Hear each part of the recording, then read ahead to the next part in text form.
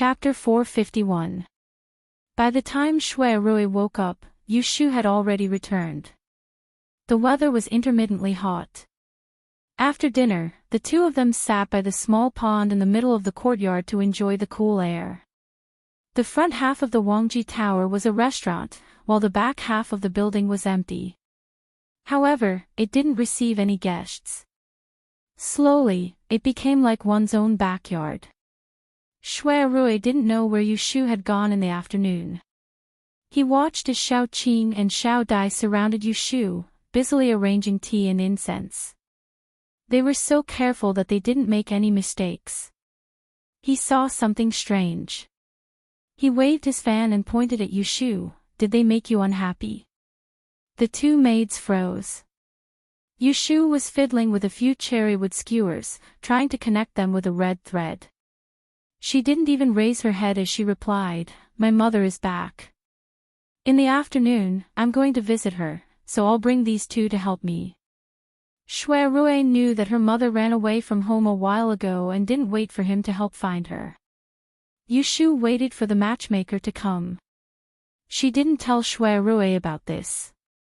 When she returned from Assistant Minister Yin's residence, she only told Shui Rui that she found the person. Shui Rui was the most tactful person. Whether it was before or after Yushu got together with him, he didn't deliberately put a spy by her side to keep an eye on her. Therefore, when Yushu encountered some trouble, if she wanted to hide it from him, Shui Rui could turn a blind eye to it. But if he knew that Yushu's mother almost found a husband for her, he would have to consider keeping a closer eye on her. I will still say the same thing. After all, she is your birth mother. No matter how thin the relationship is, it can't be ignored. You have the hope of becoming an official in the future. If someone takes advantage of the loophole and accuses you of being unfilial, it is not worth caring about. Yushu raised her head to look at him and smiled. I see that you want to lecture me every chance you get. Alright, do you think I don't understand this logic? If she really didn't understand, she wouldn't have only hit a maid today. According to her temper, it would be a light punishment to tie Aunt Shui up and lock her up for a few days. Now that she has beaten the maidservant, she can scare concubine Shui by beating the cow across the mountain. That maidservant will naturally keep an eye on concubine Shui for her. She doesn't expect concubine Shui to learn to be honest. As long as concubine Shui doesn't have a chance to make trouble, she doesn't mind keeping such a person for nothing. Moreover, she didn't bring along Xiao Qing and Xiao Dai on a whim. She had stayed in Wangji Lu for a long time and these two followed her from day to night. They knew many things about her. Sometimes, they would snitch in front of Shui Rui. No matter if it was good or bad, she didn't want to give them face. She didn't want to give face to Shui Rui and he wasn't their real master, so it wasn't good to warn them directly. She wanted to use this opportunity to give them a warning so that they wouldn't be spoiled and would sell her out easily. Yushu didn't like to be disciplined, so Shui Rui didn't want to annoy her. He looked up at the moon and slowly waved his fan, saying, Ji Xingxuan is dead. His Majesty retracted the edict. There is no need to investigate the Supreme Court's closed case anymore. It seems that I will be free for a few days. Since you weren't chosen to attend the ancestral worship ceremony, why don't we find a sunny day and find a mountain spring to drink wine? Yushu still remembered what Shui Rui said about the joy of drinking wine in the forest. Hearing this, she became spirited and said happily, all right, let's call young Master Feng and Jinshu and Mimi. It's fun when there are more people. Shui Rui turned back and smiled at her. He nodded, then you set a date. Don't let it rain. Don't worry about this. If I set a sunny day, there won't be any rain. Yushu confidently guaranteed. Her law of clear rain was not just for show. 5 days in a row was more accurate than the weather forecast of hundreds of years later. Yushu entrusted Pei Jing to help her inquire about the crystal. The next day, Pei Jing came to Wangji Lu to look for someone. He brought her a piece of good news. Yushu welcomed him upstairs. Just as she sat down, she saw Pei Jing smiling. "Xiao Yu, your luck is not bad this time. My friend who is a sea merchant came to the capital to sell his goods.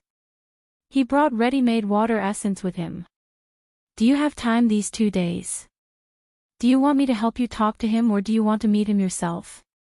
Yushu immediately smiled. "Jojo is not busy. Bring me to meet him. I have nothing to do today. Why don't we go over now?" She used the 6 lines to divine the sale of this crystal. She knew that it would be smooth. Pei Jing said, "That's good. I told you earlier so that you don't have to worry." Yushu rubbed her hands and stood up. "I will go back to my room to get the money." "Did you ask how many things that person has? What is the price?" "It's not expensive. It depends on the color you want." Yushu heard it and was happy. Why does he have several colors? She originally thought that most of the crystals were yellow and white. It was good enough to find a source. She didn't dare to think that she would have a good choice. Seeing that she was happy, Pei Jing said a few more words. "There are 4 colors, yellow, white, purple and pink. The pink one is rare and the most expensive. A palm-sized piece costs 80 taels of silver. The white one is not valuable. It only costs 30 taels of silver per caddy." Even though Yushu had already planned it, she couldn't help but be surprised when she heard the price. So cheap.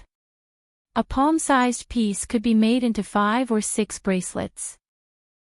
It was obvious that the rarer something was, the greater its value. 80 taels was really not worth much. Pei Jing didn't mind and said, "If you don't do business, how would you know about the market? Rich people will buy gold and jade jewelry. Poor people won't be willing to spend money on these things that can't be used to eat or drink."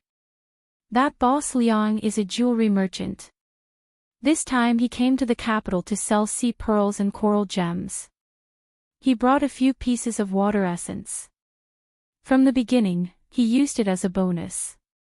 If someone was willing to spend money to buy it, he couldn't wait. "If it wasn't for the fact that you might need it in the future, I would have fallen out with him at this price." Yushu licked her lips and said with a smile, "Can you help me estimate how much water essence he has? I will keep it all." Seeing her being so forthright, Pei Jing said with some hesitation, "Although Boss Liang doesn't have a lot of water essence, but if you take it all, it will still cost about 1,800 taels of silver. I know you have some money on hand, but you can't spend it. Tell me honestly, what do you want it for? If it's for serious business then it's fine, but if it's just a plaything, as an elder, I have to discipline you." Why else would it be said that Pei Jing knew how to conduct himself? On the day Yushu came to find him, he was curious about what she wanted the water essence for. She didn't take the initiative to explain, so he didn't ask directly. He readily agreed to settle this matter with her first, then he would ask in detail later. Yushu thought about it and decided that there was no need to hide it from Pei Jing.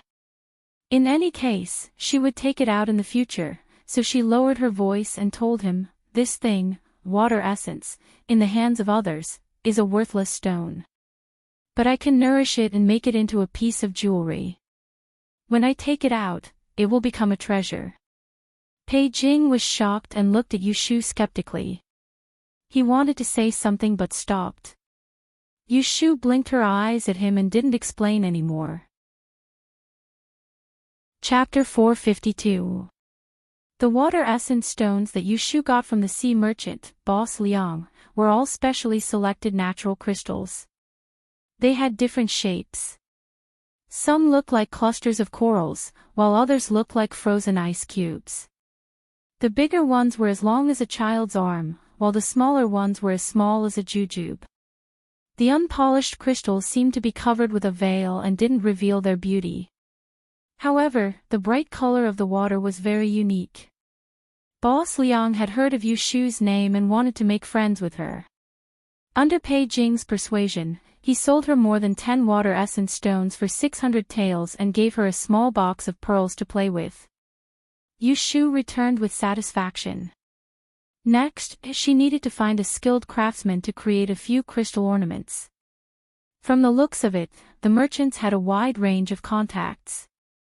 Pei Jing really did know an old jade craftsman who could carve this water essence. However, he was not sure if the craftsman would be willing to help. Thus, that afternoon, he led Yushu to the south of the city to look for that Master Su. When Master Su heard the purpose of their visit, he wasn't very enthusiastic. It seemed that he didn't want to waste time on these worthless broken stones in Yushu's hands. No matter how hard Pei Jing tried to persuade Old Man Su, he just wouldn't let go. Yushu looked at the small number of jade ornaments on the 8 treasure shelf in the living room. She walked closer to take a closer look. The quality of the jades couldn't be considered the best, but each and every one of them had unique craftsmanship and ingenuity. Looking at them, she was greatly moved. She turned her head to look at the stubborn old master, and in the blink of an eye, she had an idea. "Is there a patient in Master Su's house?" Yushu suddenly interrupted. Pei Jing and Old Su, who were talking, turned to look at her. Old Su was suspicious. "My grandson, Ah Fu, had a cold a few days ago." "How did you know?" Yushu was not in a hurry to answer. She lifted her legs and walked around the living room, then walked out of the house. Old Man Su became increasingly suspicious, so he also got up and walked out. Pei Jing secretly guessed that Yushu was playing tricks on him, so he followed. Old Su's house wasn't big. It had a courtyard with 2 entrances and 3 rooms. There were a few pots of flowers under the eaves. In the southwest corner, there was a well. Beside the well, there was an iron tree with green needles that grew to waist height. Standing beside the iron tree, Yushu pinched the prickly leaves in her hand. She turned to Old Man Su and said, "I can see that the feng shui of your house is quite good. It should be suitable for a family. This fire-repelling banana is indeed a good omen for you to have many descendants. However, this well is the eye of the house. Just because it is a prosperous thing like this, it will block the blessings of your ancestors. As time goes by, the children in your house will inevitably be plagued with misfortune." Old Man Su's expression changed as he said doubtfully, "Young miss, please don't speak nonsense. This fire-repelling banana was something that I had specially bought and placed there a month ago. How did it become a scourge in your mouth?" Yushu wasn't in a hurry to explain. She smiled and said, "Coincidentally, I am also an exchange master. This year, I have just obtained an official title. If Master Su doesn't believe me, can you hand over your grandson's birth data and let me read it?" Old Man Su treasured his grandson the most. He would rather believe that it was true, so he asked someone to prepare a pen and paper. When Yushu received the birth date, she immediately used the pen to calculate the date of Su Afu's illness. She even clearly stated that the child had caught a cold because of the rain. Her words were so convincing that Old Su had no choice but to believe her. Pei Jing then opened his mouth and said, "Master Su, if you believe the master from the exchange shop, why don't you listen to my niece? She is a proper Hide-One master, why would she be afraid of lying to you?" With Yushu's origins revealed, Old Su didn't hesitate any longer. He immediately called for 2 apprentices and under Yushu's guidance, they carried the iron tree by the well to the backyard. Back to business, Old Su didn't have any reason to be unwilling. In the end, Yushu left a small piece of each color of the water essence and ordered the design. Old Su didn't even accept the deposit, and only told her to come back in a month to collect it. Yushu didn't want to wait that long. After clarifying the situation, she told Old Su to let him carve 2 strings of beads and come back in 5 days. At dusk, Yushu and Pei Jing were sent out by Old Su. Sitting in the carriage, Pei Jing couldn't help but sigh, "Your ability to learn is getting better and better. Just by looking at the house, you can tell that there's a sick person in the house." Yushu smiled and said, "I don't have such good eyesight. It's just that my nose is sharp. When I entered the house, I smelled a bit of medicine. That's why I dared to trick him. Old Sue stayed at home and smelled the medicine, so naturally, he didn't notice it. She used to carry a medicine pot with her and brewed medicine every day, so she was more sensitive to the smell of medicine than most people. Ah. Then you said that the fire-parting bananas were fake. It's true. That thing was placed incorrectly. If I didn't point it out, his child would have suffered a lot more. Yushu said seriously. That's good. Pei Jing secretly heaved a sigh of relief. He couldn't help but complain, nowadays, public morals are getting worse. There are always some people who don't follow the right path. Instead, they rely on their abilities and swindle others. Just like that G family, they colluded with someone to make a fake life sign. They insisted that your godmother brought bad luck to her husband, causing her family's wealth to be stolen. She ended up living on the streets. Luckily, she didn't lose her life. Yushu nodded. When the forest is big, there are all kinds of birds. I can't control others, but I can control myself. Back to Wangji Tower, Yushu put the remaining more than 10 pounds of crystals in the study room. She put it in a solid wooden box and temporarily put it in the shade. In the evening, Shui Rui didn't come back for dinner. He sent Lao Chue to deliver a letter saying that he had something to do and might not come back tonight. When Yushu saw the letter from Shui Rui, she shook her head and smiled. Unknowingly, they had lived in Wangji Tower for almost a month. They almost regarded this place as their home. Except that they didn't live in the same room, they lived almost the same life. She needed to make a complete copy of the cases from the Supreme Court of Justice. She thought about it and decided that she would be able to return home within these 2 days. Without further ado, she would inform Shui Rui tomorrow, pack her things, and return home. At the end of the month, there was an astrology lecture by Sima Kue. Yushu met 2 academicians in Taisha Shu Garden. Not mentioning Fang Zijing, academician Sima only had 3 lectures a month. When the Supreme Court investigated the case, the observatory was sealed. Academician Sima simply suspended his lectures until Ji Xingxuan was arrested and put in prison. Today was the first day that Yushu came to Sima Kue's class. She was identifying instruments in the garden of the observatory. She saw 1 or 2 familiar faces. Unexpectedly, Xian Lu also came. Lotus Room. As soon as Xian Lu saw Yushu, he left the girl who was talking and ran up to hold her arm.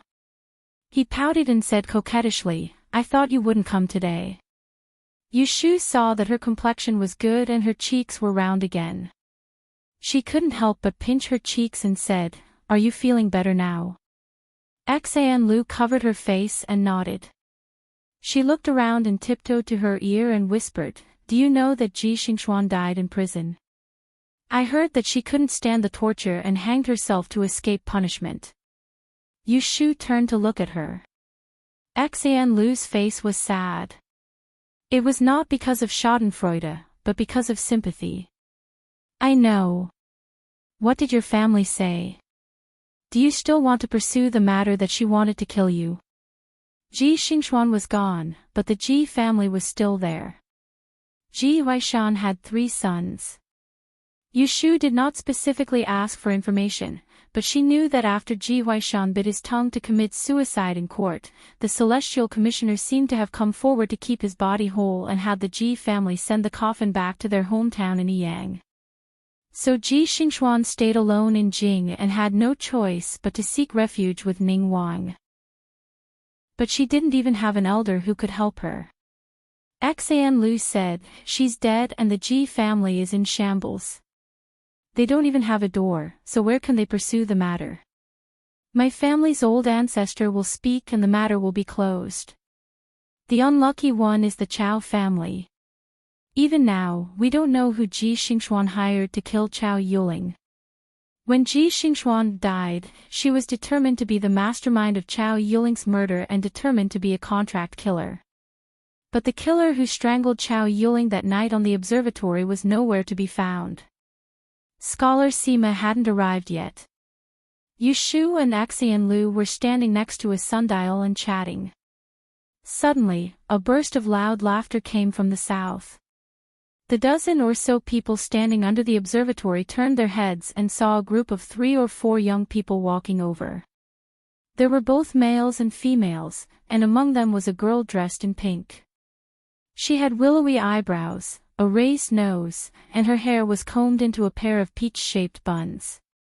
A thin gold necklace hung around her neck, shining brightly and blinding. Xian Lu poked Yushu and raised his chin at the girl, asking, "Who is this?" There wasn't a single young master and young miss of the Yishui aristocratic family in Anling that Xian Lu didn't recognize. This new face, she guessed that it was an outsider. Yushu thought for a moment and said, "Seems to be from an aristocratic family in Jiangxi, surnamed Zhan." Xian Lu frowned. "Is that the Zhan family of Tianyu Fengshui?" Yushu asked curiously, "What is Tianyu Fengshui?" Xian Lu was about to explain when he saw the group of people walking straight towards them. "Nice to meet you, female fortune teller." Zhan Shuyuan took the lead and saluted to Yushu. Her companions were a little slower. They glanced at Yushu and came up to greet her one by one. Yushu nodded to them and was a little puzzled. Wasn't this Miss Zhan studying astrology under Jing Qin? How did she sneak into Sima Kuei's class? "A few days ago, I met you Swansea in Rongxing Hall. I didn't have the chance to greet you before you left. I hope Swansea won't blame me for being impolite." Zhan Shuyuan smiled faintly at Yushu. On the surface, he appeared polite, but in reality, his words were a bit crafty. He was clearly still remembering the afternoon of the murder, when the female student under Jing Chen's name had been summoned to the small building for questioning. At that time, Yushu had put on a show of strength. Yushu raised her eyebrows and looked at the silly girl in front of her. She was too lazy to nitpick, so she didn't continue. Zhan Shuyuan got snubbed, so she turned to talk to Xian Lu. "You must be Miss Xian Lu. I heard that you were sick when you entered the school. Are you feeling better now?" Xian Lu smiled at her and nodded, but didn't say anything. She was a perceptive person. She could see that Yushu didn't like Zhan Shuyuan, so she certainly wouldn't try to get close to her. Zhan Shuyuan got a soft rebuff again. She couldn't keep her smile, so she went to the other side with her companions. As soon as they left, Xian Lu wrinkled her nose and said to Yushu, another one with eyes on her head, "How did you know her?" Yushu told her that she stayed at the observatory for one night after she fainted, and the next day, the Supreme Court took over the case and questioned her. After hearing it, Xian Lu looked at Zhan Shuyuan, who was not far away, and asked curiously, "Isn't she a student of Academician Jing? Why did she come here to join in the fun?" Chapter 453. Xian Lu was very popular. After a class, he casually asked around and found out why Zhan Shuyuan and his group came to Sima Kuei's place. It was said that the day of the sacrifice of the sacred ancestor was approaching. Jing Chen, the Daoist, was personally sent by the emperor to the Directorate of Astrology to make preparations for the ceremony. The Taisha Library could not take care of it, so they asked Academician Sima to do it on their behalf and let a few new students learn from him. Xian Lu not only inquired about this, but also found something else. They said that you were recommended to attend the ceremony and were replaced by someone else. Yes. Yushu didn't feel much pity about it. She just didn't know who Fang Zijing found later. Even you couldn't be selected. I really don't know what kind of people they chose. Xian Lu felt it was unfair for her. As the two of them walked out of the gate, Yushu listened to Xian Lu's grumbling while looking at the blueprints given by Academician Sima today. She was familiarizing herself with the instruments on the observatory. When they reached the gate and said goodbye, Yushu mentioned to Xian Lu, "I'm going to go on an outing in a few days. I'm looking for a good place to cool down. Going out to play. Xian Lu's eyes brightened at first, and then she said with a sullen face, I can't do it on the 4th or 5th day of the Chinese New Year. We have a family banquet on the Dragon Boat Festival. No one can be absent. Yushu thought about the barometer she calculated last night, reached out and patted her on the shoulder, then let's do it on the 3rd day of the Chinese New Year. Xian Lu nodded happily. She had been bored at home for many days. Someone took her out to play was more than she could ask for. Who else is going with us?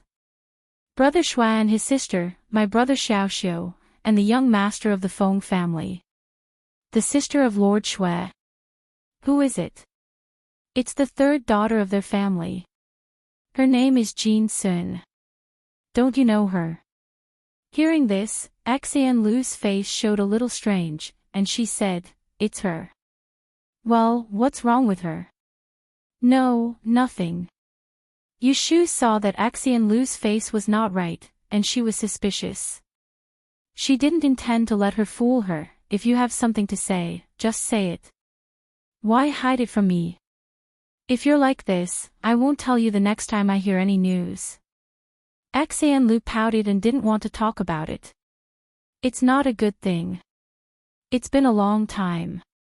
It's meaningless to talk about it again. It's better not to talk about it. Yushu glanced at her and turned to leave. Hey, don't go, Xian Lu hurriedly pulled her. Looking at Yushu's, forget it if you don't want to say it, look, he was very depressed. Looking around, he dragged her into the opposite tea house, found a private room on the 2nd floor, and sent the waiter away. Then he closed the door and said frankly, the current empress has no children.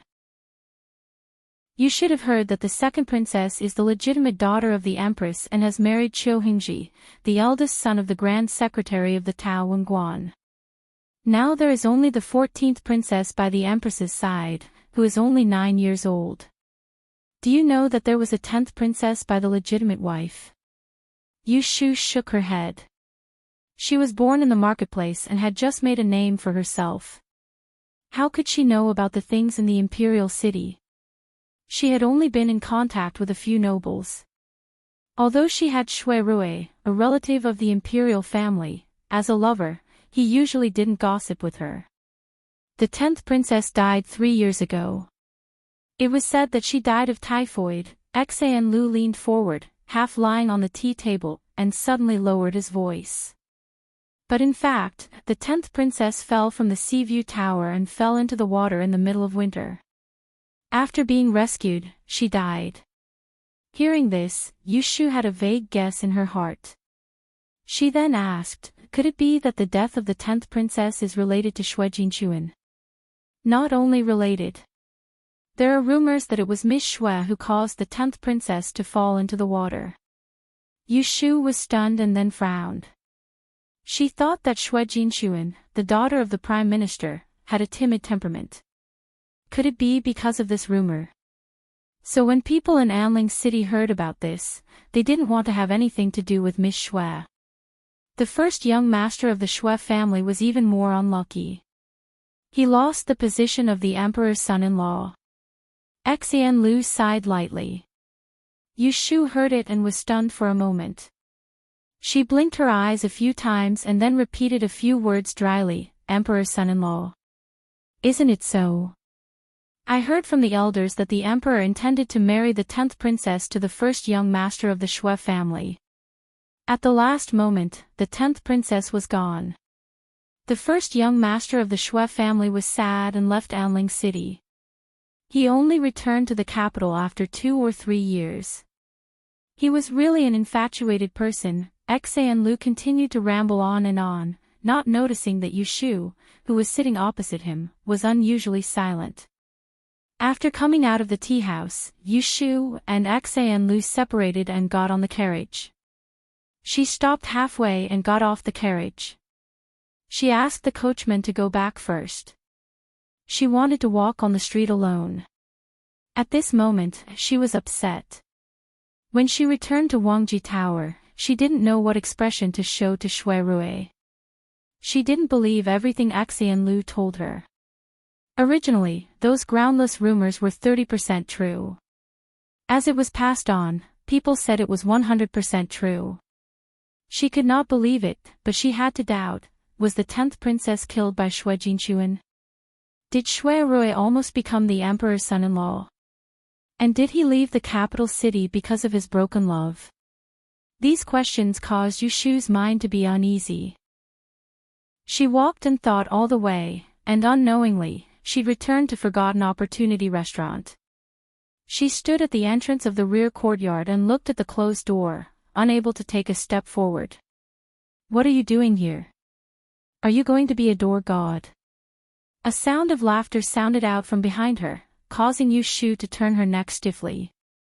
She saw Shui Rui, who wore an official's robe, walk out of the palanquin nearby, and he held a pair of wings and a black gauze hat in his arms as he walked towards her with a bright expression, and he truly had a graceful bearing and dignified appearance. Her lover might have more than one woman in his heart. Shui Rui walked in front of her and saw her gloomy face. He raised his hand to touch her head in confusion and asked gently, "Why are you unhappy?" Taking a breath, Yushu pushed his hand down and turned to knock on the door. "No, it's too hot. I'm upset." Shui Rui looked up at the noon sun and said, "It's stuffy these days. I don't know when it will rain." Yushu glanced at him, then entered the courtyard and went up to the second floor. During lunch, Yushu and Shui Rui mentioned that they wanted to go home. "I've been out for almost a month and didn't care about Xiaoxiu. I've copied all the files. It's time to go home." Shui Rui's hand that was holding the chopsticks paused. He looked up and said, "When are you leaving?" Yushu pretended not to see his strange look and said, "Tomorrow." Shui Rui scooped a spoonful of peas and put it on her plate. "You're leaving so suddenly. I really don't want you to leave." Yushu smiled and said, "It's not like we can't see each other. We'll just go home. I can't stay in Wangji building for a lifetime." When Shui Rui heard her speak in a carefree and unrestrained manner, there was not a hint of reluctance on her face. He was secretly distressed. According to his thoughts, it would be best if he could continue spending time with her. This little girl did not have deep feelings for him, so perhaps after she left tomorrow, she would forget about him in a few days. He couldn't find a suitable reason to let her stay for a while, so he had to settle for the next best thing. "Have you picked a good day to go out to play?" Yushu bit the chopsticks and said, "On the 3rd day of the new year. I met Axian Lu today and invited her to go out. You tell Feng Xiaomiao in advance." "Okay, we'll go out early on that day. Take your horse. I can teach you and Xiaoxiu how to ride when we go to the suburbs. I've already asked someone to find the way out of the western suburbs." After choosing the day, Shui Rui arranged the specific itinerary. Yushu listened to his words, but her mind was somewhere else. On the 1st day of May, Yushu brought a cart of sundries and was sent home by Shui Rui. Zhao Hui hadn't finished her confinement yet and couldn't get out of bed, so she didn't go out of the backyard. She let the wet nurse follow Yushu to carry the child out. Shui Rui was well-mannered and gave He Xiaochuan a set of exquisite puppets. After playing with the child for a while, he got up and said goodbye. When he walked to the gate, he looked back at Yushu, who was waving goodbye to him. He thought that the monk could run away, but the temple couldn't run away, so he turned around and left with relief. In the afternoon, Yu Xiaoxiu's class ended. When he saw his sister coming back, he was very happy. He immediately turned into a small tail and circled around Yushu. Wherever Yushu went, he followed. He was teased by Zhao Hui. After dinner, the siblings returned to the room. Yushu first looked over Yu Xiaoxiu's homework in Baichuan Academy and asked a few questions. Finally, she told him that they were going out to play in 2 days. "On the 3rd day of the new year, we'll go for an outing and bring little Red along. Your big brother Shui said that he'll take you to ride horses. Are you happy?" Yu Xiaoxiu grinned in surprise. After a while, he asked Yu Shu for praise. Sister, when you weren't at home, I was the one who bathed and fed Little Red. I could only take it for a walk in the yard, causing its temper to become worse and worse. When it sees people, it wants to kick its hind legs. Yu Shu blushed with shame. No wonder when I came back to the stable to see it, it kept rolling its eyes at me. It seems like in the future, I'll have to take it out for a run more often. After not seeing each other for a long time, the siblings had a lot to talk about. During this period, they inevitably mentioned Aunt Shui. Maybe Yu Xiaoxiu heard something from Zhao Hui, but he didn't argue to see her. Instead, he complained a few words to Yu Shu. He complained that Aunt Shui lived in someone else's house without saying a word, which made people worried. Late at night, Yu Shu drove Yu Xiaoxiu back to his room to rest. But she called his attendant by ran out alone and asked him about some things in the school, such as whether Yu Xiaoxiu was bullied, whether he was naughty, whether the teacher was serious and so on. Bai Ran answered in detail. When Yu Shu was satisfied, he returned to his room and was pulled by Yu Xiaoxiu. He excitedly shared the good news with him. Aran, my sister said that she'll take us out to play in 2 days. Big brother Shui will teach me to ride horses. Chapter 454. Updated, on the 2nd day of the 5th month, there were less than 7 days left to the ancestral worship ceremony. The Ministry of War sent people to the Imperial Mausoleum 50 miles away from Jingdong. The officials of the Ministry of Rites came and went with the Celestial Commissioner every day. They were busy preparing. Inside the Taishi Tower, the head Tiandi was wearing a purple robe with a jade ribbon and a crane crown on his head. He was sitting behind the desk and going through the documents that had been submitted today. Every once in a while, an official would come in to handle some matters. Throughout the year, his quiet place was the busiest during these few days. Grand Secretary, Lord Wang of the Ministry of Rites wishes to see you. Invite him in. The Grand Commissioner put down the documents in his hands again and looked at the figure that hurried in from the door. This lowly official greets the Grand Commissioner. Lord Wang first bowed respectfully. Then, he revealed an ugly expression and said in a muffled voice, "From today onwards, we will start teaching the ritual system to the artificers." However, the Imperial Historians' Library only sent 5 people. We can't do without one person. I had them look for him, but after waiting for an entire morning, no one came. I could only ask the Grand Commissioner to make the decision. The Grand Commissioner said with a gentle expression, "Lord Wang, please do not be impatient. Wait for me to send someone to ask, Ching Su." The guard at the door walked in with his head lowered. After listening to the Grand Commissioner's orders, he quickly left. After walking for a while, he returned with an old man in formal attire. Clearly, he had met him on the way. Reporting to the Grand Secretary, Academician Qin of the Imperial Historians' Library has arrived. Qin Yuan, who was sweating profusely, walked forward and saw the angry Lord Wang standing at the side. He knew what was going on. He smiled bitterly and said to the person on the high seat, "This lowly official has failed in his duty." Originally, 6 people were chosen.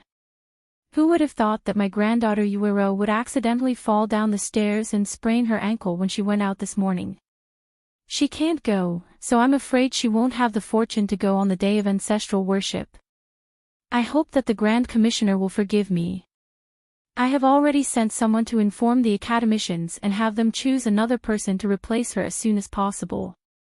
Hearing this, the great supervisor swept an indifferent gaze across his face. He raised his hand and took out a name list from the stack of documents on the desk. He opened it and read out each and every one of them. Ely 32, Qin Yuero. Extraordinary Technique 38, Sun Jun. Feng Shui 39, Zhanshu Yuan. Extraordinary Technique 3, Wen Xiaofen. Closing the name list, he raised his head to look at the embarrassed Qin Yuan and asked unhurriedly, isn't there a female fortune teller in this year's Grand Yen examination? With such a young talent, why isn't her name among the 6 candidates? This. Qin Yuan hesitated and did not know how to answer. He could not possibly say that it was because of Han Wenguang that half of the people did not agree to the female fortune teller's participation in the ceremony. Lord Wang was anxiously waiting at the side. When he heard this, he couldn't help but interject, since that's the case, we're currently short one person. Why don't we add this female fortune teller? The corners of Qin Yuan's eyes twitched. Just as he was hesitating whether he should object or not, he heard an order from above. Her then. Qin Yuan opened his mouth and looked at the purple-robed figure on the seat. He was worried but did not say anything in the end. He acquiesced silently. With the matter settled, Qin Yuan and Lord Wang left Taishi brothel one after another. Looking at the stack of documents on the table, the Grand Tiandi gently rubbed the end of his brows. He stood up and walked down from the couch. He walked past the 12 yellow rosewood fan screens and entered the chrysanthemum courtyard of the Taishi brothel. The 9 turns bamboo bridge floated on the emerald blue water and led straight to a pavilion. A person was sitting cross-legged in the pavilion. He was not in the mood to go up and was breathing in and out. His Taoist robe indicated his identity. It was Jing Chen, who had stopped his lessons at LoveLore Library not long ago. Ti took a step forward and entered the pavilion. Jing Chen slowly opened his eyes, revealing a pair of crystal-clear eyes that were extremely pure and had few desires. It's been the 4th day. It's been hard on you. The Grand Tiandi stood in front of him with his hands behind his back. He sighed softly and there seemed to be pity in his eyes. Jing Chen said indifferently, "It's not a problem for me. When I cultivate in the mountains, I stay among the rocks and often don't see anyone for months. In order to find the person who broke my fate, I can even meditate for 100 days, not to mention 10 days. The Grand Tiandi looked gratified. He nodded and said, "Your heart is firm. It's a great kindness." Jing Chen's expression changed slightly. He turned his gaze to look at him and said, "Uncle Zhu, can you tell me now, after I find the person who will destroy my life, how should I deal with this tribulation of life so that I can free my seniors?" Zhu Muzhao put his left hand behind his back and drew an arc in the air with his wide sleeve. He bent down and raised his right palm to gently touch Jing Chen's shoulder. He said, "It won't be too late to tell you when that day comes. Just wait patiently." Jing Chen looked away and did not pursue the matter. He was indifferent as if it had nothing to do with him. Zhu Muzhao looked at a pair of white cranes flapping their wings on the water in the distance. He quietly accompanied him for a while before returning to the building to deal with the unfinished business. Yu Shu stood in front of the stable and fed Little Red grass. She was absent-mindedly thinking about the divination she made in the morning after she packed the things for tomorrow's trip. She was worried that there would be an accident. She was getting more and more familiar with the 6 lines. Until now, she could have a 40 to 50% accuracy. Judging from the divination, they could not travel tomorrow. Yu Shu muttered in her heart. She wondered which troublesome person would delay the trip. Then she heard Yundo's voice, "Miss, someone is coming from the front. He said that he was sent by Taisher Shuyuan to send a message and asked you to go over." Yu Shu touched Little Red's slender neck and turned to meet the person in front. An hour later, Yu Shu stood in Rongxing Hall. She looked at the few academicians who were present and understood the reason why they could not travel tomorrow. It turned out that the troublesome person was her. Qin Yuan sat in his chair and said to Yu Shu with a serious face, "Yuero fell and injured. She can't go to the ancestral worship ceremony. After discussing with several academicians, we have decided that you will replace her. Go back and prepare as soon as possible. Then, take the official seal to the Ministry of Rites and find Lord Wang." After listening to this simple explanation, Yu Shu almost laughed out of anger. What was going on? That day in Rongxing Hall, a group of people pulled her down with an abacus. Now that there was a mistake, they wanted her to make up the number. Did they think that she, a female fortune teller, would come and go at their beck and call? Yushu wanted to say that she did not care about going and let them find whoever they wanted. But when the words came to her mouth, she held back her temper and grinned, "I have the official seal with me. There is no need to prepare. Academician Chin, please help me find someone to lead the way to the Ministry of Rites." After all, such a big event like the ancestral worship ceremony could not tolerate her temper. It was not worth it to ruin her future just for a moment of pleasure. Damn it, a good outing was ruined. Qin Yuan did not know that Yushu was secretly hating. He called a female student who knew the way and led her away. After they left, the people sitting in the hall began to talk. Hee, some people's luck is just like that. No matter how you try to stop it. Madame Lu touched her hair and showed a mocking expression. No one said anything. Chapter 455. After walking around for a while, Yushu still managed to sneak into the ancestral worshipping ceremony group.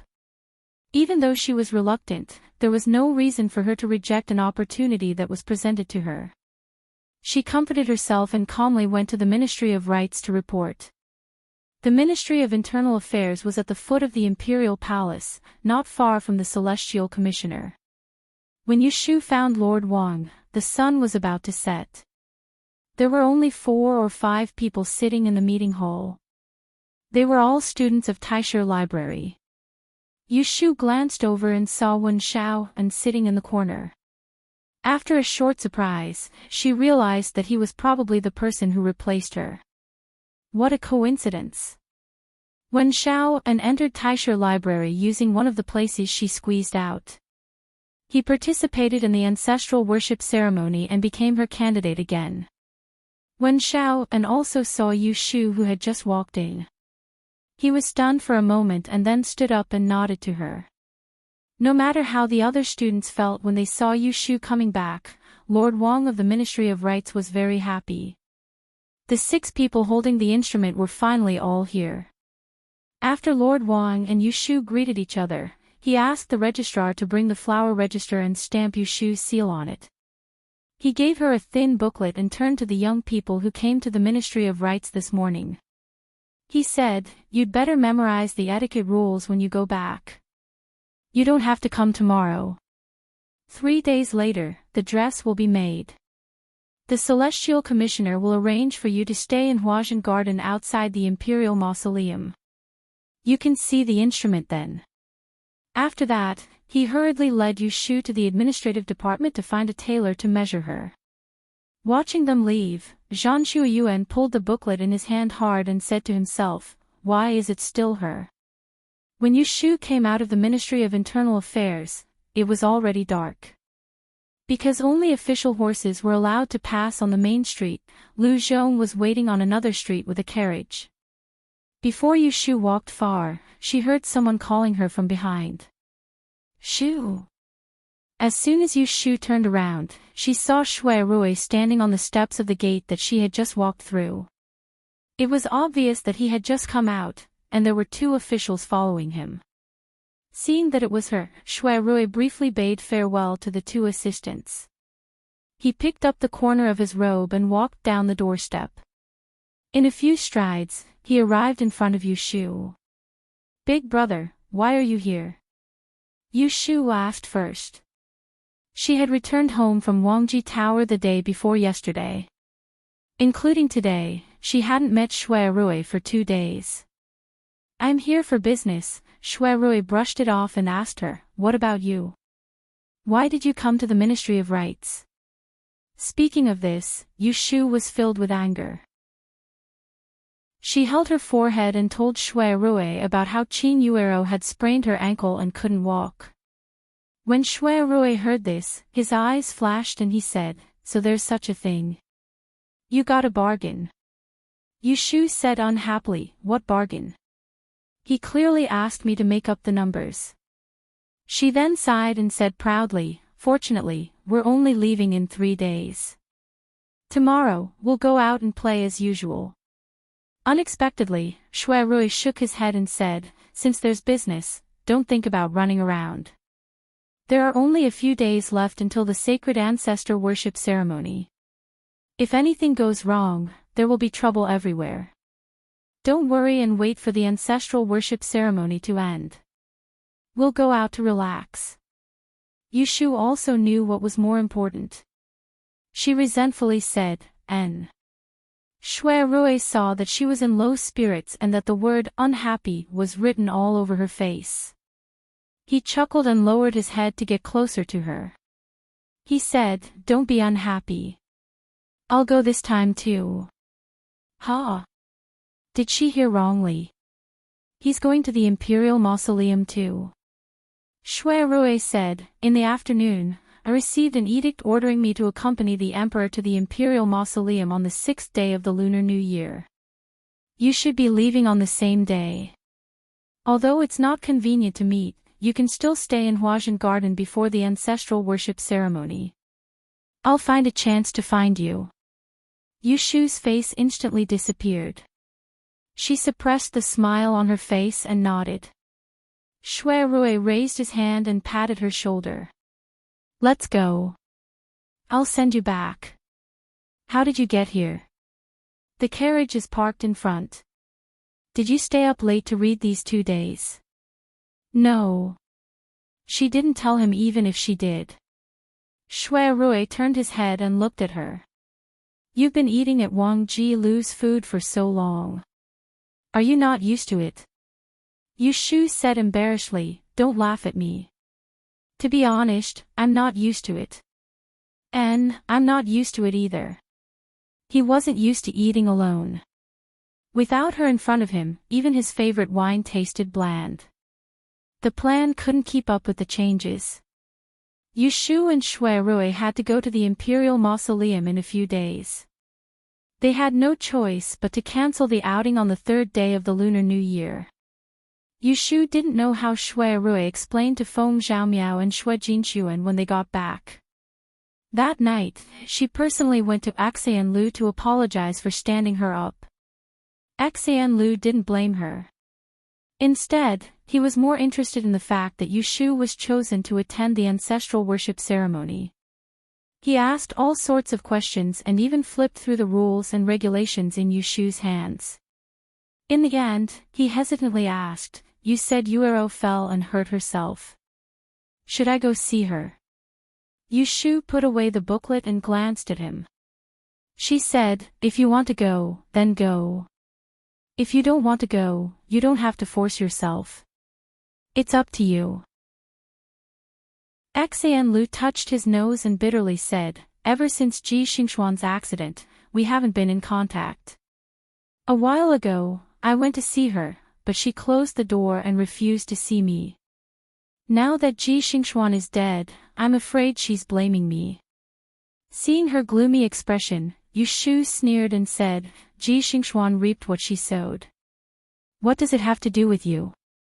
If she really doesn't want to see you because of this, it's better if you don't use your hot face to stick to her cold butt. If you really want to get to the bottom of it, even if I killed Ji Xingxuan, it's not your turn to steal the credit. Towards Qin Yuero, this person, Yushu didn't have any good or bad feelings towards her. She helped Ji Xingxuan hide the note, so Yushu could still praise her for being righteous. However, because Axian Lu revealed this matter, it caused Ji Xingxuan's miserable end. She shifted the cause of Ji Xingxuan's death onto Axian Lu and ignored Ji Xingxuan's sins. This kind of person wasn't worthy of her eyes. When Axian Lu heard her vulgar words, her face reddened, but her heart felt much better. She looked at her reproachfully and said, you're too blunt with your words. I won't let her close the door, that's all. Yushu lightly snorted and picked up her teacup to take a sip. She turned her head and said, after a while, I'll give you something good to play with. What is it? You'll know when the time comes. Axian Lu's attention was diverted by the something good Yushu mentioned. However, no matter how she asked, Yushu wouldn't tell her. After finishing the tea in her hand, she patted her butt and left. When she got home, she still had to coax Yu Xiaoxiu. That child knew that his plan to go on a trip was ruined and would definitely be disappointed. However, he was sensible and wouldn't throw a tantrum. In the next few days, in addition to memorizing the booklet issued by the Ministry of Rights, Yu Shu took out a thick notebook that recorded various cases and started to fix her law of the time of calamity bit by bit. During this period, she was summoned by the Celestial Commissioner once. He told them to go home and pack their luggage. They had to leave Anling City early in the morning on the 6th day of the Lunar New Year. They would pass through the Taiping Gate and set off for the Imperial Mausoleum. It would take them a day to travel and they had to settle down in advance before the day of sacrifice of the Holy Ancestor. They would stay outside for 5 to 6 days. When Yu Shu heard the news, she immediately dealt with a few important things at hand. The first thing was to take the Assistant Minister of the Ministry of Works, Chiu Jiming, to her mansion on Baochong Street. She let Zhou Hu and Song Dolly, who were guarding the mansion, know each other and entrust the repair work to Chiu Jiming. In addition, because she was short of money, she owed the 1,000 taels for the construction work. Then, while it was still early, she took Yindou to the small courtyard in the west of the city to see Aunt Shui and ask Xiang Sui. She knew that Aunt Shui had been very obedient these days, so she left her this month's money for firewood and rice. In addition, she gave 2 taels of silver to the old woman who was cooking, so that they could keep an eye on each other and no one could have any evil ideas. Chapter 456. Old Man Su's craftsmanship was better than what Yu Shu had imagined. Because of Yu Shu's request, he had polished 20 round beads of the same size from each of the water essences. After the polishing, the water essences revealed their original luster. The white was shiny, the pink was fresh and tender, the yellow was crystal clear, and the red was delicate and beautiful. It was not as flawless as the crystal products in her memory. Instead, it was natural. When she held it in her hand, it was like holding a glistening water light, especially cool and refreshing under the sun. Yu Shu was very satisfied with Old Man Su's craftsmanship and praised him generously. Old Man Su, who had always been proud of his craftsmanship, couldn't help but feel proud. He gave her an idea. Mr. Yu, if you want to string these water essence beads together, it will look clumsy if you use ordinary silk thread, and the color will show through the holes. Why don't you use gold and silver thread and let a skillful embroidery girl weave it before using it? Yu Shu expressed that she had learned a lot and left 100 taels as a reward. She let Old Man Su polish the rest of the water essence stones and collect them after a month. After leaving Old Man Su's small workshop, Yu Shu first went to Wangji Building. She scattered all the 80 water essence beads in her hand in the fengshui pond on the courtyard to raise them. She told Xiao Qing and Xiao Dai to change the spring water every 2 days, and they would only be effective after 7 days. In the blink of an eye, it was the day of departure. Yu Shu was woken up by Yindou before dawn. She cleaned up and was called by Zhao Hui to remind her of some things when she was outside. Finally, she was sent to the carriage by Yu Xiaoxiu to go to the Celestial Commissioner. Early in the morning, the Celestial Commissioner's gate was full of people and carriages. Yu Shu saw many unfamiliar faces, most of them were men, and there were only a few women. They were all wearing the special official uniform of the officials. The clothes were simple on the top and plump on the bottom. They were like famous officials walking out of the way and Jin Dynasty paintings, shining with style and bright clothes. After everyone arrived, there was a person in charge who counted the name list. Then they boarded the carriage and went to the foot of the imperial city to meet the other people. Outside the city walls, there was a sea of people, 1 supervisor, 2 stations, 3 temples, 6 departments, all sent people to accompany the emperor and see him off. During the annual ancestral worship ceremony, the high-ranking officials of the Celestial Commissioner's office turned out in full force. Even the great headmaster of the Tongxiang Marquis was present. This group of people formed a circle and paid their respects to each other. The great headmaster of the Tongxiang Marquis was dressed in a purple robe and was surrounded by the crowd. He fully deserved his peerless talent. He was like a moon surrounded by stars. Every move he made attracted countless envious gazes. When the Son of Heaven came out, the horn sounded. Someone took the lead and a wave of worshipping voices rang out. Yushu and the others followed suit and knelt down. They secretly raised their heads but could not see the Emperor's entourage clearly. They could only see a mass of bright yellow moving slowly in the crowd. When she boarded the carriage again, it was already an hour later. Yushu's forehead was covered in sweat from the morning sun. She sat uncomfortably in the carriage arranged by the Celestial Commissioner. In the same carriage were the students chosen by the Taisha Library to attend the ceremony. The carriage was very spacious. There were 6 people, 3 men and 3 women. They deliberately sat separately. When Yushu got on the carriage, she was a step late and sat at the door. No one let her sit. After all, after leaving the Taisha Library, she was indeed not as precious as a young lady from an aristocratic family. Along the way, Yushu did not talk much with the 5 people. She had always been a person who ignored people if they did not get close to her. Moreover, she did not feel that there was any need to make friends with the second generation of the aristocratic families in the carriage. Except for Wen Xiaoan, she already knew him. Like Yushu, Wen Xiaoan sat quietly by the window and played with an octagonal compass. The other 4 people were talking and laughing, vaguely forming a small group. It seemed that Zhang Shuyuan from the aristocratic family in Jiangxi was the center. Speaking of Zhang Shuyuan, it reminded Yushu of the Tianyu fengshui that Xian Lu told her. The ancestors of the Zhang family lived in Anya in Jiangxi. It was said that the ancestor hundreds of years ago was the descendant of the founder of Taoism, Zhang Daoling, Celestial Master Zhang. Because he entered the secular world to cultivate, he could not bear the loneliness of the secular world, so he started his own family and changed the surname Zhang to Zhan. The Zhan family was different from the 2 aristocratic families, Wen Chenbei and Xia Jiangnan, which rose 100 years ago because of the protection of Yi.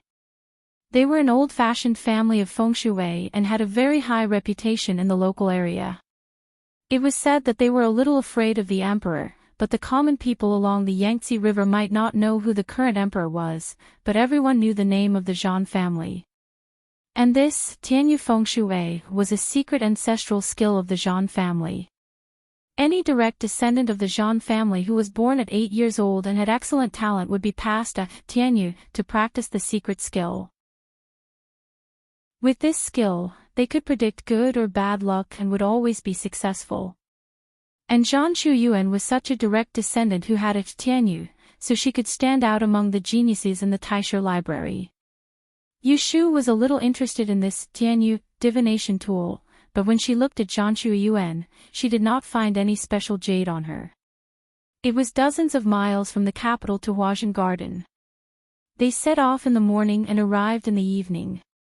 Everyone got off their horses and alighted, and according to the order of the line, they entered the garden. Huazhen Garden was actually a summer mountain resort. It was next to mountains and rivers, and the scenery was beautiful. Yushu and her group of 6 were arranged to stay in a summer courtyard in the west wing. There were 2 rows of north and south, and there were exactly 6 rooms. The 3 male students stayed in the front courtyard, and the 3 female students stayed in the back courtyard. No one was in the way of the others. But when it came to choosing rooms, they encountered some trouble. Zhang Shuyuan and the other 2 girls had agreed to stay next door, and they were the first to choose 2 rooms with good lighting. Yushu had no intention of fighting with the 2 girls, so she carried her luggage into the remaining room in the west wing. But after she checked the doors and windows, and made the bed to rest for a while, just as she laid down, someone knocked on the door. Dong, dong, dong. You Swansea. Yushu frowned. She waited for 7 or 8 calls from outside, each louder than the last, before she reluctantly got up to open the door. She saw Zhang Shuyan and another female student standing outside. "What is it?" Zhang Shuyan smiled apologetically at her and said, "Let's change rooms." "Why don't you go to the room in the east wing?" "I won't change." Yushu was not so easy to talk to. Without asking, she was about to close the door. She had sat in the carriage for a day, and didn't eat much rations on the way. Her whole body was uncomfortable, and she was too lazy to even take a few steps. How would she want to move? "Wait a moment," Zhang Shuyan raised his hand to stop the door, and a trace of displeasure flashed in his eyes. He patiently discussed with Yushu, Yunyun's 8 characters are of the fire element, and she is most afraid of the wind. The room in the east wing has too many windows, and it's not suitable for her to stay there. It's just changing rooms with you. Swansea won't be so petty, right? The Yunyun that Zhang Shuyan spoke of was the other young miss who was traveling with them, from the Chui family of the 12 prefectures in the capital. Hearing this, Yushu swept a glance at that Chui Yun, and asked Zhang Shuyan in reply, "Since that's the case, why don't you just change rooms with Miss Chui? Could it be that your 8 characters are also of the fire element?" Zhang Shuyan naturally wouldn't tell the truth that she didn't want to stay in the rooms at both ends, and said to Yushu, "That's not it. If I could change rooms with her, I wouldn't need to trouble Swansea. However, I have Tianyu, and can only trouble Swansea." Oh. When Yushu heard Tianyu, her interest was piqued, and she wasn't in a hurry to close the door and chase them away. She looked Zhang Shuyan up and down, and said curiously, "I've heard that the Zhang family's Tianyu is marvelous. I wonder if Miss Zhang can let me take a look." Looking at Yushu's expectant gaze, Zhang Shuyan's face revealed some arrogance. Probably intending to show off, she hesitated for a moment, and then pulled out a piece of string from her collar, revealing the item hanging around her neck. She held it in her palm, and didn't have any intention of taking it off. "This is the heirloom of the family." What entered her eyes was an oval-shaped jade, with an 8-clawed golden handle on the back. Its surface was dark green, and at first glance, it didn't look any different from ordinary jadeite, except that the color was much more intense. Yushu stared hard at it a few times, but couldn't find anything strange about it. Zhang Shuyan then lovingly hid it back in front of her chest. She didn't know if it was an illusion, but at the moment she took it back, Yushu seemed to see a strange red light flash across the jade. "Then I'll have to trouble you Swansea to change rooms." Zhang Shuyan raised her chin lightly, with a delicate look that said, "You've seen my stone, so you should listen to me." Seeing this, Yushu secretly sneered.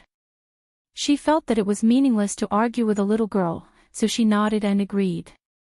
She was not sure about her horoscope, but there were not so many *T taboos. It was the same no matter where she slept. Besides, the Luyao divination last night reminded her to be careful of villains on this trip. Zhang Shuyan was obviously a narrow-minded person. As long as she did not offend her, it was not worth it to give way. Yushu turned around and went to get her luggage. The 2 girls stood outside the door. Chui Yun held Zhang Shuyan's arm and said with a hint of flattery, "Shuyan, you're so nice. Without you, I don't know what to do." Then she whispered in her ear, "This female fortune-teller has always been arrogant, but she doesn't dare to go against you. You have a way." Zhang Shuyan proudly smiled and looked at the room with a trace of disdain. She thought to herself, she's just a fortune-teller. How can she be compared with an aristocratic family with a deep foundation like theirs? At most, she will marry into an official family in the future. She won't even be able to enter the Celestial Commissioner's office. No one knew whether it was intentional or not, but Zhang Shuyan ignored Yushu's identity as a fortune-teller. She was also the hide one of this year's Dian Wonder technique. Because of the grand ancestral worship, half of the high-ranking officials and nobles in Anling City lived in Huajian Garden, waiting for the 9th day of May. Therefore, a team of Yulin royal guards was sent to guard the garden. It looked calm inside and outside the garden, but in fact, it was heavily guarded. The status of the few students from the LoveLore Library was obviously not high enough. They were not qualified to bring maids and servants with them. They all traveled alone, so after they settled down, they drank tea and fetched water. There were only 2 maids in the courtyard to serve them. It was time for dinner, but no one cared about them here. They couldn't walk outside the courtyard casually, so they could only wait for someone to deliver their food. Zhao Hui prepared a box of pastries for Yushu, but Yushu was sick of eating them on the way. Her appetite had been trained to be picky in the Forgotten Opportunity building, so every meal had soup, rice, and oil. Otherwise, she would not be able to swallow them at all. Looking at the dark sky outside, she stuffed 2 mouthfuls of pastries into her mouth. She was so hungry that her head hurt. At this moment, she was worried about whether Shui Rui, who was accompanying the emperor, was also hungry. Just when she was about to go out and ask when the food would be delivered, Cui Yun called her to eat in the tea house. Chapter 457. There were 4 or 5 standard plates scattered on the wide round table. There were 6 people sitting around the table. In Yushu's eyes, these dishes were really simple. Noble Jean had just sent a servant to bring them over. When I left, my father told me that we would sleep on an empty stomach the night before. With our status in Huajian Garden, it would be hard for us to have a hot meal even if we wanted to. Fortunately, Xue Yuan is here. I propose that we use tea instead of wine to toast her. Cui Yun picked up the teacup in front of her and raised it to Zhang Xue Yuan with a smile. Then she looked around at the others and signaled them to toast with her. Yes, yes, to Miss Zhang. Feng Jun and another young man quickly echoed. Wen Xiaoan looked at them and frowned slightly. He also picked up the teacup and placed it on his chest. However, Zhang Xue Yuan pressed the teacup on the table and didn't move. Her eyes fell on Yushu, who didn't move at all. It seemed that she was competing with her patience. If Yushu didn't move, she wouldn't move either. Seeing this, the others all turned their eyes to Yushu. Yushu lazily picked up the cup. Before Zhang Xue Yuan could raise the corner of her mouth, she brought it to her mouth and took a sip. Seeing Zhang Xue Yuan's face turn sour, she laughed inwardly. You want to drink tea from me with just a few dishes? Dream on. Zhang Xue Yuan was a little annoyed with Yushu's behavior of not giving him face. He lightly snorted. Cui Yun looked at this and that. She smiled and picked up the chopsticks to smooth things over. Let's eat quickly. I've been hungry for a long time. Hey, this tofu is really good. Xue Yuan, try it first. Zhang Xue Yuan was really hungry. Looking at the food Cui Yun put into her bowl, he then glanced at Yushu, who was slowly drinking tea, and lowered his head to take a sip. Pretending to be enjoying it, he called out to the others, "Oh, although it's not as exquisite as the food at home, there's a special taste in the mountains. Yun Yun, young Master Sun, young Master Wen, young Master Zhou, please eat your chopsticks. Don't wait for the food to get cold. There's no fire in this courtyard, and if you're hungry in the middle of the night, no one will make supper for you." She greeted everyone but left out Yushu. She thought that if Yushu also picked up her chopsticks at this time, people would inevitably look down on her. But if she had the guts to leave, she would have to wait until dawn to starve. What she didn't expect was that Yushu didn't eat the dishes, nor did she leave angrily. Instead, she just sat there casually, refilling her cup after she finished her tea, and calmly watched them eat. Being stared at by her like this, it was the few of them who felt uncomfortable eating. Zhang Xue Yuan had never met such a shameless person before. Gritting his teeth, he was about to say something. Gurgle, gurgle. A rhythmic rumble of hunger sounded. Everyone who was eating was stunned. They raised their heads and looked at each other. Finally, they all looked at Yushu strangely. What are they looking at? So what if it's her stomach rumbling? Yushu cursed in her heart. She couldn't maintain her composure. Zhan Shuiyuan sneered and said, I thought you Swansea wasn't hungry. At this moment, someone came in from outside the door. He's here.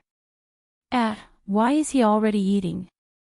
A few people at the table turned their heads, only to see a eunuch wearing a round crown on his head and embroidered silk armor mumbling to himself as he walked in.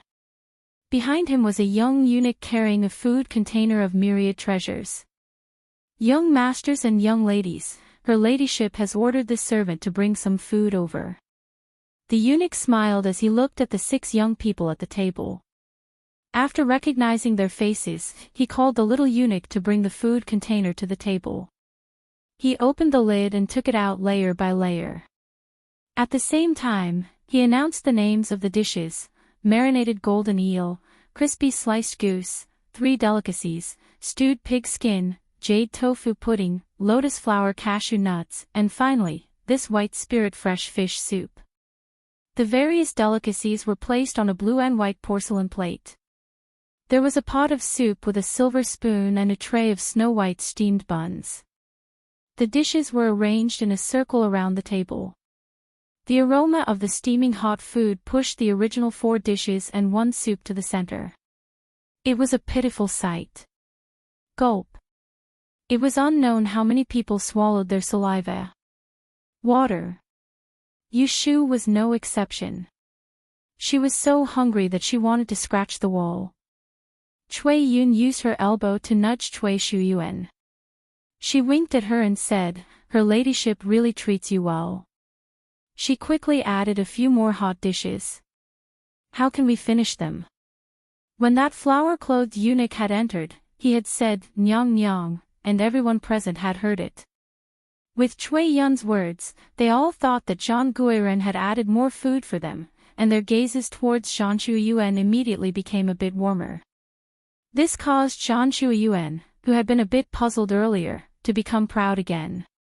She raised her eyes and glanced at Yushu. She smiled and politely said to the eunuch, I've troubled this eunuch to make this trip. Please help my daughter thank her ladyship for her concern. The eunuch glanced at her and didn't pay her any attention.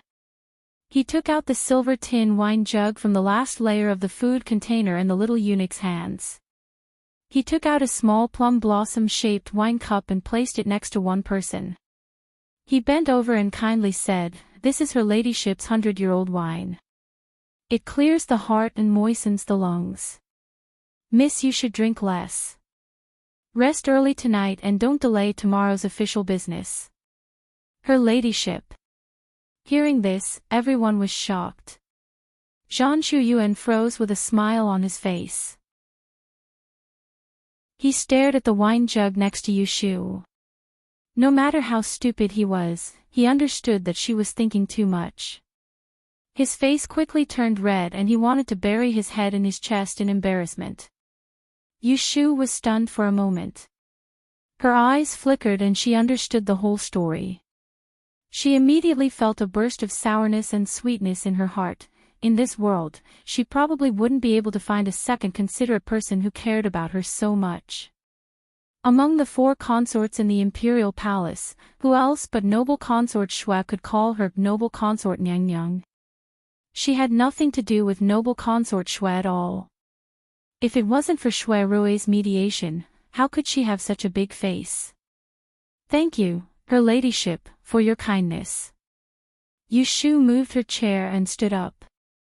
She cupped her hands towards the eunuch in flowery robes. I'll see you out. Ignoring the people at the table who had become mute, Yushu saw them out the door. She walked into the courtyard and took the opportunity to ask, May I know eunuch Chio's great name?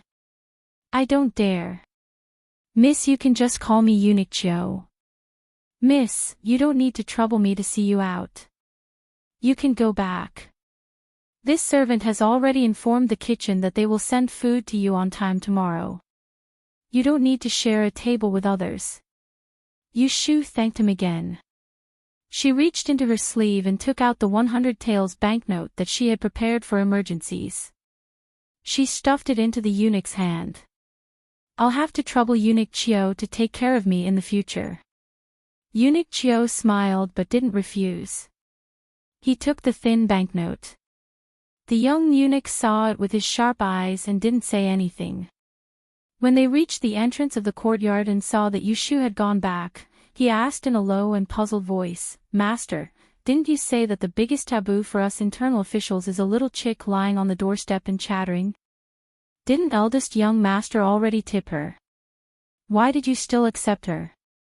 Eunuch Chio cast a sidelong glance at him and then stuffed the banknote that hadn't warmed in his hand to his young disciple. He snorted, You're such an idiot. If I don't accept it, it means that I'm too lazy to deal with this person. If I accept her, it means that she's worth befriending. Take it and give it to your old mother for treatment. Don't say that I didn't take care of you. The young eunuch didn't quite understand, but he silently noted it down. Holding the banknote between his fingers, he glanced at the number on it and grinned. He tucked it away in his bosom, thinking, whatever master says is fine. When Yushu returned to the dining room, Zhan Shuiyuan and Cui Yun were nowhere to be seen. They must have been embarrassed by what had just happened and had run back to their rooms. The dishes on the table hadn't been touched.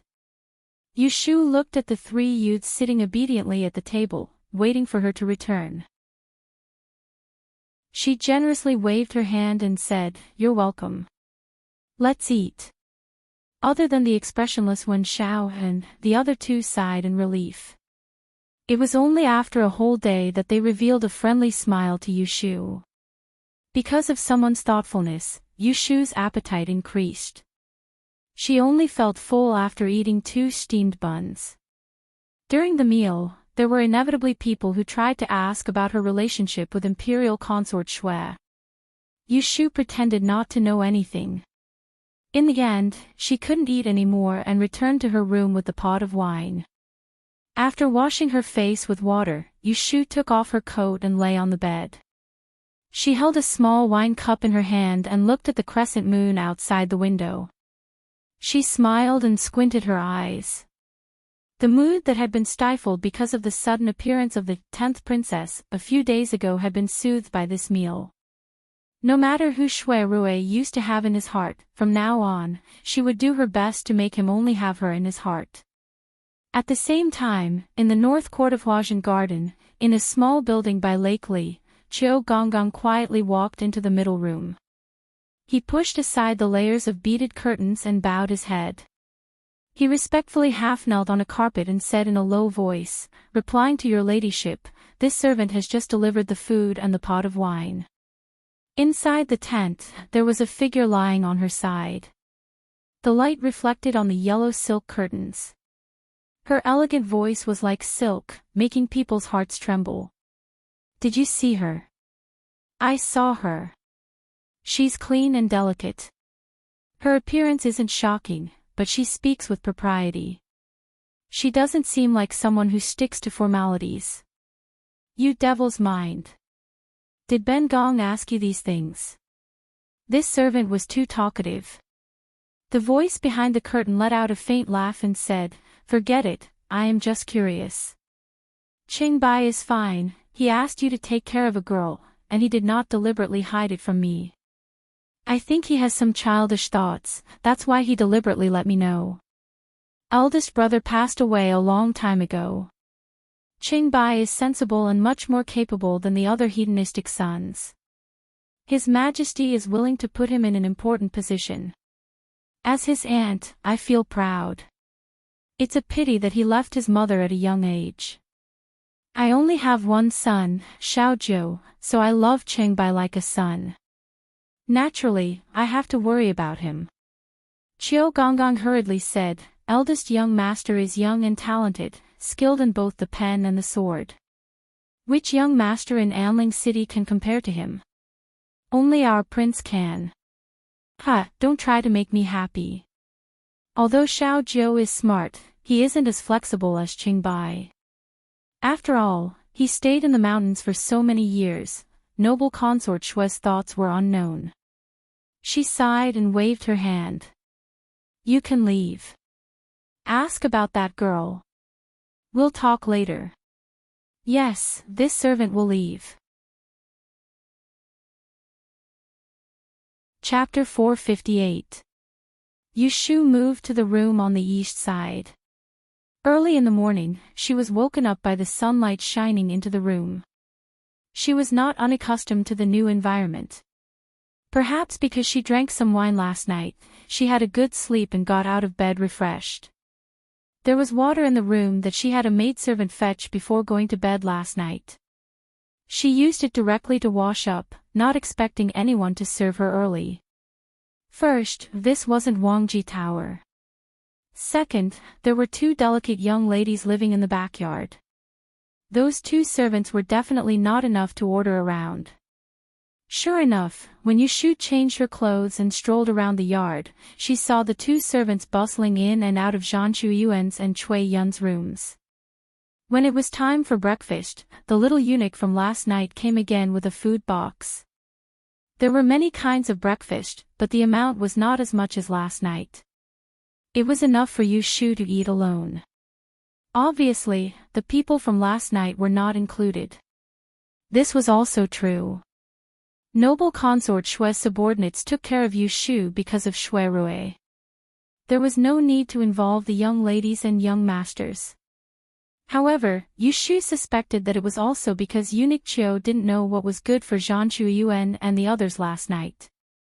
Only breakfast was prepared for her, so Yushu ate in her room. She wasn't as childish as Zhan Chuyuan, showing off a few mouthfuls of food in front of others. She wasn't afraid of others secretly saying that she was giving preferential treatment. Yushu leisurely finished her breakfast and went to the door to call for a maid who was free to come in. She asked her to wash the bowls and chopsticks and wait for someone to deliver the food at noon. She also asked, "Has everyone else eaten breakfast?" However, the answer was somewhat beyond Yushu's expectations. They were still hungry. Yushu folded her handkerchief and wiped her mouth. Looking at the rising sun outside, she shook her head and sighed. Noble consort Zhan was still not as powerful as noble consort Shui. At 7:15 in the morning, official Wang of the Ministry of Rites came to find them with two people carrying a large box. He gathered the 6 people in the empty front yard. Yushu watched as he asked someone to open the box. There were several bronze tools of different shapes inside, and she could tell that they were heavy. Today, I'll teach you how to identify and retrieve weapons. I'm sure you're all familiar with the etiquette that was passed down earlier.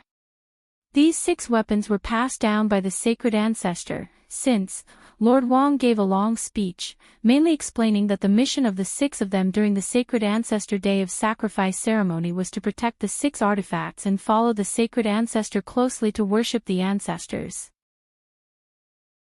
These 6 bronze artifacts were a book, a sword, a ruler, a cauldron, a rui scepter, and the 8 trigrams. They respectively represented Emperor Anwu's achievements in pacifying the 9 prefectures and governing the world. It was just right for the 6 of them to take 1 weapon each. However, according to the rules of etiquette, women should not use sharp weapons, and men should not be weak. Therefore, Lord Wang assigned Wen Xiao and the other 2 teenagers to take the sword, the tripod, and the ruler. The rest were left with the book, the rui, and the 8 trigrams. Looking at the remaining 3 bronze artifacts, without waiting for Lord Wang to make arrangements, Zhan Chuyuan spoke first. "I'll take the rui scepter, Yunyun takes the 8 trigrams plate, and Yu Xuanzi takes the bronze book. How about that?" Cui Yun quickly nodded and said, "Let's do it this way."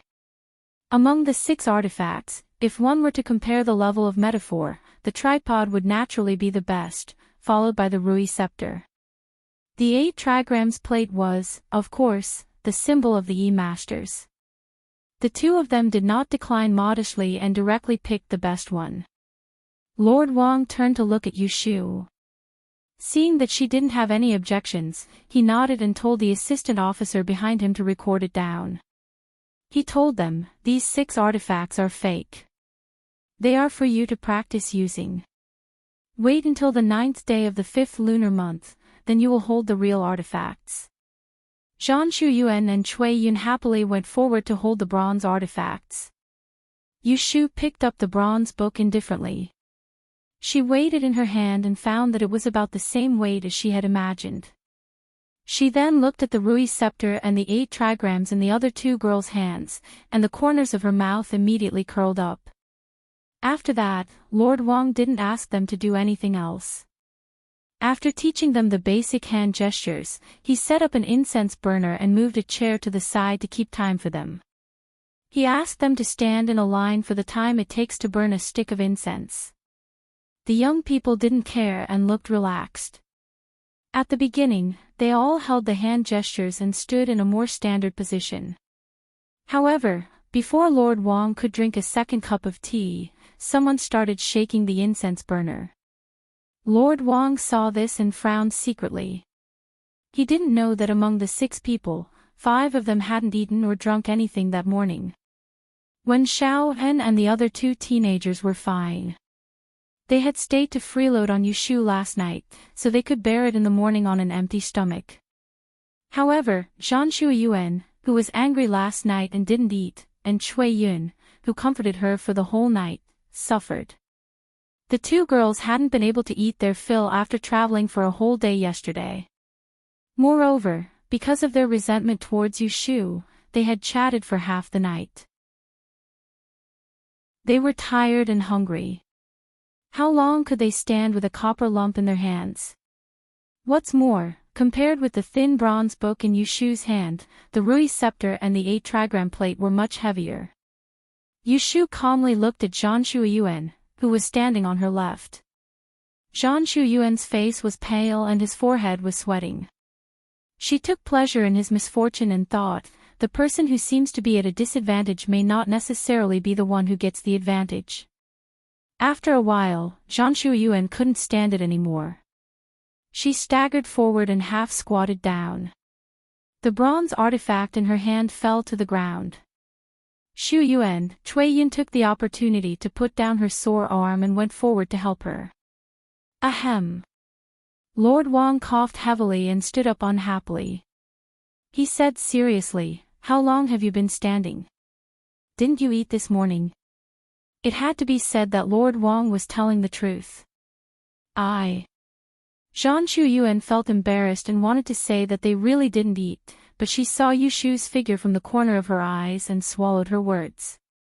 She thought that if Yushu heard what she said, it would prove that no one brought her breakfast this morning. Thinking of the embarrassing scene at the dining table last night, she bit her lips, feeling wronged and resentful. To fight back, she rubbed her arm and pushed away Cui Yun's support. She held the Rui scepter and stood up again. Yushu raised her eyebrows and thought, "At least you have some backbone." They stood like this for half an hour. Except for Yushu and Wen Xiao, and even the 2 boys couldn't stand it and put down their utensils twice, let alone Zhang Shuyuan and Cui Yun. They almost had to rest after standing for a while. Lord Wang didn't look good. This was related to the ancestral worship ceremony, so he couldn't afford to be careless.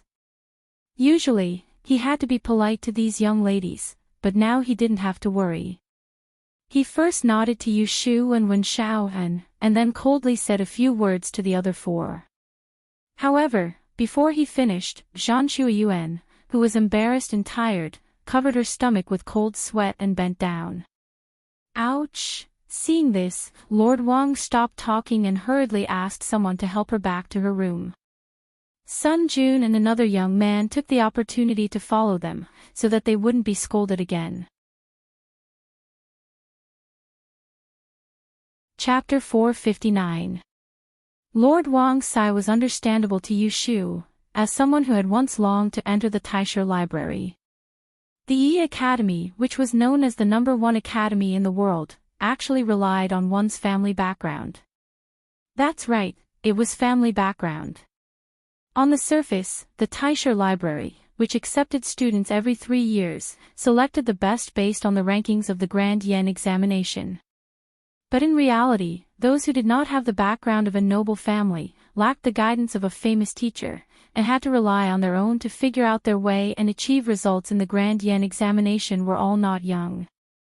And the other rule of the Taisho Library was that they only accepted young talents. This was another dignified excuse. The noble families of the E Academy never lacked children. They had a group of masters to guide them, and even those who were not talents could be taught to become talents. It was not difficult for them to pass the Grand Yen examination. There were 12 noble families in the capital alone, not to mention those outside the capital. The Taisho Library only accepted a dozen or so people every 3 years, and almost all the places were taken by the children of noble families. How many dark horses like Yushu could there be? And how many geniuses have been killed in the cradle in the past 100 years? There were many young people in the Taisho Library, but they were limited to the small circle of noble families. Even the 18 academicians in charge of teaching were all from noble families. Of course, Jing Chen was an exception. His background was more powerful than that of a normal noble family. He was the emperor himself. It seemed like there was a constant influx of new blood, but what was not visible was the serious exclusion. Under this kind of atmosphere, it could only result in a situation where each generation was worse than the previous one. It was precisely because of what she saw today that Lord Wang sighed. Yushu did not know which ancestor had proposed the rule of regardless of age, only rank, in the Taisho Library, but she guessed that the ancestor would not want to see the sealed Taisho Library. Unfortunately, Yushu could almost foresee that in the near future, this rule that she admired would probably be useless. This was the so-called when one flourishes, one must fall. Yushu looked at the sorrowful and helpless Lord Wang, and suddenly realized that the generation she had come to had not only witnessed the prosperity of the E Academy, but also a decline. Complementary operator. Complementary operator. Lord Wang called Yushu a few times to bring her back to reality. Seeing her absent-minded look, he mistakenly thought that she was also exhausted, so he frowned and said, "Do you have any discomfort anywhere?" Yushu flashed a toothy grin and said, "No, I'm fine. It won't be a problem for me to stand for a whole morning." Lord Wang heaved a sigh of relief when he heard her confident reply. He thought to himself that these two were the only ones who could handle the situation. If there was another one who couldn't handle the situation, he would definitely cry. Lord Wang turned around and asked Wen Shaoan, who looked thin and weak. The answer he got was almost the same. "Don't worry, sir. I can stand for a whole day." Well, this one was even more straightforward than Yushu. Lord Wang was so touched that he wanted to cry. He nodded and had them put down the utensils in their hands. He pointed at the bronze utensils that had been left behind by a few people and said, "In that case, Yu Xuanzi will take the 8 trigrams plate, and young Master Wen will take the sword." Yushu and Wen Shaoan looked at each other and didn't understand what he meant. Didn't they choose it before? Why did they change it again? Lord Wang quickly explained to them, when the Holy Ancestor established the De and Kingdom, he used a Chunjun sword to command the 6 armies. Empress Ningzhen received the mandate of heaven and used the Book of Changes passed down by the goddess of 9th heaven to assist the Holy Ancestor. Therefore, the sword and the 8 diagrams are the most important of the 6 utensils. They were too weak and were afraid that they would make a mistake that day, so Yu-Tu took it and walked in front. Hearing the reason, Yushu couldn't help but laugh. This was called an unintentional willow. When Shaoan continued to ask, but it was clearly written in the ritual that among the 6 utensils, the tripod was the first, followed by the Rui scepter. "Don't you want us to memorize it by heart?" Being questioned, Lord Wang smiled and said seriously, "I want you to memorize it by heart, but I didn't ask you to memorize it by heart. The ritual has its own rules. This is the sacrifice day of the Holy Ancestor, so we naturally have to follow the instructions of the ancestors." Whether Wen Shaoan noticed it or not, Yushu felt that Lord Wang deliberately didn't explain it to them at the beginning. However, the sacrifice day was held once a year. Some students from LoveLore Library had even participated in it 3 times, so they should have noticed it. But looking at Zhang Shuiyuan's appearance today, it was obvious that he didn't know it, so he chose the Rui scepter. What did this mean? Yu Shu thought about it and could only say that the Zhang family of Jiangxi was a local tyrant. In the capital city, they still had to listen to the 12 families. It wasn't until noon that the internal official in charge of the kitchen seemed to remember the people living in the side courtyard and finally sent food over. It was a simple 3 dishes, a soup, and steamed buns. When it was sent over, there was no heat. Fortunately, it was summer, so they didn't have to worry about being hungry.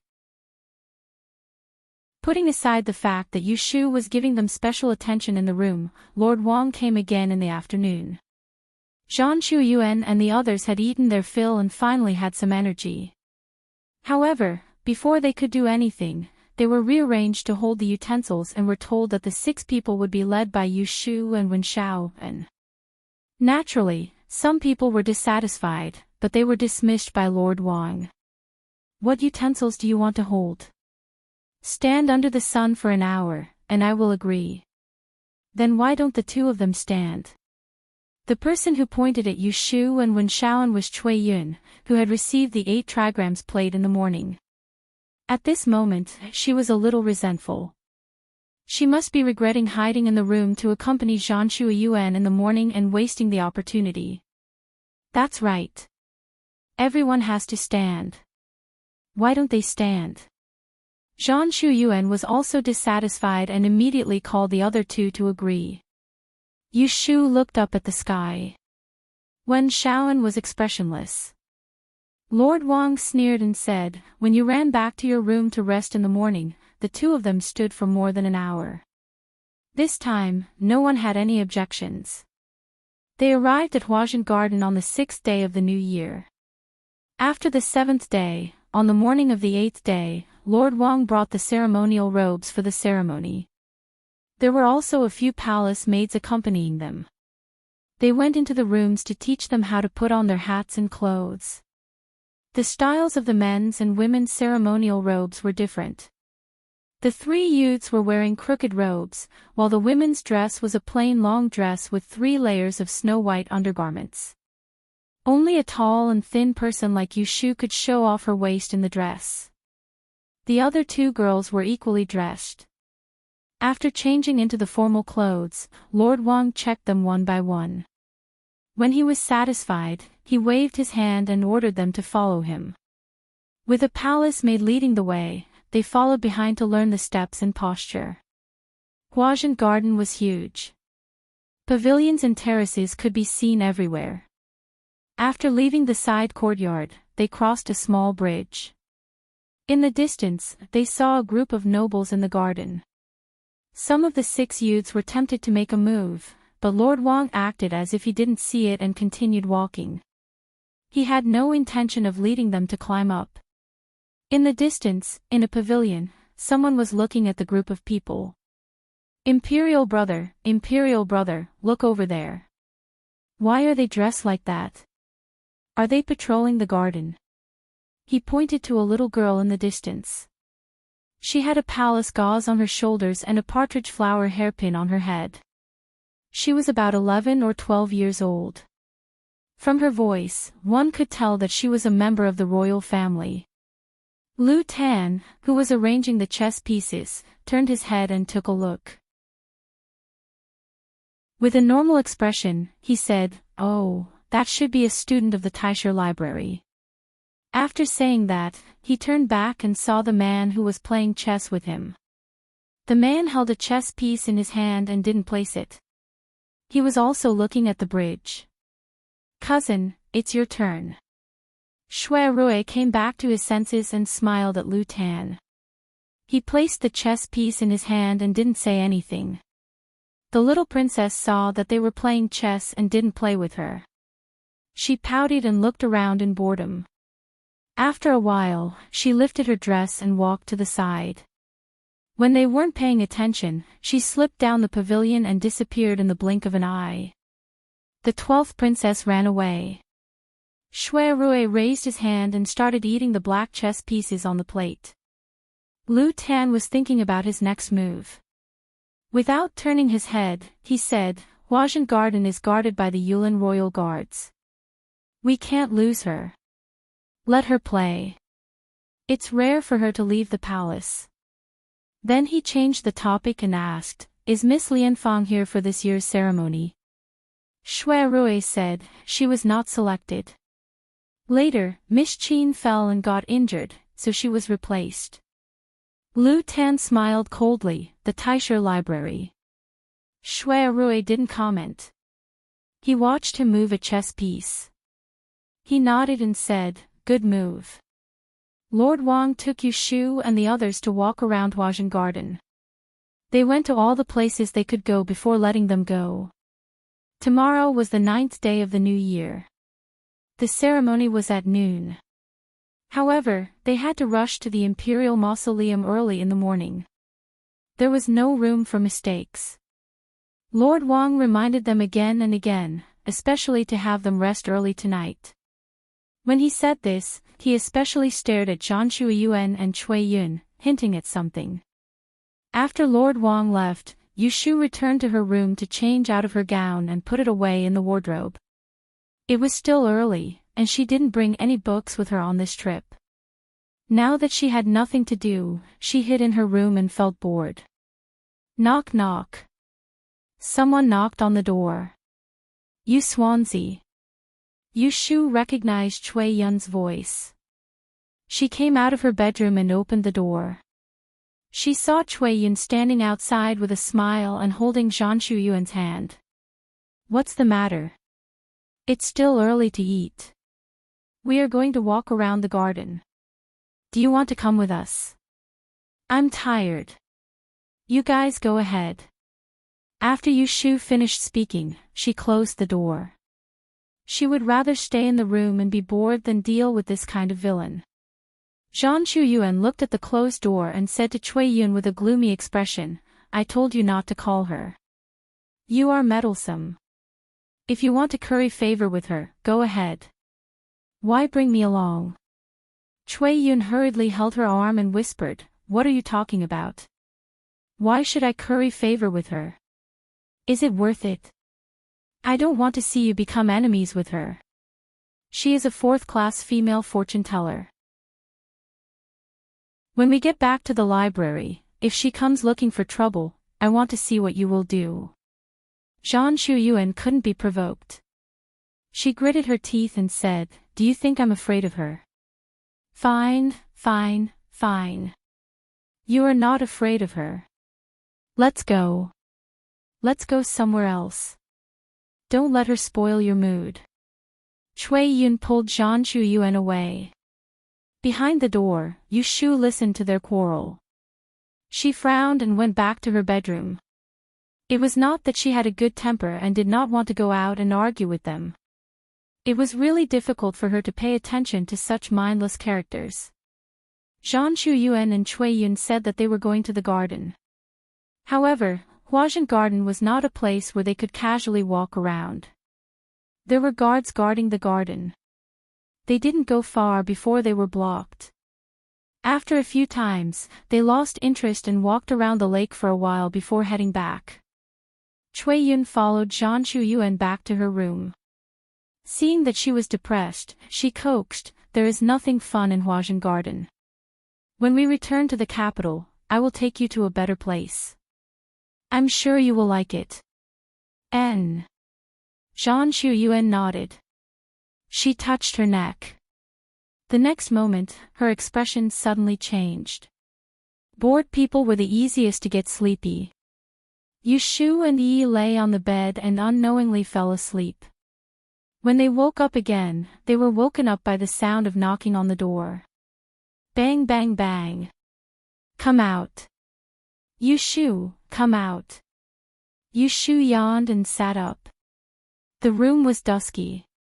She tidied her hair and was unhappy to be woken up like this. She went to open the door with a gloomy face. What's with the noise? 1, 2, 3, 4. There was more than one person standing outside the door. The first person was Zhan Shuyuan. When Yu Shu saw her angrily push her away, she rushed into her bedroom without saying a word. Yu Shu was stunned. She followed closely and saw Zhan Shuyuan pull the pillow and quilt on her bed to the floor. She stepped on it like a headless fly and turned to pull at her wardrobe. Yu Shu strode forward and grabbed her hand. She used force to pull her away and shouted, "Are you crazy? Let me go. You little thief." Zhan Shuyuan shook off her hand and pointed at Yu Shu's nose. She scolded with red eyes, "You stole my Tianyu. Stop pretending. Give it back to me." Yu Shu suddenly felt a headache. She pulled her hard, pinched her wrist, and asked coldly, "Which eye of yours saw me steal your things, huh?" Zhan Shuyuan felt pain. She shrank her shoulders and said fiercely, "Who else could it be except you? I went out with Yunyun in the afternoon and you were alone in the backyard. You must have been greedy for my Tianyu and sneaked into my room to take it." Yu Shu almost spat on her face. She was a brainless fool. She was not a member of the Zhan family and didn't know Tianyu feng shui. What was the use of taking her broken stone? Did she want to use it to break the glass of her house? Cui Yun, Feng Jun and Wen Shaoan, who came to watch, saw this scene and hesitated. They didn't know whether they should go forward to persuade her or not. Cui Yun couldn't stand it anymore. She said bitterly, "You Swansea, if you took Shu Yuan's Tianyu, give it back to her. Don't wait for things to get worse." Zhan Shuyuan suddenly turned around and shouted, "Yun Yun, go and ask Lord Wang to come here. Go and find the guards. Tell them there is a thief here. Go." Cui Yun hesitated and took 2 steps back. She turned around and was about to run out to call the guards. Yu Shu saw this and felt her teeth itching. Idiots. A group of idiots. Didn't they know where they were? If they really alarmed the higher-ups, they would be in big trouble. Wen Shaoan, stop her. Would Wen Shaoan, who had been keeping a distance from Yu Shu these days, listen to her? The answer was proved by his actions. "Ah. You, let go of me." Cui Yun screamed and tried to hit Wen Shaoan's arm, but Wen Shaoan didn't budge at all. He didn't let her move a single step away. The other 2 youths looked at her and didn't know whether to help or pull her back. They just stood there blankly. At this time, the room was in chaos. "Don't pull me. It hurts. Let go of me. Help. Help. Yu Shu, you little thief. You damn thief. How dare you steal my Tianyu? You have a guilty conscience. You are despicable and shameless." Yu Shu took a deep breath. She couldn't bear it anymore. She raised her hand and slapped Zhan Shuyuan's head. Zhan Shuyuan was knocked to the side and said angrily. Chapter 460. Yu Shu slaps Zhan Shuyuan, who is shouting, and the others are also stunned and don't know what to do. "What are you shouting for? Who dares to say one more word? If the nobles in the garden hear you, I want to see who will have a good ending." Yu Shu takes the opportunity to scare them and calm them down. Then she asks Wen Shaoan to go out quietly to find Lord Wang and tell him not to disturb others. As soon as Wen Shaoan leaves, Zhan Shuyuan starts to cry. Yu Shu raises her hand without saying anything, which makes her behave. She just holds her face and sobs in a low voice, as if she has been greatly wronged. As the saying goes, a bitch will be tortured by a wicked person. She doesn't listen to Yu Shu and is even more domineering than her, so she doesn't dare to say anything. Not long after Wen Shaoan leaves, he comes back with Lord Wang, who is out of breath. Lord Wang has heard about what happened from Wen Shaoan on the way. As soon as he enters Yu Shu's room, he closes the door with a sullen face. He calls all the people in the bedroom to the living room and reprimands them in a low voice. Do you all want to die? Where is this place? Tomorrow is a special day. How dare you make trouble here? Cui Yun says timidly, Lord Wang, we didn't mean to.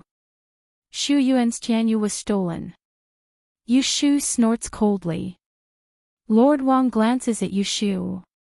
Seeing that she doesn't speak, he turns his eyes to Zhan Shui Yuan, who is covering her head and crying, and asks, What Tianyu? When did you lose it? Lord Wang is an official of the Ministry of Rites, not a teacher, so he doesn't know much about Jiangxi Fengshui Zhan family. Zhan Shu Yuan thinks that Lord Wang is going to stand up for her, so she becomes bold. She rubs her eyes and stops crying. She first explains the rarity of their family's Tianyu, and finally points at Yu Shu and says, I was wearing it in the morning and left it in the room in the afternoon. When I came back, it was gone. I couldn't find it anywhere. It must have been stolen by her. Yu Shu denies it before Lord Wang asks, It's not me. I was sleeping in the afternoon and didn't go to her room.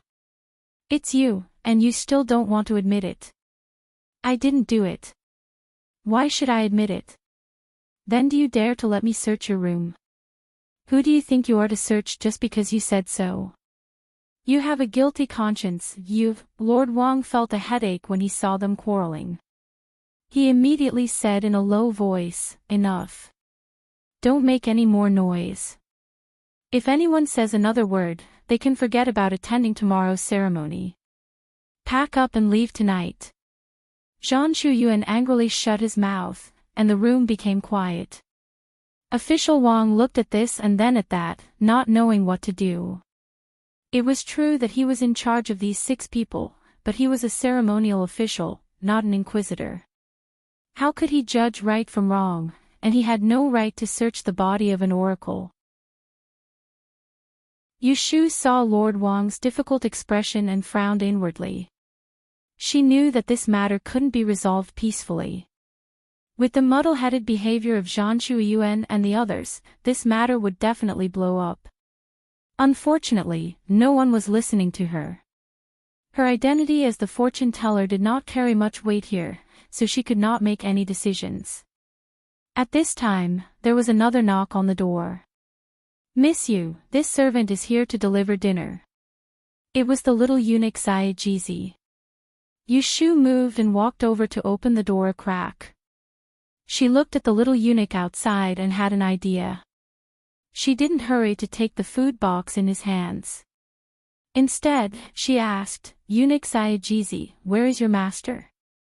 After 2 days of delivering food, Yu Shu was aware of the relationship between this little eunuch and the senior eunuch, Qiu Tongren, who served noble consort Shui. Jizi saw that Yu Shu was blocking the door, so he stood outside and didn't enter. When he heard her ask about his master, he said, Master is serving Her Highness. What's the matter, miss? Yu Shu was speechless. She wanted to find Shui Rui to deal with this matter, but she didn't know where he was. Only eunuchs with special status could come and go as they pleased in Huajin Garden. She thought that Qiu Tongren would know where Shui Rui was, but eunuch Qiu was serving noble consort Shui, so it would be difficult. Jizi was clever. He looked at her and carefully asked, Miss, if you have something to say, this servant might be able to help. Yu Shu asked with a trace of hope, Do you know where eldest young Master Shui is in the garden? I know, eldest young Master Shui lives in the south courtyard. Yu Shu was delighted and quickly said, Then I'll have to trouble you to ask eldest young Master Shui to come here. Tell him that I have an urgent matter to discuss with him. Jizi remembered that he had received 100 taels from Yu Shu from his master the day before yesterday, so he was willing to help her run errands. Thus, he readily agreed and gave the food box to Yu Shu before he ran off to find Shui Rui. Yu Shu closed the door and returned. Seeing a group of people in the living room looking at her, she said to Lord Wang, Lord, please wait for a moment. I've already sent someone to inform Lord Shui, the junior minister of the Supreme Court. Let's wait for him to arrive before we discuss the matter. Lord Wang had heard of Shui Rui's reputation before. His expression had relaxed, but Zhang Shuiyuan was still staring at Yu Shu with a face full of suspicion. Cui Yun, who was standing at the side, pulled Yu Shu back and remained silent. Yu Shu was too lazy to explain in front of them. She brought the food in the food box to the table and politely asked Lord Wang about it. Seeing that he shook his head and refused, she called out to Wen Shaoan and gave him a pair of serving chopsticks. The two ignored everyone else and sat at the table to eat. When Zhang Shuiyuan saw Yu Shu acting like this, he became even angrier. Earlier, his head had hurt from being hit by her. Now that he was angry, he felt dizzy. Cui Yun helped him to sit on a chair. When he thought of the lost Tianyu, tears fell from his eyes again in a daze. Shui Rui came faster than Yu Shu expected. She had just put down her chopsticks to wipe her mouth when she heard a knock on the door. It was Xia Jizi again. "Miss Yu, I've invited eldest young master." Everyone in the room, who had been silent, suddenly had a change of expression. Yu Shu hurriedly went to open the door. It was already dark outside, but she still saw Shui Rui, who was wearing a bamboo green robe, standing behind Xia Jizi. When their eyes met, she could see the worry in his eyes. What happened? Shui Rui wasn't in a hurry to go inside. Instead, he used his height to look over Yu Shu's head to see the situation in the room. He guessed and asked her. Yu Shu briefly told him, "You've heard of Jiangxi's Shan family's Tianyu geomancy, right? The Tianyu that Miss Shan carried with her was lost. She suspected that I stole it, so she set it up. Official Wang from the Ministry of Rites is also there." Needless to say, Shui Rui knew why Yu Shu had asked him to come. He nodded and followed her into the living room. He didn't care that Xia Jizi was poking his head around outside and didn't leave. Official Wang went forward to greet Shui Rui.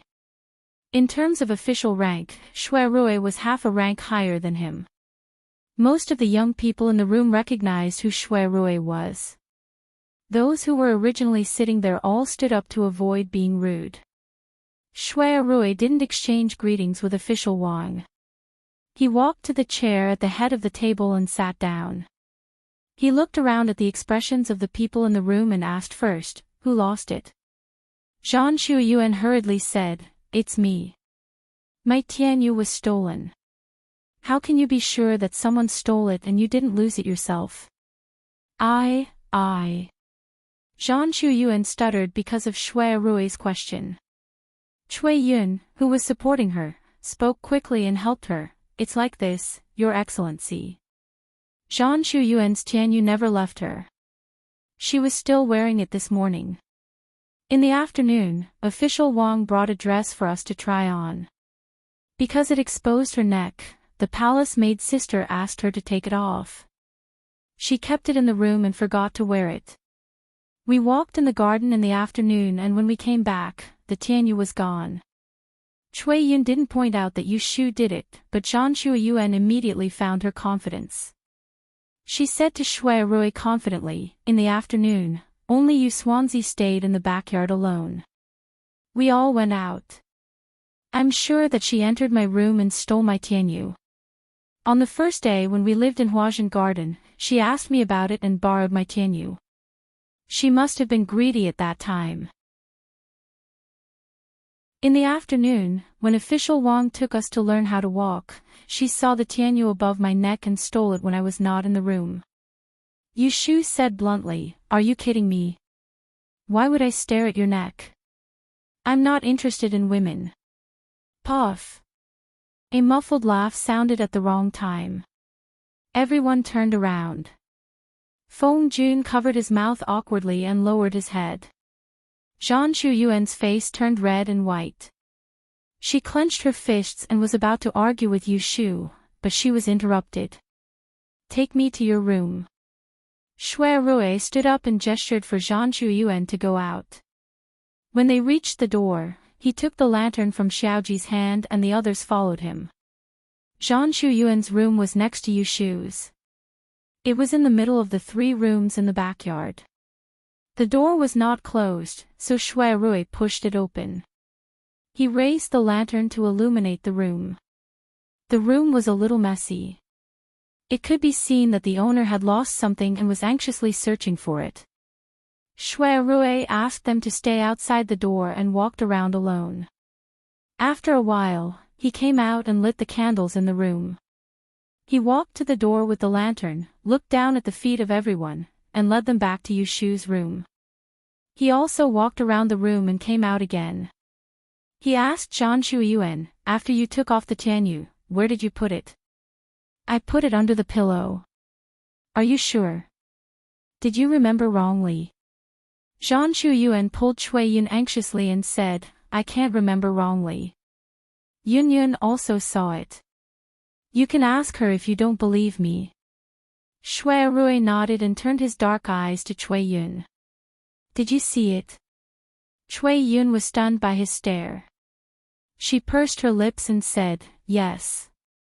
"All right, then take it out." Shui Rui spoke with a calm expression. "Ah." Cui Yun was stunned.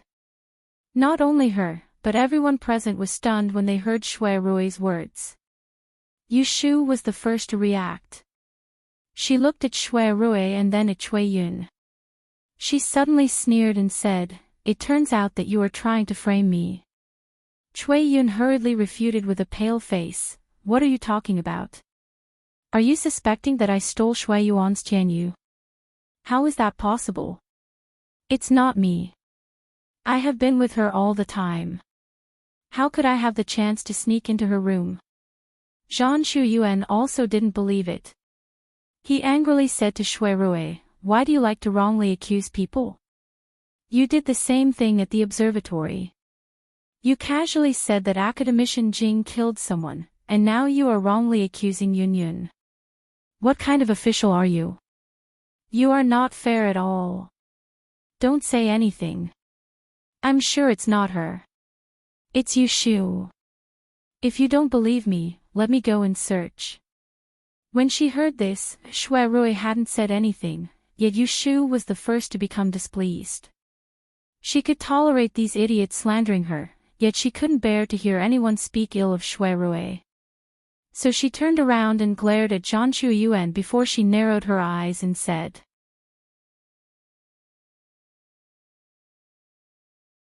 Chapter 461. 1 minute. If I can prove that I didn't steal it, then you'll let me slap you 10 times. Anyone who was wrongly accused as a thief would not be happy. Zhan Shuiyuan kept pestering endlessly, which made Yushu impatient. If it were any other time, she would definitely teach her a lesson. However, the overall situation was more important, so she asked someone to find Shui Rui to solve the problem. Who knew that Zhan Shuiyuan, who had lost the Heaven Jade, would bite people like a mad dog whose tail had been stepped on? She even blamed Shui Rui. Yushu lost her patience and made up her mind to make Zhan Shuiyuan bear the consequences. Zhan Shuiyuan had a strong temper. Under Yushu's provocative gaze, she pushed away Cui Yun, who was trying to dissuade her in a low voice. She gritted her teeth and actually challenged Yushu. "If you want to prove that you stole it, do you dare to kneel down and apologize to me?" Shui Rui frowned and his face darkened. Before he could say anything, he heard Yushu agree readily, "Why not? We'll do it." Then she said to everyone present, "You all heard it. Be my witness. Miss Zhan personally promised me to slap her." Zhan Shuiyuan trembled with anger. In her opinion, Yushu, who was very interested in her Heaven Jade on the first day she moved into Huazhen Garden, must have been greedy, so she took the opportunity to steal her treasure. Otherwise, why would Yushu stop people from searching her room? She must have thought that she didn't dare to make a big deal out of the ancestral worship ceremony, so she wanted to hide for a while and take the Heaven Jade for herself. If she had tolerated it, maybe Yushu would hide her Heaven Jade somewhere else, and it would be difficult to find it again. As a direct descendant of the Zhan family, the Heaven Jade was no different from a lifeblood to Zhan Shuiyuan. Without the heaven jade, it was impossible for the family to give her a second piece. Without the heaven jade feng shui sutra, half of her life would be ruined. Knowing the pros and cons, how could she not be anxious and terrified? Regardless of how big of a commotion she made, she had to get the heaven jade back. Alright, if you want to prove that you didn't steal it, then let me search your room and body right now. Yushu sneered and said, I said I wanted to prove that I didn't steal your stupid stone, but I didn't agree to let you search me. What, you want to deny it? Clear Snow said anxiously. Who's going to deny it? I'm still waiting to slap your face, Yushu teased. She pointed at Shui Rui, who was standing behind the door, as if it was a matter of course. With the junior minister of the Supreme Court, Lord Shui, here, I'll let him make the decision. I think he will definitely give a convincing answer as to who is right and who is wrong between you and me. With these words, she threw the ball to Shui Rui. Not mentioning what others thought, Shui Rui, who had just been a bit angry, didn't know whether to laugh or cry. Looking at Yushu's cunning eyes, listening to her words that were filled with trust, his heart ached, and he really wanted to grab her in his hands and rub it. Yushu's actions had to be said to have won his heart. He liked her stubbornness, but as a man, he hoped that the woman he admired would be able to trust him. Since that was the case, he naturally wouldn't waste Yushu's trust. Shui Rui turned to look at Zhang Shuiyuan, who had an unconvinced expression, and reprimanded coldly, I am the judge of the Supreme Court. With the official seal, I have the right to interrogate officials and scholars below the 6th rank and 5th rank. I can act first and report later. What rank are you? How dare you question me? Shui Rui was young and successful. He was born in a family of generals and ministers. He worked in the Supreme Court and received orders from the emperor. All he saw were murder cases and capital punishment. His official prestige was much stronger than those civil officials who had been officials for many years. If he really put on airs, all the people present, including Lord Wang of the Ministry of Rights, were not enough. Being stared at by him, Zhang Shuiyuan panicked. He lowered his head and said with grievance, even if you are an official of the imperial court, you can't fabricate facts and be biased. You don't need to say it. I will judge it myself. Lord Wang coughed slightly and came out to smooth things over. Lord Shui, let's find out the truth as soon as possible, so as not to disturb the superiors. Shui Rui nodded and exchanged glances with Yushu. Seeing her secretly winking at him, he revealed a smile at the corner of his mouth. Then, he put on a serious face again. His gaze swept over the others and finally fell on Wen Xiaoan. He asked a seemingly unimportant question, did the 6 of you walk in the garden in the afternoon? Wen Xiaoan saw Shui Rui looking at him. He hesitated for a moment before answering, yes, Lord Wang asked us to change into formal attire and practice our gait in the garden. Shui Rui asked Lord Wang again, did you pass by the south garden? To avoid disturbing the nobles, Huazhen Garden usually did not allow people to enter freely, especially the north and south gardens. Lord Wang hurriedly explained, yes, we did pass by the south garden, but I did not bring them in randomly. Instead, we walked by the Treading Swallow Bridge. Yes, I was in the pavilion in the garden at the time and saw you, Shui Rui said casually. There is a newly dug flower pond under the Treading Swallow Bridge.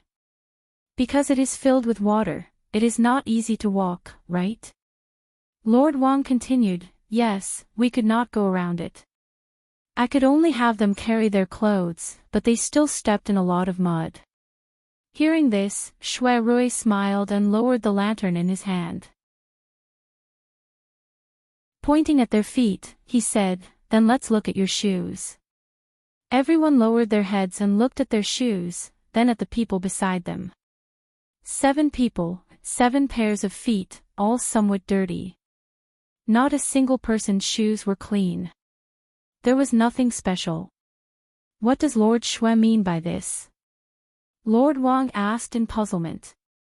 Shui Rui did not say anything. He brought them back to the door of Zhang Shuiyuan's room and pushed open the door that he had previously closed. The candles in the room were bright.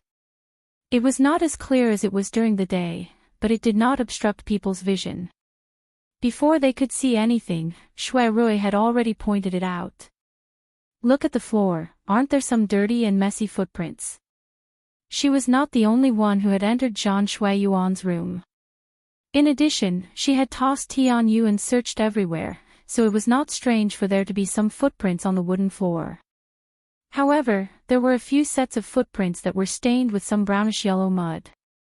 They were different from the blurry footprints at the side and were especially obvious. Holding the lantern, Shui Rui looked at their expressions and said slowly, "There were some clouds in the afternoon and the sun did not come out. You walked over Swallow Trampling Bridge and returned here not far. The mud on your shoes was not dry, so when you stepped on the wooden floor of the room, you left marks. I heard from you Swansea that not long after Miss Shan and Miss Chui returned, they invited her to tour the garden together. She rejected them and then she took a nap in her room. It was only 2 or 3/4 of an hour before Miss Shan and Miss Chui came back and found that Tianyu was missing, so they complained to you Swansea. Am I right?" The few of them nodded in agreement. When Xiao then pondered for a moment and said, "I don't know when Miss Shan and Miss Chui went out, but I saw them coming back from outside. The 6 of us came back from outside at 5:15 in the evening, but the 2 of them came back at 5:30 in the evening." When Xiao An's words confirmed Shui Rui's words. Zhang Shuiyuan and Cui Yun went out alone and came back not long after. Hearing this, Yu Shu already understood. Looking at the footprints in the room, she couldn't help but show a trace of mockery on her face. And Shui Rui didn't ask any more questions. He said to Zhang Shuiyuan in a low voice, "You said that you put Tianyu under your pillow after you changed into your gown and forgot to put it on after you followed Lord Wang to the garden. During this period, Yu Swansea was with you and didn't have a chance to enter your room. Everyone can testify that, unless she knows how to clone herself. This is nonsense. So if she stole your things, it must be when the 2 of you left the backyard alone. It was a short period of time. The mud on your shoes hasn't dried yet. Whoever entered your room must have left footprints on the ground. But go in and take a look yourself. Are there only 2 people's footprints on the ground? Other than you and Miss Chui, there's no third person." Shui Rui's sharp eyes stared straight at Cui Yun. The latter was stunned and then said nervously, "I did enter Shui Yuan's room, but I was with her the whole time." After saying that, he hurriedly turned his head to look at Zhang Shuiyuan, but saw the doubt on her face. He immediately smiled bitterly, "Shuiyuan, why would I take your Tianyu? Without your Zhan family's Tianyu scripture, what use do I have for it?" Just as Zhang Shuiyuan's expression loosened, he heard Yu Shu say mockingly, "You have no use for Tianyu, but what use do I have for it? I already said that thing is just a piece of broken stone to me." The few people outside the door looked at each other, thinking that this was strange. Yu Shu had never entered Zhang Shuiyuan's room, and Cui Yun had always been with Zhang Shuiyuan. Why did Tianyu disappear? Zhang Shuiyuan's face tensed up, and he glared at Yu Shu angrily. Ignoring everyone, he walked into the room alone, took the lamp on the table, and checked inside and out. When he came out, he still stared at Yu Shu, and said to Shui Rui, "I can't agree with what Sir said. It's hard to guarantee that someone wouldn't change into a clean pair of shoes and come to my room. That way, no one would know." After Shui Rui's analysis, she had calmed down quite a bit, and could finally use her brain. Cui Yun hurriedly added, "That's right, she must have changed her shoes before coming here." This time, Lord Wang and the others shifted their suspicious gazes to Yu Shu's face. At this moment, they heard Shui Rui ask, "Shu, how many pairs of shoes are there in your room?" Yu Shu crossed her arms.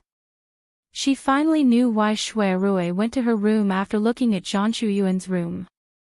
There was a hint of amusement hidden in her eyes as she cooperated with him and said, excluding the pair of shoes on my feet, there is only the pair of boots given to me in today's formal dress. Shui Rui said to everyone, follow me. The 7 people, including Lord Wang, followed Shui Rui to Yu Shu's room. After entering the door, they followed behind Shui Rui and entered the bedroom. They saw him open the wardrobe next to the bed, revealing the lattice inside. On the bottom layer, there was a pair of light boots. Shui Rui took out the pair of boots, did not explain anything, just handed it to everyone, and lifted the soles. There was not a speck of dust on it. Chapter 462. The second watch arrived. Then it could also be that she took off her shoes and went in barefoot. Cui Yun did not give up and tried to push this matter onto Yu Shu, but her eyes revealed some panic. Zhan Shuyuan felt depressed. Looking at Cui Yun, her emotions were extremely complicated. On one hand, she hoped that Yu Shu had stolen her Tianyu, but on the other hand, she was afraid that she had wrongly accused the wrong person and let the real thief steal her treasure. Then do you want me to take off my shoes for you to see if my feet are clean? Yu Shu said mockingly. This caused Shui Rui to look at her disapprovingly. With him here, who would dare to ask her to take off her shoes, who would dare to look? There's no need for such superfluous actions. Shui Rui moved his gaze onto Cui Yun and said coldly, there's no need for you to quibble. According to my deductions, you ought to have been planning something when young Miss Zhan placed her heaven jade beneath her pillow.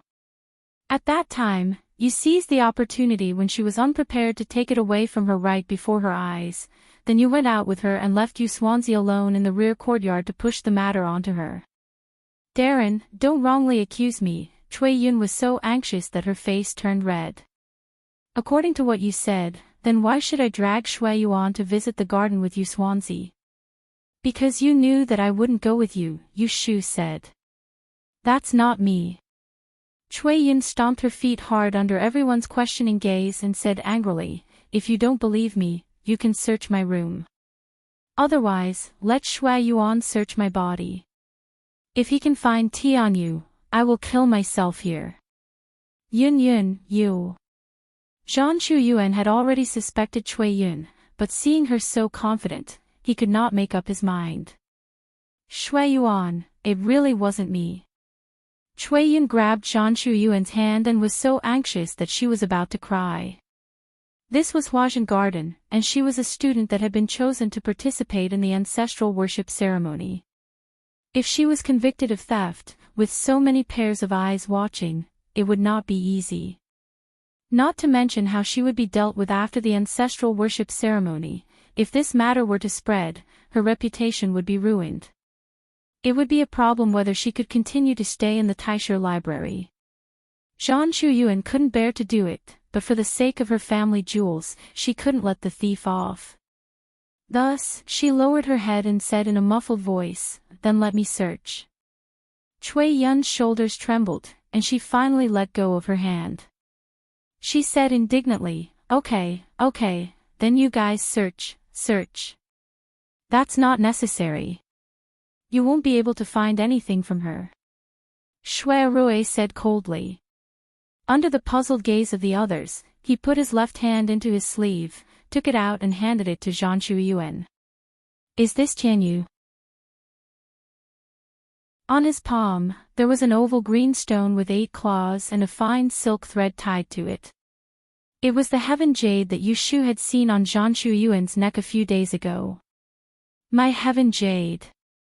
Zhan Shuyuan let out a sharp cry of pleasant surprise and was about to pounce over to grab it, yet Shui Rui easily dodged to the side and turned to say to her. This rock was fished out from the shallow waters of the lake when the 13th princess was playing in the garden in the afternoon. According to my knowledge, Yu Swansea hasn't gone to the lake. Young Miss Zhan, can you tell me who threw it there? Zhan Shuyuan's body shook, and she slowly turned her head to look at Cui Yun, whose face was red. Her chest rose and fell, and she gritted her teeth and growled, so it was really you. Although the few people present didn't have brains, they weren't fools. When they heard this, they could already distinguish between right and wrong. Oh, Yushu dragged her voice and walked to Shui Rui's side. She turned her head to look at Zhan Shuiyuan and Cui Yun, and said with a fake smile, "Now I understand. Miss Chui's move is really brilliant. First, you stole Zhan Shuiyuan's heaven jade under her eyes, and then went in and out with her, looking for an opportunity to throw it away. In this way, you can frame me, and also not arouse suspicion. Even if you are investigated, there is no real evidence. But the bad thing is that you are unlucky to have met the wise and powerful Lord Shui. This little trick can't hide from Lord Shui's discerning eyes." When Shui Rui heard her last sentence of praise, he almost couldn't hold back his laughter.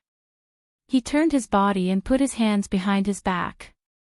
From the view of others, he held a few of her fingers and held them gently, not saying a word. Even if the 13th princess didn't find this stone and hand it over to him to find its owner, he would still think of a way to protect Yushu's reputation. What Yushu said just now was what everyone present was thinking. It wasn't me, it really wasn't me. At this point, Cui Yun still wanted to quibble, but she didn't have the confidence. Her words and actions were powerless, and she couldn't be trusted. Lord Wang said angrily, "Cui Yun, you still won't admit it. Do you really want this official to report this matter to the Great Tipping Point and punish you right now?" Other than Yushu, Lord Wang should be the most furious person present when such a shady matter happened in Huajian Garden. It should be known that before the end of the ceremony, these 6 people were temporarily under his control.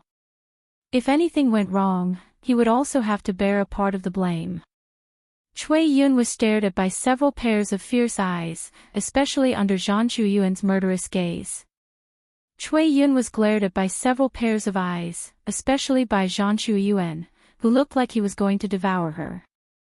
Cui Yun could not bear the pressure. She knew that the evidence was irrefutable. If she continued to quibble, the situation would only worsen. So she shrunk her shoulders and cried, I didn't do it on purpose. At first, I just wanted to play a joke on Shuiyuan, so I took her heaven jade. Who knew that when I was walking by the lake, I accidentally lost it. I was afraid that she would cut off all ties with me, so I hid it from her. Seeing that she was suspicious of Swansea, I took advantage of the situation. I didn't do it on purpose. As she spoke, she actually knelt in front of Zhan Shuiyuan in front of everyone, grabbed the hem of her clothes, and begged. Such a change was unexpected. The original theft and framing was instantly twisted into a joke by her, but she cried so miserably that no one could tell whether it was real or fake. As long as Zhan Shuiyuan, the owner of the lost heaven jade, did not pursue the matter, it would not be difficult for her. Yushu narrowed her eyes, and a cold light flashed across them. She thought to herself, I misjudged. This seemingly inconspicuous Cui Yun is not someone who is easy to deal with. Zhan Shuiyuan was not a person with a heart of stone. Previously, he was angry because of the loss of Heaven Jade, and also because he found out that Cui Yun had used and betrayed him. But now that Heaven Jade was found, looking at Cui Yun's pitiful face, and thinking of the days since she came to the capital, the two of them could not help but soften. Shui Yuan, it's all my fault. I beg you, don't blame me. I didn't steal your Heaven Jade. I didn't do it on purpose. Can you forgive me? I don't want to be treated as a thief, I beg you. Zhan Shuiyuan turned his head, clenched his fists, and said in a low voice, Don't cry, I won't pursue this matter. Shuiyuan, Cui Yun raised her head, and was about to rejoice when she heard a sneer behind her. If you don't pursue this matter, I won't let you go. Zhan Shuiyuan looked at Yushu blankly, and suddenly remembered their previous agreement about the 10 slaps. Swansea, it's all my fault. I'm willing to take your slaps on behalf of Shuiyuan. Cui Yun's brain was fast enough. She took the blame, and Zhan Shuiyuan's original anger towards her was immediately reduced by half. However, Yushu was schemed against and almost suffered a great loss. Would she let the two of them go so easily? Zhan Shuiyuan, Yushu simply called his name at this moment, and pointed at Cui Yun, who was kneeling on the ground shamelessly. Do you really want her to take the slaps on behalf of you? Zhan Shuiyuan's expression struggled for a moment, and then nodded his head lightly, as a tacit agreement. All right, I'm not unreasonable. Since both of you are willing, then these 10 slaps, you can split it equally, each of you can take 5 slaps. Yushu waved her hand, pretending to be generous. Zhan Shuiyuan and Cui Yun's expression twisted at the same time, and wanted to say something to resist, but they did not know where to start. After all, they were the ones in the wrong, and with Shui Rui by the side, they could not deny it even if they said it to the end of the world. If you want to hit, then hit, don't talk so much nonsense. Although Zhan Shuiyuan knew that he had wronged Yushu, but he did not change his hatred towards Yushu, and because of this, he hated her even more. Yushu curled her lips and smiled. There's no hurry, we still have to attend the ceremony tomorrow. My hand is strong, and if I slap your face is swollen, how are you going to meet people tomorrow? Just owe it first, and we'll talk about it when we return to the capital. She loved to slap people's faces in public, and there were only a few people here. How could it be enough? If she wanted to slap their faces, she would have to find a good day. Zhan Shuiyuan and Cui Yun's hearts trembled, and after thinking about it, they understood that Yushu wanted to leave it for the future to humiliate them in public. Yushu saw the worry on their faces, and the gloominess in her heart dissipated. She quietly squeezed Shui Rui's warm palm, and in the next moment, she heard Shui Rui say, "The situation is urgent, this official will not report this matter for the time being, but you have disturbed Huajian Garden, and this matter cannot be tolerated. After the ceremony, official Wang and I will report the matter to the head supervisor, and ask him to make a decision."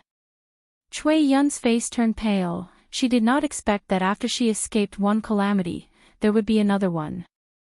This time, Zhan Shuiyuan did not speak up for her, and she could not even protect herself, so why would she care about these two people? They deserved their bad luck. She did not know what the relationship between Shui Rui and Yushu was, but based on their malicious slander of Yushu, how could Shui Rui let them go so easily? Official Wang, you stay and teach them, so that they do not cause trouble tonight. I still have something to do, so I will leave first. Shui Rui let go of Yushu's hand, and gave the sky jade to official Wang, and slowly walked out of the door. When he was at the door, he stopped and turned his head slightly. It seemed like he did it unintentionally, but it was noticed by those who were observant. Yushu secretly laughed, and said to official Wang, I will send off official Shui. Okay, you go first. Official Wang was grateful to Shui Rui for helping him solve a problem, so he was happy to have someone pay attention to him. Thus, Yushu followed Shui Rui's footsteps, and the two of them walked out of the courtyard one after the other. Little Jizi carried a lantern and followed them. They left behind a group of people who were destined to have a sleepless night. The night was dark, and the shadows of the buildings by the lake gradually faded. Eunuch Chiu stood outside a curtain with his back bowed, reporting in a low voice what had happened in the southwest side courtyard in the evening to his master. After a while, he heard a comment from behind the curtain, according to what you said, that Yu Xuanzi is not a good-natured person. Eunuch Chiu listened carefully, trying to figure out Imperial concubine Shui's tone. It did not sound like she was displeased, so he carefully said, fortunately, she has a temper, and managed to control those unruly people. Otherwise, we would not know the outcome of tonight's matter. Ha! Eunuch Chiu heard this chuckle, and immediately knew that he had not misunderstood. Chapter 463. Shui Rui didn't let Yushu send him too far away. They walked out of the side courtyard and walked on a small path, talking about the farce just now. Those two female students were targeting you. One of them deliberately set a trap for you to jump into. What's going on? Shui Rui asked curiously. He saw through tonight's incident clearly. The one surnamed Jean was just a fool, and the one surnamed Shui was the instigator. He just didn't know why she took so much effort to smear Yushu's name. It was a little strange. Yushu understood Shui Rui's meaning. She frowned and said, I'm also puzzled. Logically speaking, I've only known them for a few days. If there's any conflict before, it's when you went to the observatory to investigate the case. But Shui Yin wasn't there at that time, and I don't remember when I had a conflict with her. If it's because Lord Wang asked me to hold the 8 trigrams artifact, and they were unwilling, then they shouldn't have chosen this critical moment to commit a crime. Before the ancestral worshipping ceremony, the 6 of us will suffer together. No matter how I look at it, Shui Yin doesn't seem like a brainless person. From the day she moved into Huajian Garden, Zhan Shuiyuan and Shui Yun had been making things difficult for her. Yushu took care of the situation and endured for a while. She didn't have a direct confrontation with them. They wanted to change rooms, so she changed rooms. At the beginning, she also let them choose the artifact first. If it wasn't for the fact that they were going to make a big deal out of this matter tonight, she wouldn't have turned hostile at all. Shui Rui said, Fortunately, you came to find me in time. Otherwise, things wouldn't get out of hand. No matter what, you have to be careful. Don't make any mistakes during tomorrow's ceremony. Yushu smiled bitterly. Before I came, I knew that I would be attacked by villains. But this kind of thing is hard to guard against. Look at me, I was lying in my room and sleeping, but I was still framed. Fortunately, you came. Otherwise, it wouldn't be easy to clean up. Being a master of disguise has its own depression. You only know one thing but don't know the other, so it's hard to be comprehensive. Shui Rui turned his head. Under the moonlight, a pair of bright peach blossom eyes looked at her with a smile. You did well tonight. Yushu's heart skipped a beat at his smile. She asked in confusion, Really? What's so good about it? Shui Rui raised his arm, ignoring the fact that there was a little spy following behind him. He wrapped his arm around Yushu's bony shoulder and gently pulled her into his arms. He lowered his head and said gently, It's okay. Lean on me more. Yushu couldn't resist his blatant intimacy and her face heated up. She lightly coughed and put her hand on his chest, but she couldn't bear to push him away. Amidst the chirping of cicadas and the cool summer night, the two of them quietly stayed like this for a while before Shui Rui regretfully let go of her and said, Go back and rest early. Tomorrow won't be easy. And you should sleep early too. As soon as Yushu left his embrace, she had a tiny bit of reluctance. She turned her head to look at the young eunuch who was looking around nearby. When she saw that he wasn't staring at her, she stood on her tiptoes and swiftly kissed Shui Rui's cheek. Without waiting for him to react, she retreated, turned around, and swaggered off. Shui Rui was stunned. He touched his face and looked at her leaving figure. His lips gradually curled up. The 9th day of the 5th month was the death anniversary of the Dan dynasty's founding ruler, Emperor Anwu. It was the Saint Ancestor Worship Day. The imperial tomb-raising ceremony was held to worship the ancestors in heaven to pray for the prosperity of the future. Before dawn, Huajian Garden became busy inside and outside. In a corner of the West Garden, the 6 people from LoveLore Library had finished bathing early and changed into ceremonial robes. Under the guidance of Wang Darren of the Ministry of Rites, they went to the imperial tomb.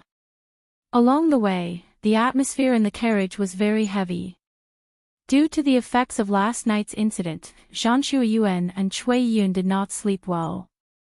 Their faces were painted and barely covered the bruises under their eyes, but they couldn't hide their listlessness. The two still sat next to each other, but they weren't as close as when they came. Yushu, on the other hand, had a good sleep because of Shui Rui.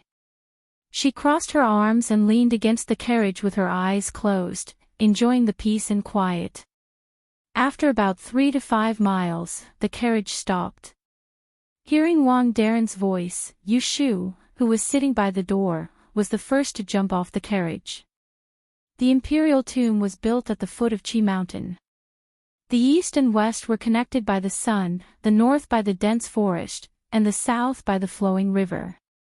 The carriage stopped at the edge of the grayish-blue city wall. Looking up, there were 81 steps of jade platform. It was grand and magnificent. The scarlet carpet stretched all the way to the north. The mountain breeze blew, and the east was green and white. Yu Shu squinted her eyes to feel the feng shui of the land of Crouching Dragon. It was very amazing. Wait here for a moment, I'll go get the weapons. Wang Daren reminded them, then he greeted the mausoleum guards in front of him and walked away. After the time it took to drink a cup of tea, Wang Daren returned.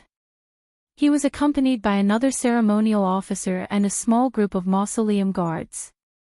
Each of them was holding a small wooden box. Yu Shu knew that the boxes contained martial emperor true weapons, so she focused her attention on the boxes. She saw the other ceremonial officer open the box and take out the weapons one by one. He handed them to Wang Daren, then passed them to the 6 of them. Yu Shu's eyes lit up when she saw these heavy bronze artifacts that glowed with a faint red light. Even though she didn't have any spiritual roots or spiritual energy, she could feel that they were extraordinary.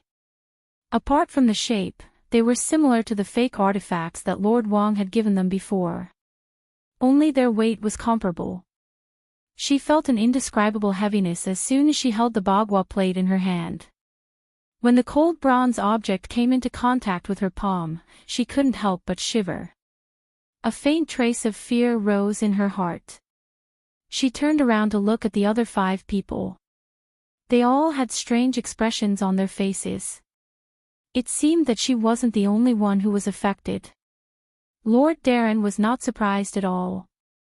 He led the 6 of them to the ceremonial officer who had come with him and warned them sternly, "Follow Lord Ning into the mausoleum for now. Hold the weapons in your hands well. Don't drop them." After that, he glared at Cui Yun and Zhan Shuiyuan with a hint of warning, then hurried to the east with the mausoleum guards. Lord Ning was 2 or 3 years older than Lord Wang. He looked rigid. After examining the people in front of him, he meticulously led them to the high platform. While giving instructions, he kept a close eye on their steps, as if he was afraid that they would drop the weapons in their hands. To be honest, the 81 steps were not difficult, but it was different when they were holding the bronze pieces that weighed 7 or 8 kilograms. Even Yu Shu was slightly out of breath after climbing to the top of the platform without stopping, let alone the weak Zhan Shuiyuan and Cui Yun.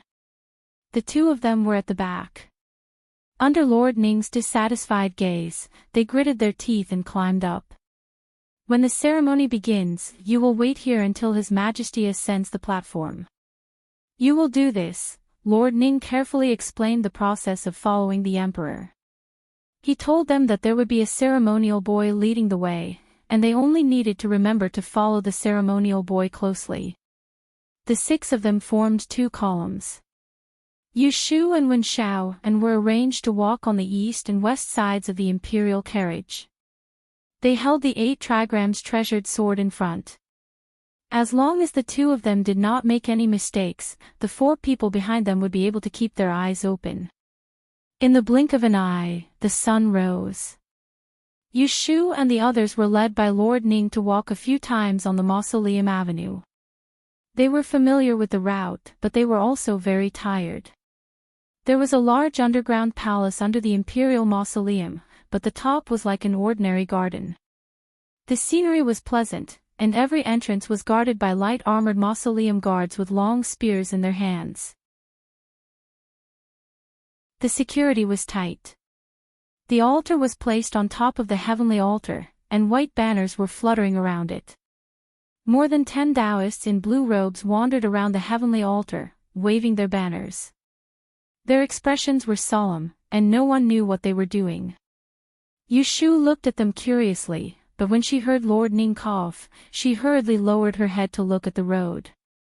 When it was almost time, Lord Ning led them back to the starting point of the high platform. He asked them to temporarily put the objects in their hands on a piece of white cloth and rest for a while. Yushu rubbed her arms and looked down from the steps. She saw that outside the imperial mausoleum, which was deserted in the morning, there were now carriages and horses parked outside. There were shadows of people, and the sound of horns came intermittently from the distance. At the bottom of the heavenly altar, there was another world. There was a secret room 30 feet above their heads, and there were thousands of holes in the air. Beams of sunlight shone down, and the zigzagging walls were faintly discernible, flashing and disappearing, bursting with colorful splendor. Unexpectedly, there were countless jade stones inlaid on the walls. At the end of a moss-mottled stone tablet, there was a deep and bottomless pool of water. 2 figures were sitting beside the pool. The faint sound of a horn came from above. Jing Chen was sitting cross-legged, dressed in a long white Daoist robe. His black hair, like dark clouds, draped over his shoulders, reaching the ground. His elegant face was illuminated by the pond water, flickering between bright and dark. Zhu Muzhao was standing beside him. When he heard the sound of the horn, he said, "In another hour, the emperor will open the altar, and with the help of the upstanding qi of the imperial mausoleum, he will execute the 7 killers. Once the water of the underworld moves, you will see the people who have killed their lives." Hearing this, Jing Chen's face did not change at all. He had been meditating for days, and his mind was clear. At this moment, there was no distracting thought in his mind, and all his emotions were in the void. At noon, 500 imperial guards lined the road and personally arrived outside the imperial mausoleum. The current emperor, his concubines, children, grandchildren, relatives, and important ministers of the imperial court, a group of dozens of people climbed the high platform in a burst of music and the ceremonial officers sang. Yushu saw the approaching crowd from a distance. A touch of bright yellow entered her eyes. She swallowed nervously and held the bronze vessel in her hand firmly. She was not as calm as she was an hour ago, and her heart was crazy with excitement. In the past more than 20 years, she never thought that one day she could see the ancient emperor with her own eyes. He was not an actor, but a real emperor. It was a hot summer day, so it didn't take long for Yushu, who was wearing a heavy dress, to have a layer of sweat on her forehead. However, she didn't dare to raise her hand to wipe it off. When the imperial carriage passed in front of her, she lowered her head and followed behind it. After walking a dozen or so steps, Yushu felt eyes sweeping over her body one after another. She knew that it was a noble looking at her, so her gait became even more steady. Carrying an artifact was tiring work, but it was indeed a good job. To be able to become familiar with the eyes of a large number of nobles and accompany the monarch, this was an opportunity that some people couldn't ask for in their entire lives. Along the way, people burned incense and worshipped in silence. When they walked to the bottom of the altar, Yushu felt that her whole back was wet with sweat. Thanks to the 3 layers of unlined clothes inside, she did not lose her manners.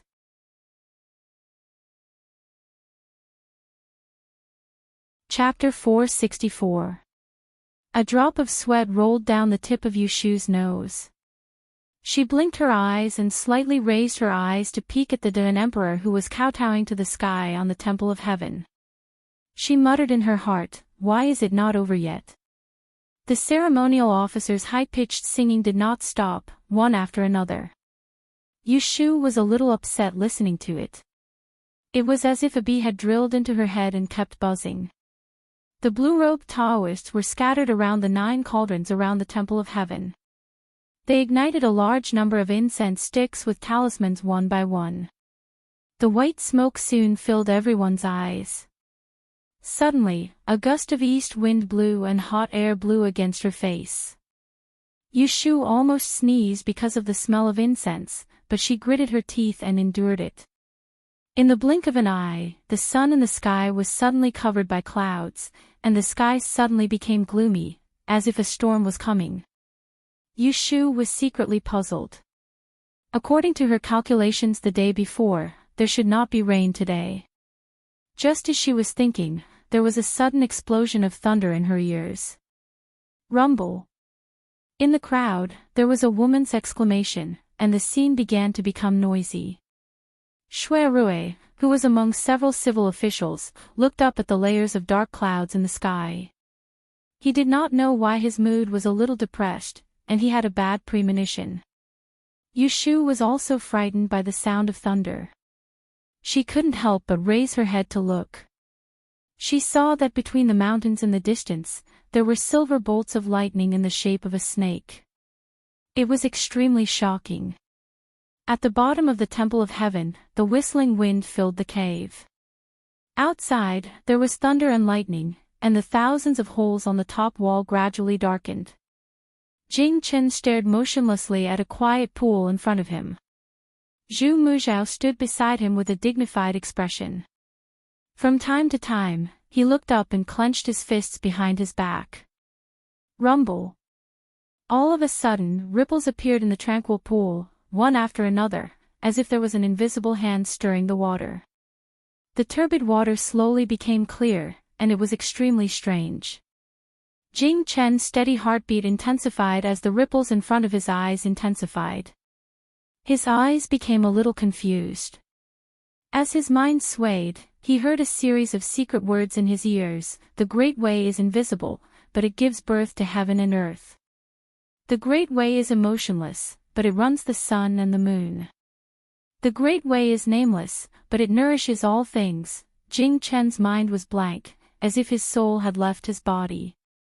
Everything in his mind was empty, except for the bright ripples in front of him, circle after circle.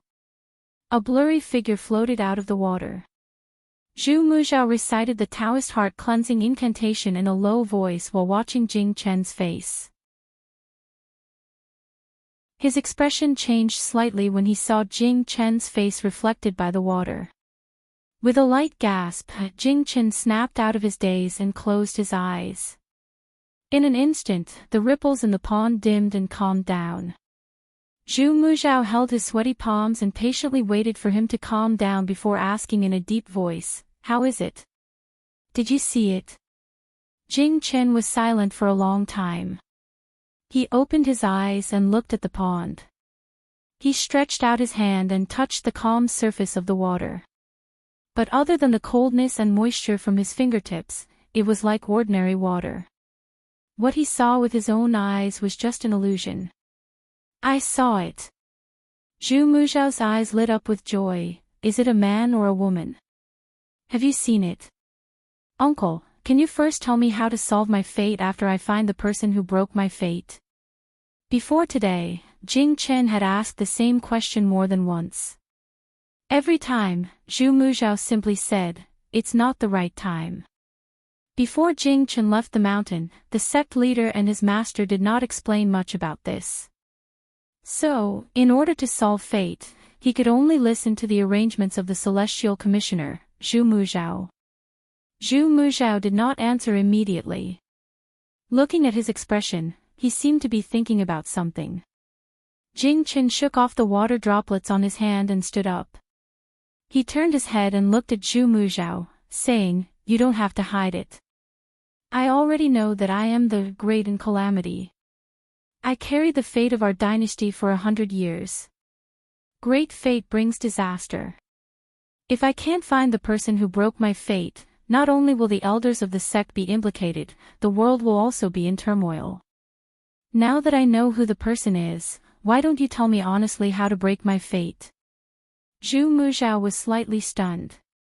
He immediately lowered his chin and said with a solemn face, "Where did you know all this?" Jing Chen's pair of clear and intelligent eyes were calm. He said, "I cultivated in the mountains and was not a common person. After I left the mountains, I came into contact with the prosperity and decline of the world. I became suspicious. Although my mother was a princess and my father was famous for a time, a person's death is like a lamp going out. His Majesty pitied my life but did not need to go to war. He sent a few enlightened Jinren of Longhu Mountain to extend the life of an orphan like me. I think there must be a hidden reason. Cultivators follow the will of heaven. Why would the sect sacrifice themselves to save the life of an orphan like me and change my fate? If I guessed correctly, there must be some kind of agreement between the imperial family of Duan and the righteous sect. That is commonly known as the price. Later on, my Shimi Shueyun came to the capital. She said that it was to face the calamity and enter the world. But I realized that she was ordered by her teacher to monitor me. After I probed her several times, she told me the inside story of the Duan calamity. I then confirmed that it was not only me who wanted to find the person who broke my fate, the imperial family of Duan also wanted to find the person.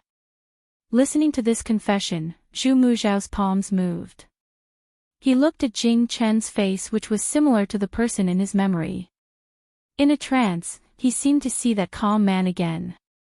He said softly, "You are the same as your father. You look muddle-headed, but your heart is clearer than anyone else." Jing Chen's eyes darkened, and a hint of bitterness appeared between his brows. His parents had passed away when he was young, and he had been raised by his sect.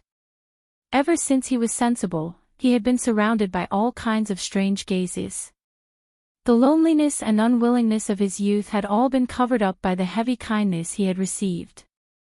He could not feel sorrow, be happy, be sad, or be angry. He had always remembered his fate. But in the end, the elders who raised him valued his identity more.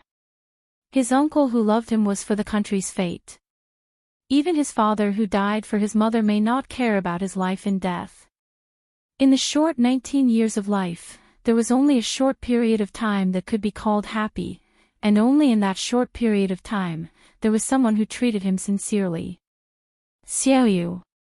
That day, in order to force him to cut off his feelings, his junior sister did not hesitate to tell him the truth about the great calamity, and made him choose. She saw through his mind and wanted him to cut off that infatuation. So he made up his mind and cut off all ties with her. He used those high-sounding reasons to cover up his true fear. He was the great calamity. If he delayed the country's fate because of a moment of personal feelings, then the emperor would not let her go if he knew the whole story. After that, he chanted the clear heart mantra 100 times every day to stabilize his Taoist heart. Until today, when he saw the life destroyer in the shadow of the Yellow Springs, he dared to indulge himself. Sigh. Zhu Muzhao sighed deeply and put his hand on Jing Chen's shoulder.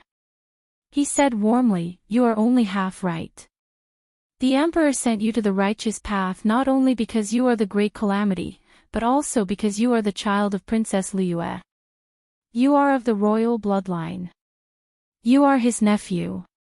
Jing Chen's expression did not change. He looked at him and said, "Then tell me, after I find the life destroyer, how do I solve it?" He did not want to be kept in the dark and be manipulated by others. His every move was arranged by others. Zhu Muzhao sensed his distrust and knew that it was useless to say more. He put his hand on his shoulder and turned to look at the Yellow Springs. He said expressionlessly, "Actually, it is not difficult. As long as you know who the Life Destroyer is, according to the Book of Mystery Maiden, if the Life Destroyer is a man, you can kill him as a sacrifice to heaven. This can protect the great calamity for 300 years. You also do not have to be trapped by Kidu Star anymore." A cold look flashed in Jing Chen's eyes. What if it is a woman? Zhu Muzhao looked back at him and smiled. If it is a woman, you need to tie the knot with her. As long as you give birth to descendants, the Life Destroyer will break and you will not have to worry. Jing Chen was stunned. His heart skipped 2 beats. His expression was a little strange. He asked, "What is the Book of Mystery Maiden? Can I see it with my own eyes?" Zhu Muzhao took in his expression, shook his head and said, "The Book of Mystery Maiden Lu Ren is a relic left behind by Empress Ningzhen. There are many secrets recorded in it. Other than the current His Majesty, only the previous imperial astronomer can read it. If you don't believe me, you can think carefully. Why does a troublemaker have to stick to his Taoist heart?" Jing Chen said in a low voice, "My master told me that if I love and hate it will without finding the life destroyer, it will lead to natural and man-made disasters." Zhu Muzhao sneered, "That is a lie. They don't want you to fall in love. It has nothing to do with the evil spirit of Kidu Star. In fact, it is to prevent you from not being able to kill the man you meet and not being able to marry the woman you meet after you find the life destroyer." Jing Chen's pupils constricted. He looked at Zhu Muzhao in disbelief, trying to distinguish the truth from the lies on his face. The warning that made him careful turned out to be a lie. Zhu Muzhao looked at him with pity and said, "Let me tell you another true story. 100 years ago, there was a troublemaker in our dynasty.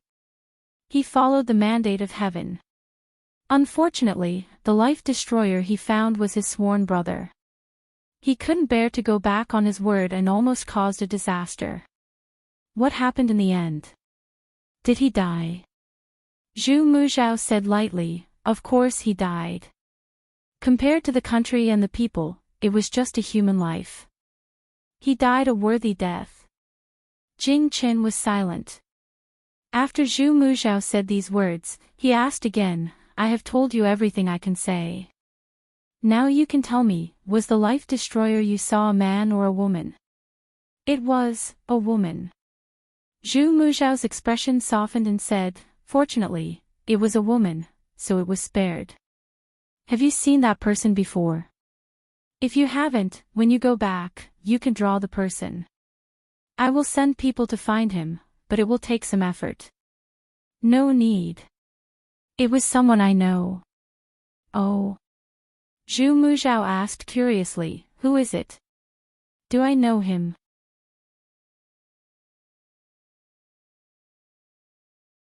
Chapter 465. The sky suddenly changed during the ancestral worship ceremony. The strange phenomenon of thunder and lightning came and went quickly.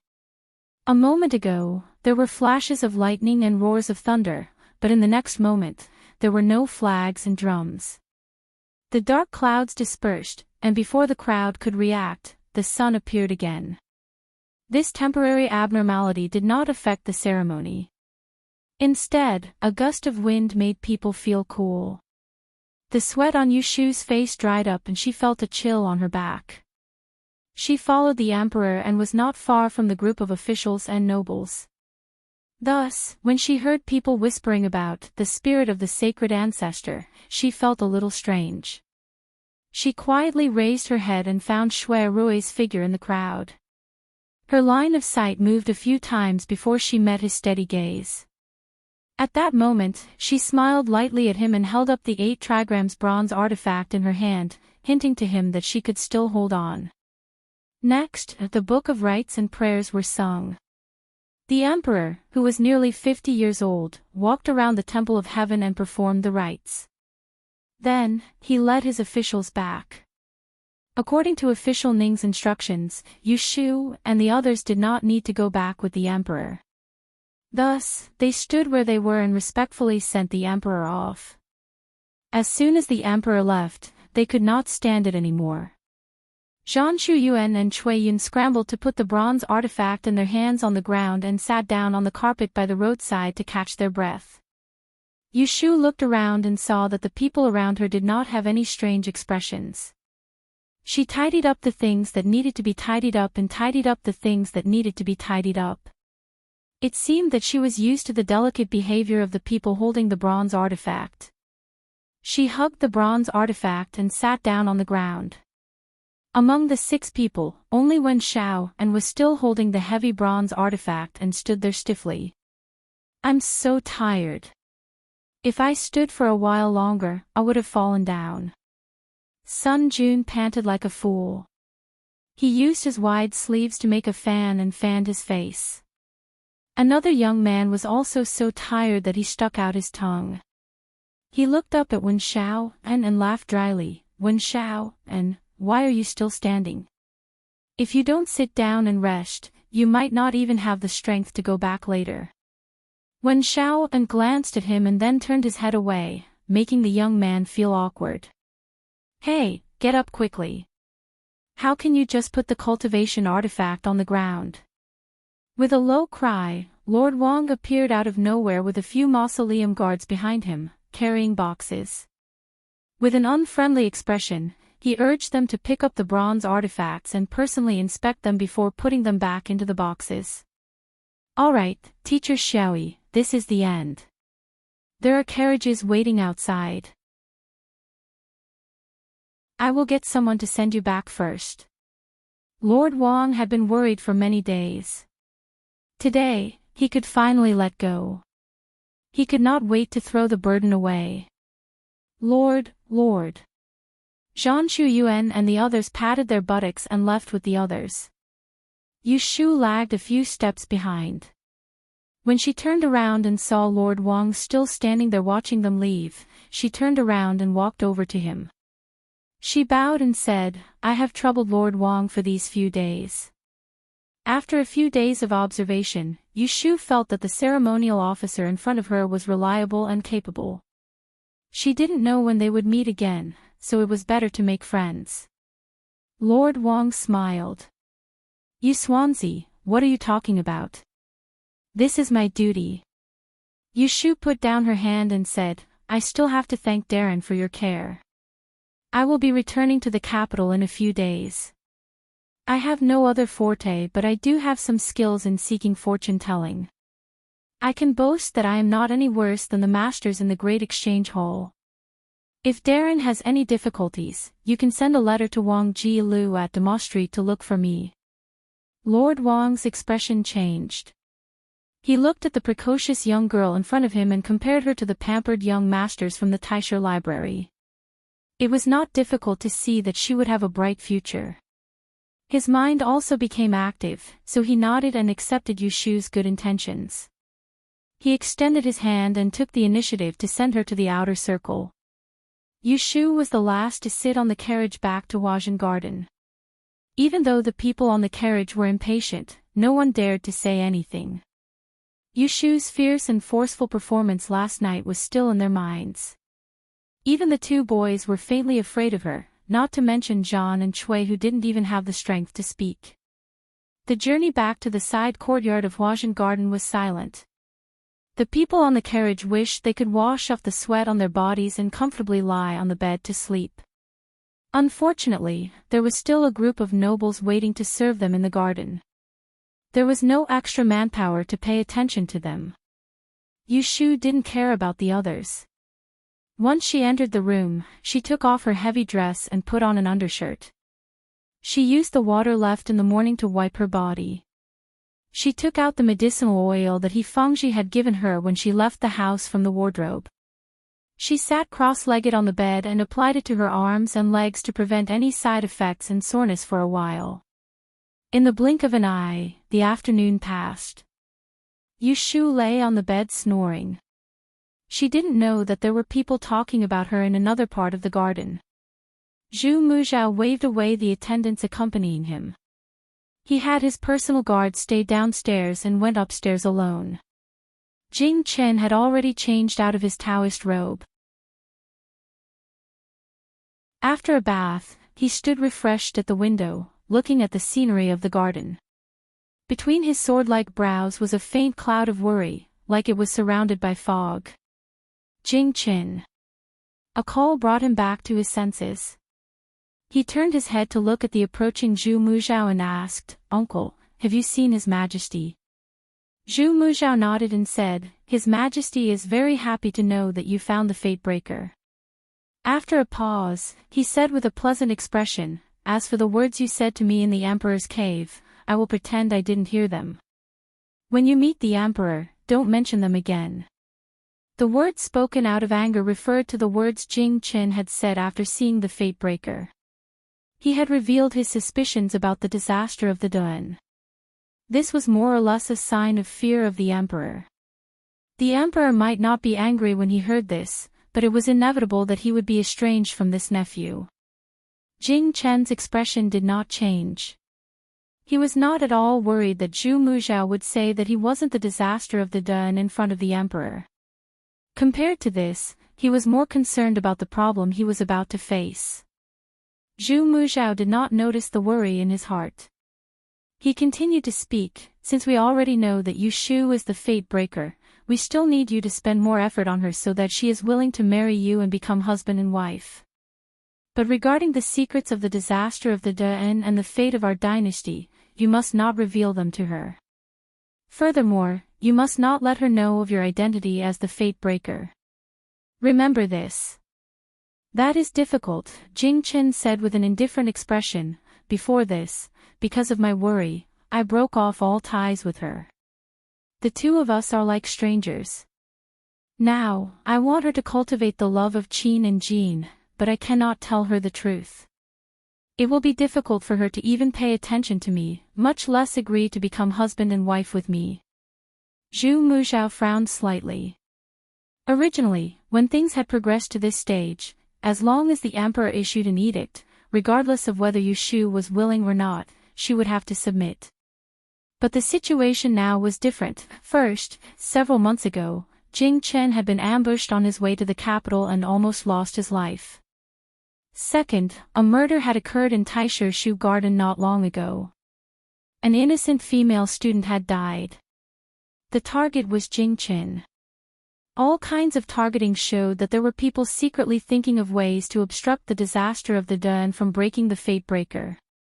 On the surface, the emperor had handed over the matter of Jing Chen's death to Ning Wang to investigate. In reality, he had secretly sent out spies to investigate, but to no avail. What was worth rejoicing was that from the angle of the other party's attack, he could use divination to deduce that they only knew of the existence of the disaster of the Den and the fate breaker. As for how to find the fate breaker and how to break the fate breaker, they did not know. Because they could not confirm the identity of the fate breaker, they repeatedly probed and killed. In such a situation, if the emperor suddenly arranged a marriage for Dozi after worshipping the ancestors, it was clearly telling the other party that there was something fishy going on. In order to protect the safety of the fate breaker and not ruin the important matter, the emperor discussed with him.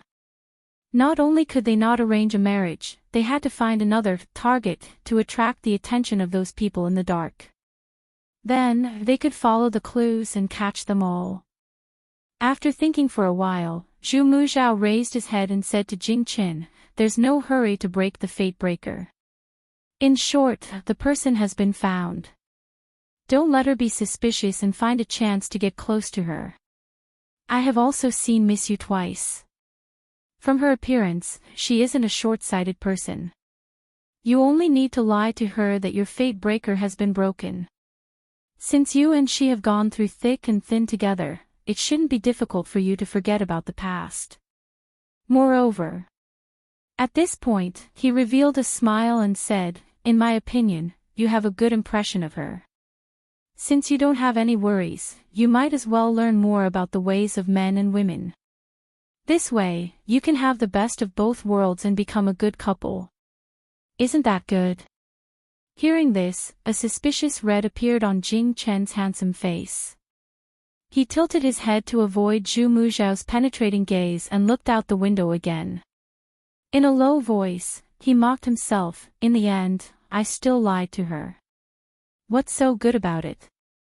Zhu Muzhao looked at the side of Jing Chen's face and fell into a trance for a moment.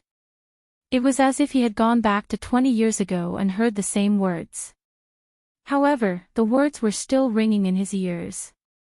After a moment of absent-mindedness, he quickly regained his composure and sincerely said to the young man in front of him, who had a rough life, "Fate is like this. Since you can't go against it, you have to accept it. If you can't accept it, the world is full of bitterness. Think on the bright side." Jing Chen didn't say anything and looked into the distance. No one knew what he was thinking. Zhu Muzhao didn't try to persuade him anymore. He gave him a few more instructions and then left. After he left, Jing Chen called in a servant and ordered, "Where are the people chosen from the Imperial Historian's library to carry the artifacts? Go and find out." "Yes, I will go now." Usually, after the ancestral worship ceremony, the emperor would return to the palace, while some of the nobles would stay in Huajian Garden for a few days. The nearby forest was dense, and there was a natural enclosure 5 miles west of here for hunting horses. Yushu had eaten dinner in the evening and was about to pack her luggage when she heard a servant outside the door say, "Miss Yu, there is an official in the front yard who wants to see you." Yushu thought that it might be official Wang from the Ministry of Rites. Unexpectedly, when she arrived at the front yard, she saw Shui Rui leisurely sitting in the hall waiting for her. "Eldest brother, why are you here?" Shui Rui pointed at a chair and asked her to sit down. He looked her up and down and asked, "Did you rest well?" "Yes, I slept." "Do your arms and legs hurt from standing for so long during the day?" Shui Rui knew that the bronze artifacts were not light. When he saw her holding them in her hands, her head covered in sweat and her face red from the sun, it would be a lie to say that he didn't feel bad. Yushu kicked her legs. "I'm not that delicate." Shui Rui said, "That's good. Tomorrow, we'll walk around the forest and I'll show you the surrounding scenery." Didn't His Majesty say that he's leaving for the capital tomorrow? "You're not leaving?" Yushu asked curiously. Shui Rui then told her that every year after the ancestral worship ceremony, with the emperor's permission, the young nobles would stay. As soon as Yushu heard that she would be staying to play with the princes and princesses, she immediately lost interest.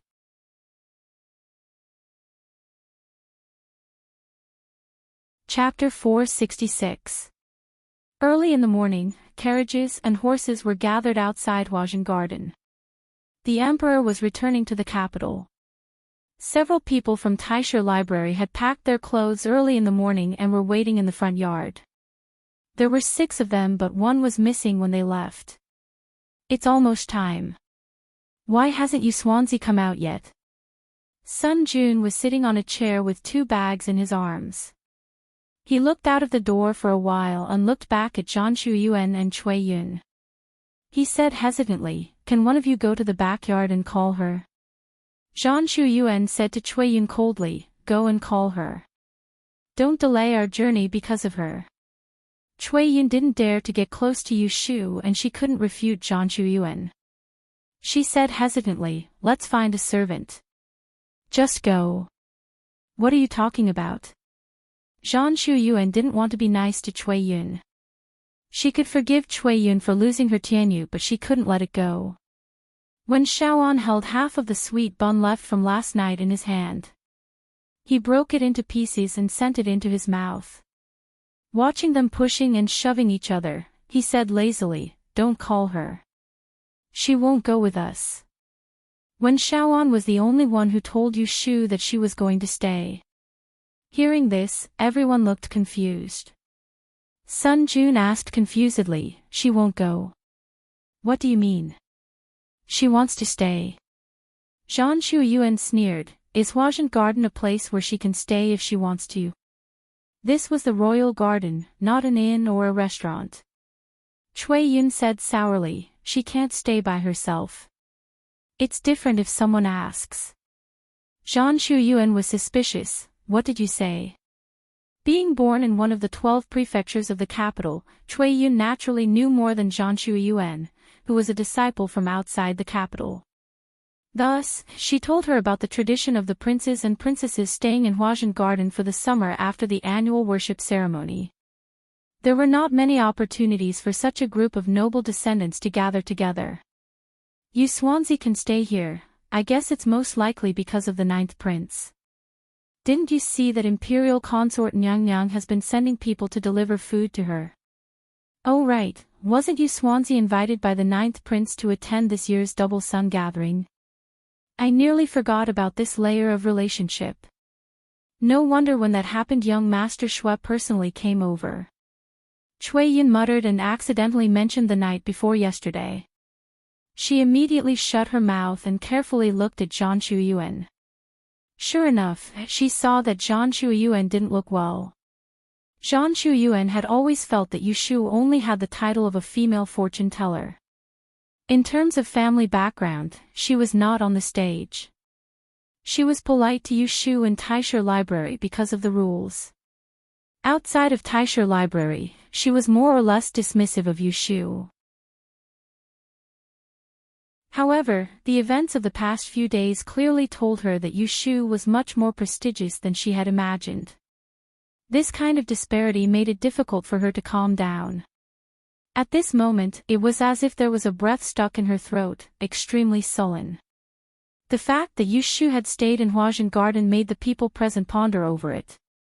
Huazhen Garden became empty and the Yulin royal guards retreated. The remaining nobles were less restrained and went their own ways. Lu Tan and Shui Rui watched as the emperor set off. They returned to the garden and talked on the way. Last night, 8th brother invited me to the West Mountain to hunt. 12th brother and 13th brother wanted to go. Cousin, are you really not going with us? Lu Tan asked the person beside him. Shui Rui shook his head and said, you know that my hunting skills are not good. Shu doesn't even know how to ride a horse. It would be a disappointment if I went. Lu Tan's eyes flashed but he didn't say anything. He could more or less see the relationship between Shui Rui and Yushu. However, it was Shui Rui's matter. As his cousin, it was not his place to interfere. Therefore, it was best not to ask. The two separated on the corridor and returned to their respective residences to change their travel clothes. As a prince, Lu Tan lived in a quiet courtyard in the north yard. As soon as he got off the bridge, he was greeted by servants in twos and threes. Some of them handed handkerchiefs, some of them fanned, and some of them brought news. Your Highness, we have a rare guest. After entering the courtyard, Lu Tan was surprised to see Jing Chen standing in the living room. Martial uncle. Why are you here? I thought you didn't come to worship the ancestors. Lu Tan only knew that Jing Chen disappeared a few days before the worship. The message he sent to the princess's mansion was not answered. He didn't see his name in the list of people who came with him. He didn't expect that Jing Chen would suddenly appear. Jing Chen was wearing a simple but elegant long gown. His hair was neatly combed behind his head with a slender wooden hairpin. Although the expression on his face was a little cold, when he saw Lu Tan, he still revealed a little smile and said, Lu Tan, I'm here. You don't know. Lu Tan invited him to sit down and asked a few more questions. Seeing that Jing Chen had no intention to explain, he changed the topic. We are going to the enclosure later. If Martial Uncle has nothing to do, you can come with us. The scenery of the West Mountain is very good. There is a lot of game in the summer. You haven't been here before, right? Jing Chen nodded and didn't refuse. Then help me prepare a horse. No problem. Martial Uncle, wait here. I'll go back to my room to change. Okay. It was not yet 9 o'clock. Yushu stood empty-handed at the entrance of the courtyard waiting for someone. Not long after, she saw Shui Rui's figure. He was followed by 2 attendants who carried a water bag and a bow and arrows.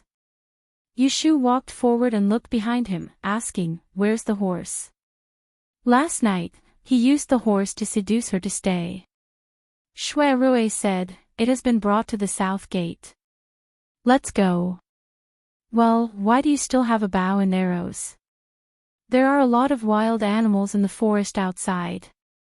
If we encounter a leopard or tiger, we can use it to protect ourselves. Yushu stopped walking. Shui Rui turned his head and looked at her. He smiled and said, Why? Are you afraid? Yushu curled her lips. I read my fortune before I left this morning.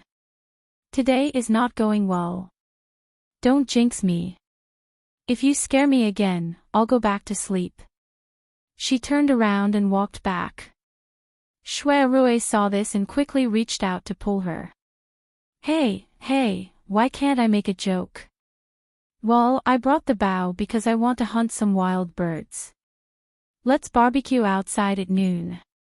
Yushu was pulled back by his strength. She turned her head and smiled. She pulled his sleeve and walked forward. Barbecue. That's a good idea. Let's go. Shui Rui didn't care about her words.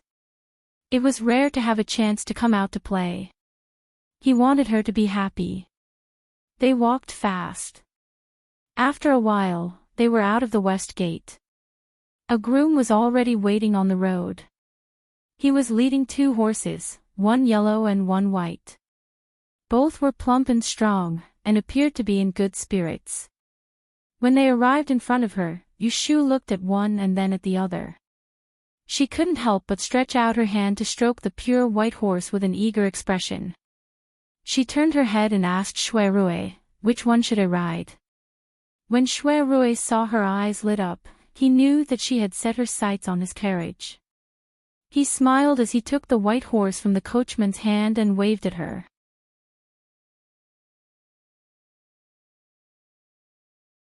Chapter 467. For a brave beginner like Yushu, riding a horse is not difficult. With a good horse and a guard who never leaves her side, she can trot on the horse in less than an hour.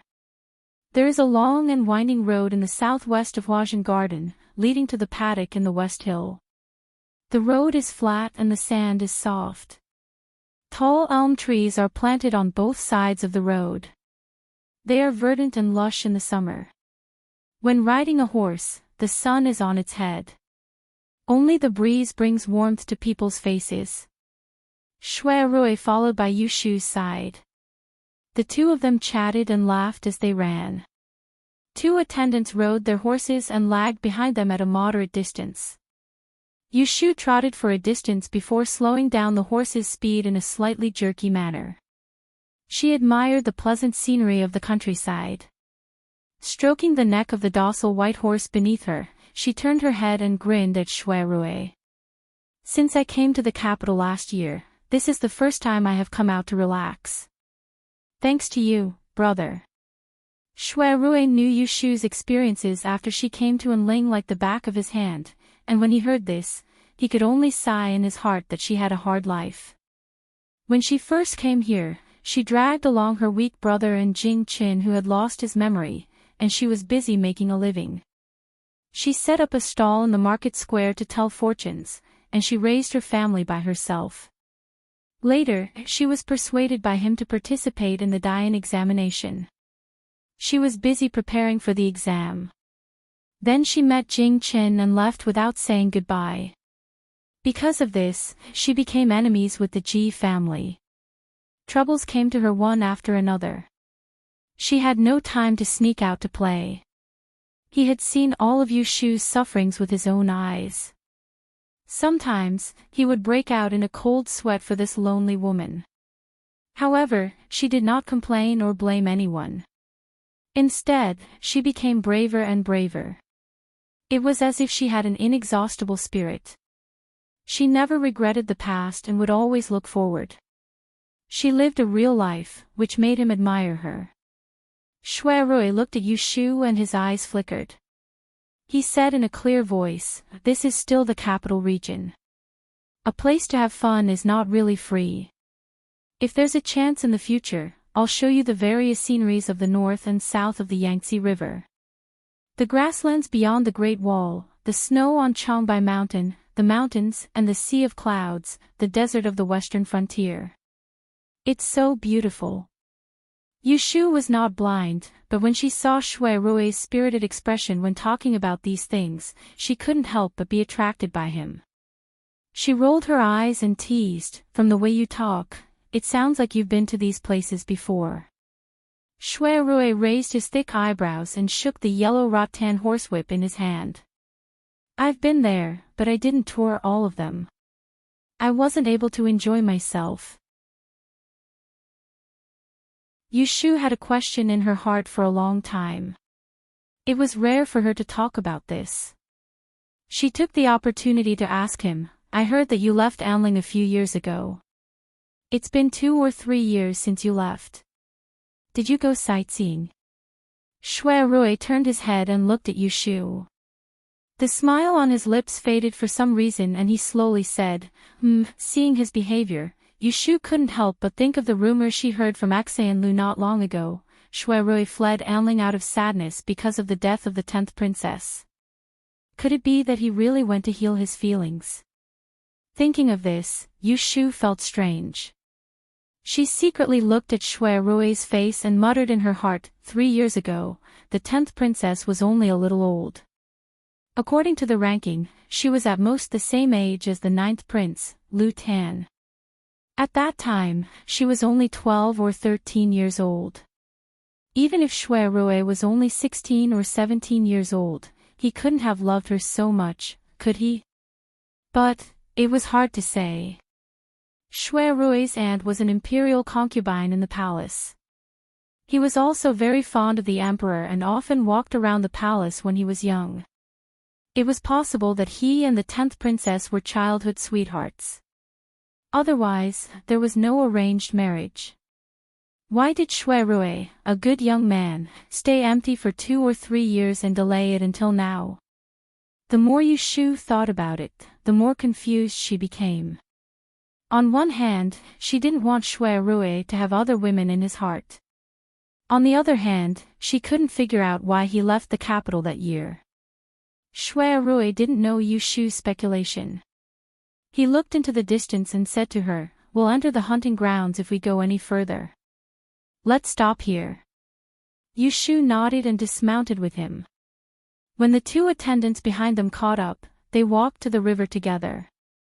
Young master, drink some water. The younger of the 2 attendants untied the water bag and brought it to Shui Rui. Shui Rui took it, unscrewed the cork, and handed it to Yushu. The latter smiled and looked up. She saw that the servant who handed her the water was looking at her and curled his lips, as if he was dissatisfied with her. Yushu's heart skipped a beat. She pretended not to see anything and drank a few mouthfuls of water. She casually asked Shui Rui, Are these 2 servants of Huajian Garden, or did you bring them from the residence? Shui Rui said, Both of them are from the residence and have been with me for many years. Gue-san came from the supply house, and Hotaku is my wet nurse's son. He explained in detail and pointed them out to Yushu. The young man who was tying the horse was 3 to 5 years older than Shui Rui. He was Gue-san, and the one who handed her the water was called Hotaku. When Yushu heard Gue-san's name, she thought of the 2 attendants in Wang Ji Lu. She asked suspiciously, Are Gue-chi and Gue-ba brothers with Gue-san? Shui Rui turned his head and looked at the young man who was tying the horse under the tree. He said to her, It's just that they have the same surname. Brothers are brothers, but they are not related by blood. It's not like you haven't been to the supply house. He changed the topic and asked, By the way, how is the young master of the Bai family, the one you chose for Xiaoxiu? He is very obedient and sensible. Xiaoxiu learned to write from him and has improved a lot. Shui Rui suddenly mentioned Bai Ran, but Yushu didn't think too much about it. She looked at the river that was flowing slowly not far away, and her sharp eyes noticed 1 or 2 fish jumping in the river. Sigh, if I knew this would happen, would have brought a fishing rod and fish basket. You know how to fish. Yushu said proudly, Of course, in the past. Halfway through his words, he suddenly stopped. Shui Rui asked, What do you want to say? Yushu fell into a moment of reminiscence. She remembered the time when the merchant ship was robbed and they jumped into the river to escape. They survived in the forest by relying on her to catch fish.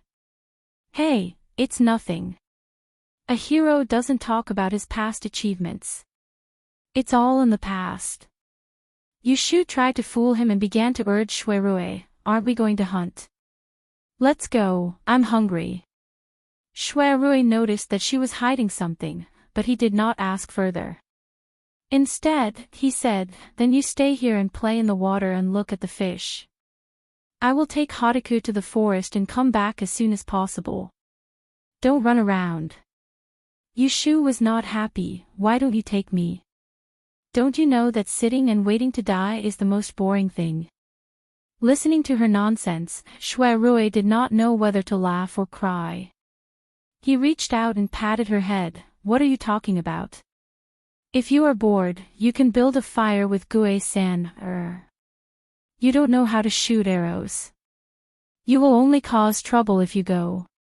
Yushu wanted to say that she knew how to use a slingshot, and that she was very accurate in killing birds, but she glanced at the longbow and arrows that Gue-san had brought along. It was a well-equipped weapon, so she was too embarrassed to say that she knew how to use it. "Well, you go then. Be careful." Yushu did not speak out of turn to remind Shui Rui about the leopard and the tiger. She was afraid that Shui Rui's jinx would turn out to be true. She had also calculated that the weather would be favorable for him today, so she did not worry too much. After Shui Rui left, Gue-san first cleared out a place for Yushu to sit at a shady spot by the river, then he laid out a hemp mat and soft cushion before placing 2 plates of fresh fruits that were plucked from Huajian garden early in the morning. After that, they dutifully gathered the firewood around them and poured out the charcoal and other materials they had brought with them. Yushu wanted to help, but was politely stopped by someone. "Miss, go play with the water. I will do these." Yushu touched her nose and sat down not far away. She picked up a guava and started to nibble on it. She put one hand in the shallow water and splashed the water. It was cool. She had nothing to do here, but she did not know that on the other side, a group of people was approaching the river. What bad luck. Fortunately, we ran fast. Otherwise, we would have died in the tiger's mouth. 8th Prince Lu Du patted his chest as he sat on his horse. He looked back frequently with a pale face. He was afraid that the white-fronted tiger lying on the hill would catch up with them. The 13th princess was sitting on the back of Lu Tan's horse. She grabbed her brother's waist with one hand. Hearing this, she scratched Lu Du's face and teased, "8th brother is a coward. He said he would take me into the mountains to hunt the tiger. You ran fast just now." 8th prince looked embarrassed. He turned to look at the cold and calm Jing Chen beside him and could not help but drag him down. Jing Chen has been cultivating in the mountains for so many years. He is highly skilled in martial arts. He should not be afraid of the beasts. Why did he run away when he saw the big tiger? Jing Chen glanced at him and said, "I saw you all running away. Why should I stay?" 15 minutes ago, they were still hunting in the western mountain enclosure. Lu Du led the way and arrived at the foot of a hill. Before they even got close, they looked up and saw a tiger the size of a small hill dozing off halfway up the hill. Lu Du was scared out of his wits. With a cry of alarm, he turned around and ran. The rest of them naturally turned around and followed him. Along the way, there were quite a few servants who ran away. Coincidentally, they lost their way, so they got lost. Lu Tan was at a loss for words. The 13th princess giggled as she lay on Lu Tan's back. She had a charming and mischievous look on her face. She hadn't seen that big tiger with her own eyes, so she didn't know how terrifying it was. Lu Tan looked at the fork in the forest in front of them. He turned his head and asked Jing Chen, "Martial uncle, which direction should we go?" Jing Chen looked up at the sun and narrowed his eyes. He calculated in his sleeves and knew that the person he was looking for was in the southeast. He pointed to a path and said, "Go this way. There should be a river in front." Lu Du quickly said, "Yes, yes. We will know the way back once we find the river." Lu Tan then sent a servant to find a river in front of them. The group of people rode on horses and walked out of the forest. They were getting farther and farther away from the enclosure but closer to the river. Not long after, they saw the white stone beach and their field of vision suddenly widened. "Look, there's a river in front." The 13th princess cheered and was about to jump down from her horse when Lu Tan pulled her back. A servant knelt down and used his back as a tiptoe to help her down. Lu Du also dismounted and said, "We're tired. Let's rest here and wash our dirty faces. Let's get something to eat before we go back." Most of the princes loved to ride horses and hunt. They were very noble in the capital. When they went out to play, they were more casual. They did not have to rinse their mouths with bird's nest or pick their teeth with shark's fin. The stone beach was not suitable for horses, so they all dismounted and walked on foot. The servants led the horses away and they strolled along the river bank. Jing Chen's eyesight was very good. He saw someone on the other side of the river from afar. When he looked closely, he was not sure if it was Yu Shu or not. So he started walking in that direction.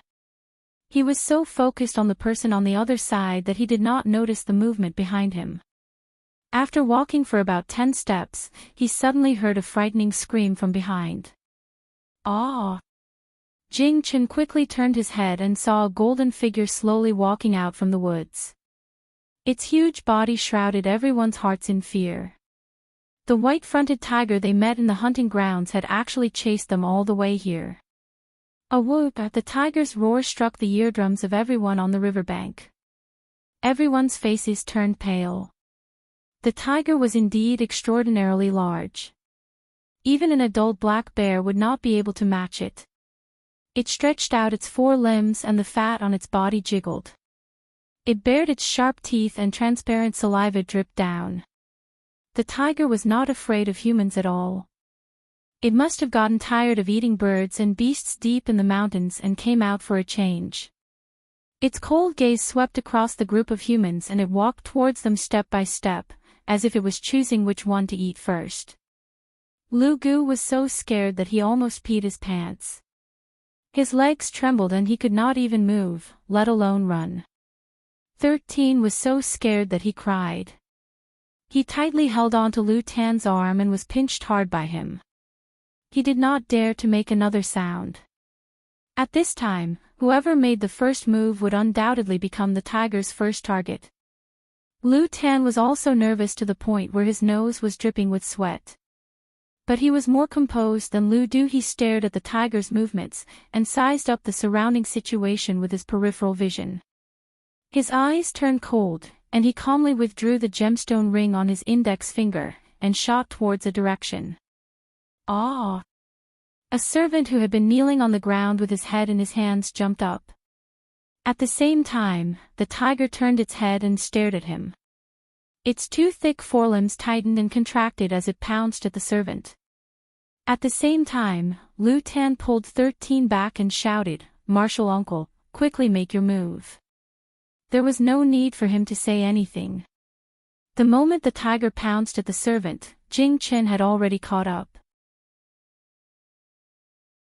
His movements were light as a feather, but his long leg brought with it a gust of wind as it struck at the tiger's back. A whoa! The tiger was unfazed. After being kicked away, its massive body trembled and it gave up on its prey. It turned towards the more threatening human, Jing Chen, and stretched out its sharp claws to slap down. In the blink of an eye, the man and the tiger were engaged in a fierce battle. Jing Chen was good with swords, but he did not bring his sword with him on this trip. He was bare-handed, so he was at a disadvantage when facing a wild beast. Lu Tan, on the other hand, was very calm. Seeing that Jing Chen had entangled the tiger, he let go of 13 and ran to Lu Du, who was lying limply on the ground. He pulled the dagger from his waist, unsheathed it, and threw it at Jing Chen. "Martial uncle, take this." Jing Chen used the spirit crane flips the clouds to dodge the tiger's attack and caught the hilt. With a twist of his wrist, his aura suddenly changed as he faced the tiger and aimed for its life. However, because he was not used to using a sword, his thrust was slightly off the mark and stabbed the tiger's right ear. A whoop! The single-eyed white-fronted tiger let out a pained roar. It keenly sensed the fatal danger and jumped back. As if it had turned into a spirit, it turned around and fled towards the other side of the river. Jing Qin, who was calm when he was fighting the tiger, suddenly changed his expression and chased after it with his sword. "Martial uncle, stop chasing." Seeing Jing Qin chasing the tiger, Lu Ten quickly called out to stop him. However, he saw Jing Chen's figure flying at lightning speed. In a blink of an eye, the man and the tiger were more than 100 feet away. Meanwhile, Yushu had eaten a few fresh fruits and was washing her hands by the river. She was shocked when she vaguely heard a roar from afar. "Gue-san, did you hear something?" Gue-san put down the metal rack in his hand and held on to the dagger at his waist. He stared into the distance and his expression changed. He took a few steps back and grabbed Yushu's arm before running towards the river bank. "Miss, let's go." Yushu looked back in confusion. Her sharp eyes saw water splashing in the middle of the river. Something was running towards her. Soon, she saw clearly what it was and was shocked. She cursed in her heart. "Damn it, Shui Rui, you jinxed it." Yushu wanted to cry but had no tears. She could only flee for her life with Gue-san. Unexpectedly, she saw Shui Rui and the manservant returning from the forest in front of them with bows, arrows, and prey in their hands. Before they arrived in front of her, she had already shouted loudly.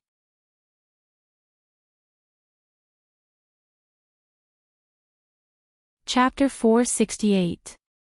Big brother, run for your life, the tiger is coming. As soon as Shui Rui came out of the woods, he saw Yushu shouting and running towards him. When he looked back, he knew what made her panic. A fierce tiger was running dozens of steps behind her. Its eyes flashed with a fierce red light, and behind the tiger was a man with a sword.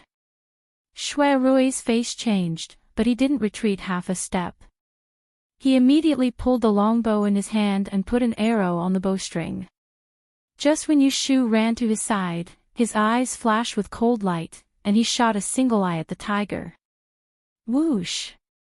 A whoa! The left eye of the tiger was hit by the arrow, and blood splashed out.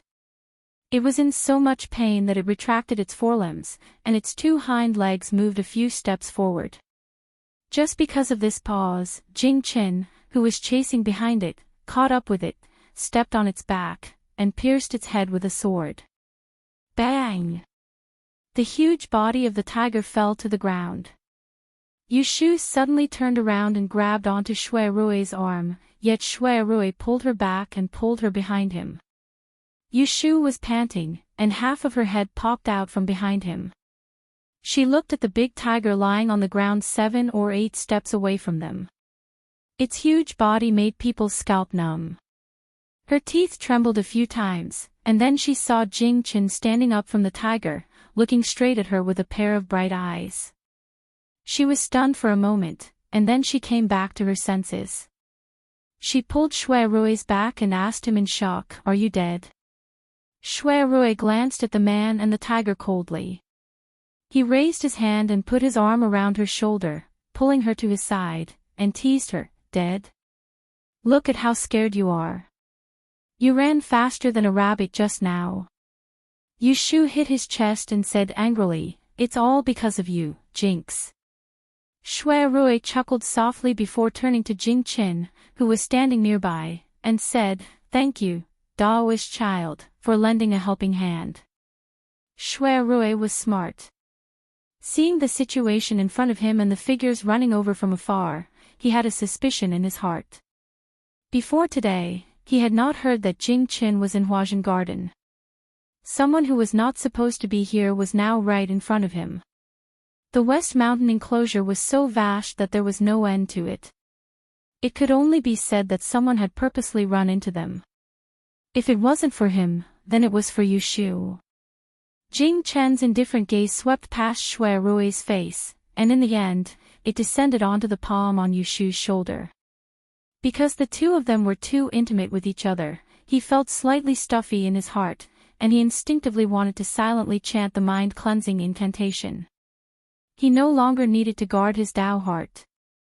No need to thank me. You were the one who shot it just now. That's why I was able to act in time. Only then did Yushu notice that there was an arrow stuck in one of the tiger's eyes. Half of the arrowhead was pierced through, and the other half was exposed. Blood was flowing out of the eye. She opened her eyes and was puzzled. Such a big tiger, shouldn't it stay deep in the mountains? Why did it run out of the enclosure? She glanced at Jingchen again and did not say anything. That night on the bridge, he had severed all ties with her and said that they were strangers. She did not want to use her warm face to stick to his cold buttocks. In next to no time, Lu Tan and the others who were on the other side of the river rushed over, and they heaved a sigh of relief when they saw the dead white forehead tiger on the ground before noticing Shui Rui, and they wiped off the cold sweat on their foreheads. Your Highness, what happened? Shui Rui let go of Yushu's shoulder and asked Lu Tan when he saw the group of people approaching.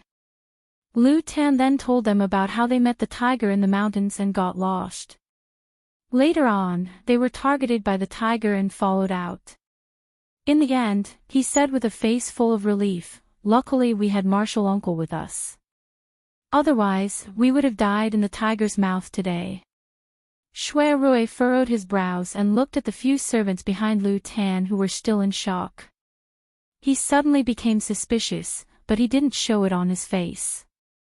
He asked Lu Tan again, where are the others? Lu Tan pointed at the river bank behind him and said, 8th brother and 13th sister are over there. Shui Rui looked at the river bank and asked, why isn't the 12th prince with you? No, he had a stomachache this morning, so he stayed in Huajian Garden. Shui Rui nodded and said no more.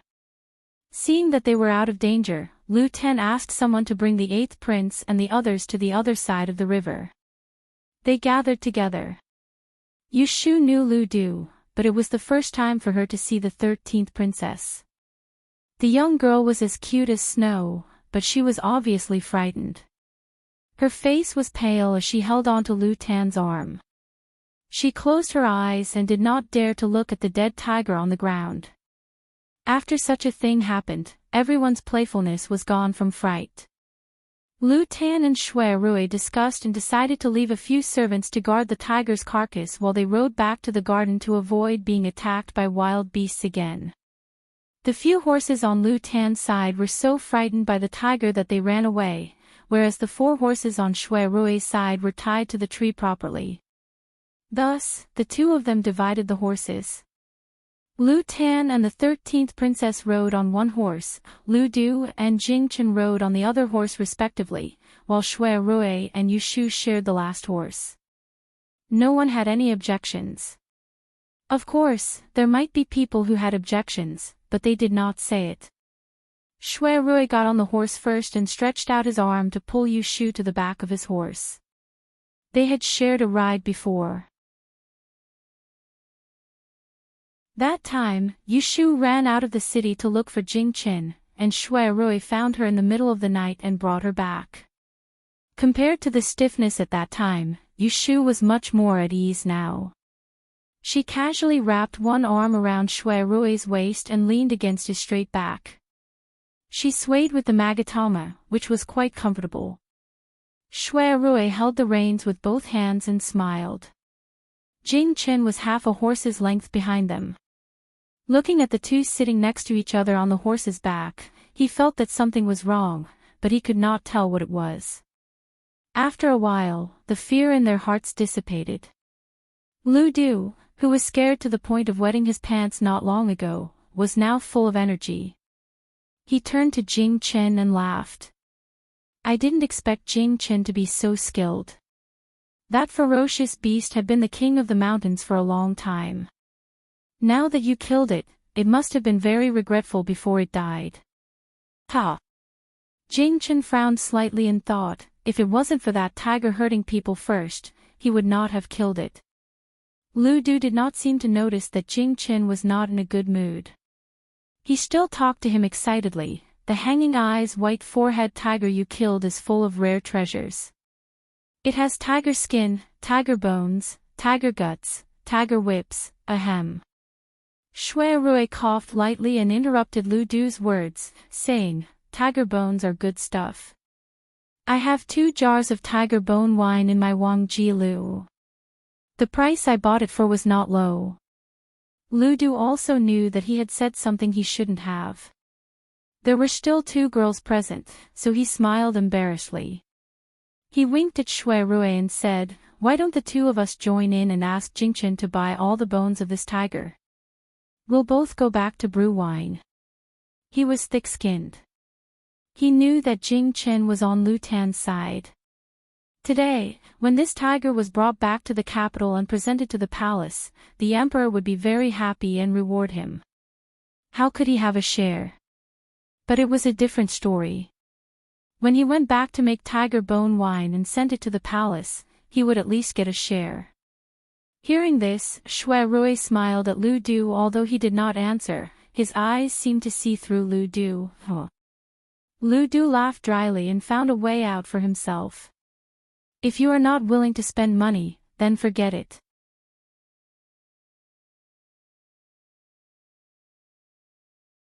Chapter 469. By the time Shui Rui, Lu Tan, and the others returned to Huazhen Garden, it was already afternoon. Shui Rui brought Yu Shu to his residence and ordered the servants to prepare a meal for her. He then went to the east courtyard alone to look for Lu Tan. Lu Tan lived in a small lakeside building. When Shui Rui came downstairs, he met Jing Qin who was coming out. The 2 looked at each other, nodded in greeting, and walked away. Cousin, you're here. Lu Tan had changed into a comfortable cotton robe and was drinking tea in the pavilion. He gestured for Shui Rui to sit opposite him and waved to the palace maids who were waiting on him. 2 of them obediently came forward to fan Shui Rui and pour him herbal tea. Shui Rui only glanced at the many eyes and ears in the pavilion, but didn't say anything to ask Lu Tan to leave. There's something fishy about what happened in the paddock today. Lu Tan's face darkened. He nodded and said, I thought about it carefully on the way back. There is indeed something fishy. Every year, there are hunting teams patrolling the western mountain paddock. Whenever a ferocious beast appears, it is either hunted or chased deep into the mountains. The fierce tiger we encountered today was most likely lured out of the mountains by someone in advance. Shui Rui thought for a moment and said, according to what you said earlier, you met the tiger near Choping Hill. The West Mountain paddock is so big, and you happened to run into it. Moreover, it chased you all the way to the periphery before showing its head. This tiger is really thoughtful. Lu Tan narrowed his eyes. Cousin, are you saying that someone deliberately lured us to Choping Hill and then lured the tiger to chase us? Shui Rui didn't answer and asked, who do you think it is? It's suspicious that 12th brother didn't travel with us, but he doesn't have the means to do so. 7th brother didn't come to worship the ancestors and is in the capital, but it's not impossible for him to reach Huazhen Garden. 8th brother is a coward and would never do such a risky thing. Lu Tan analyzed them one by one. Although he didn't point them out, he already had a suspect in his words. Shui Rui laughed soundlessly and said in a low voice, it can't be Ning Wang. Lu Tan frowned and said with slight displeasure, why can't it be him? Shui Rui's dry and slender fingers gently tapped on the tea table. His eyes were not clear as he said, I have known him since I was 6 years old. It has been more than 10 years since then. I know very well what kind of person the 7th prince is. If the tiger was released by him today, Your Highness would not be able to sit here and talk to me in one piece. Hearing this, a flash of disapproval flashed across Lu Tan's face. He knew that compared to him, the son of an imperial consort who had been neglected for many years, Lu Hao, who had been favored by his imperial father since he was young, was indeed stronger than the other brothers in every aspect. But after the double son meeting, he had successfully suppressed Lu Hao and felt that this imperial brother was not someone he couldn't deal with. He even had a faint feeling of contempt. In his view, Shui Rui's evaluation of Lu Hao was exaggerated. Then who does Biao Xiong think is behind this? Shui Rui raised his head to look at him, the corners of his mouth moving slightly. He said in a pure and kind voice, "Why don't you go investigate personally? Who is with us today? Who is it that got lost along the way? Why did the 12th prince suddenly have an upset stomach?"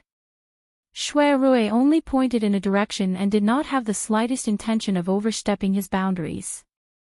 Lu Tan admitted that with his current ability, he still could not order Shui Rui to do things for him.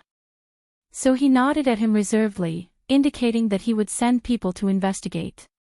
After discussing business, Shui Rui took a few sips of the cold drink at Lu Tan's place and asked casually, "When did Daozi arrive at Huajian Garden? When did Daoist child arrive at Huajian Garden? I haven't seen him for the past few days." "I'm not sure about that. Martial uncle should have arrived earlier than us. He also refused to tell me. Maybe Imperial Father has other arrangements. You didn't mention it when we met yesterday. Why are you together today?" Shui Rui's expression was only curious. Lu Tan did not hide it from him. "When we came back this morning, Martial uncle came to find me. I invited him to go hunting with me. Fortunately, he accompanied us. Otherwise, I don't know how many people would have been killed by the tiger." His tone was not overly afraid.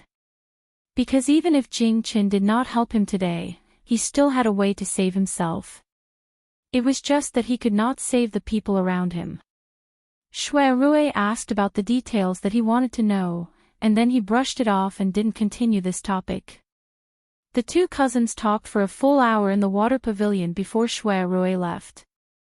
Lu Tan looked in the direction of his departure. He turned around and glanced at the servants around him. He said in a cold voice, he said coldly, "Watch your mouths. Know what to remember and what not to remember." He had been back in the capital for less than half a year, and there were very few loyal servants around him. There were some things that could not be heard by others, but he deliberately let them hear it. In the future, he could keep those who could be useful. Yushu stayed in Shui Rui's residence. It was much more relaxing than the small courtyard where the 6 people lived. There were people serving her with warm water and bathing. After bathing, food was served. When eating, there was a maid waving a fan at the side, which made Yushu think that she had returned to Wangji Tower. When Shui Rui came back, Yushu was lying on the rattan chair in the inner hall and dozing off. She did not hear the sound of him entering. Shui Rui didn't ask anyone to wake her up, and he walked over slowly. He took the fan from the servant girl and gestured for them to leave, then he sat down on the soft stool by Yushu's side. He had a smile on his face as he watched Yushu doze off with her head tilted to one side, and then he fanned her. Yushu was a light sleeper and woke up after a while. She narrowed her eyes and saw a handsome face. She was not very surprised. After staring for a while, she yawned and sat up. Rubbing her face, she asked him, "You're back. Have you eaten?" Shui Rui looked at her lazy movements and couldn't help but brush the messy hair at her temples. He put it behind her ear and smiled, "I ate at Wang Ye's. Don't sleep anymore. Accompany me and talk. Rest well at night. Tomorrow, we will leave for Jing." Yushu instantly woke up, going back so soon. And, 13th princess has been frightened. Ning Wang wants to take her back to Jing. It is not convenient for us to stay alone, so we will go with them. Oh, Yushu's face was slightly regretful. She looked at Shui Rui and said honestly, "It's nothing else, just that I couldn't eat the wild game you hunted." It's a pity. Shui smiled. What's so hard about that? Didn't we bring back the pheasants and rabbits? We can roast them by the lake tonight. Ha, that's good. Yushu became alert again. She crossed her legs and changed to a more comfortable sitting position. She took the fan from his hand and waved it between the two of them. She asked curiously, such a big tiger, how did it get to the edge of the enclosure? Didn't they say that vicious birds and fierce beasts usually hide among people? Shui calmly told her, if it didn't run out by itself, it was lured out by someone. Yushu's expression was strange. Hearing his words, she had a guess, someone had ill intentions and wanted to kill. As to whose life and why, she didn't need to think about the answer before she knew it. Den had been celebrating for 14 years, and the princes had all come of age. The empress had no children, and the Eastern Palace had no ruler. This was clearly a situation of the princes fighting for the throne. The princes that had a chance of succeeding the throne were fighting each other. Who didn't want who to die? Not to mention today's incident, Yushu had been implicated once before. That had been during the Shuangyang conference. She had been tricked by Shui Yun and had been tied up by Lu Hao's subordinates and locked in the basement.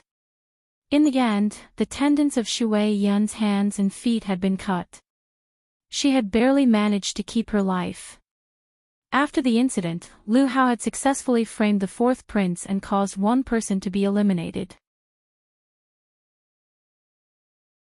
The road to the fight for the throne was filled with corpses.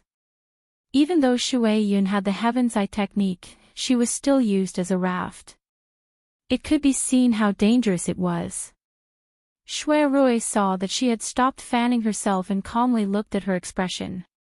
He asked softly, "Are you afraid?" Yushu raised her head to look at the talented and handsome Shui.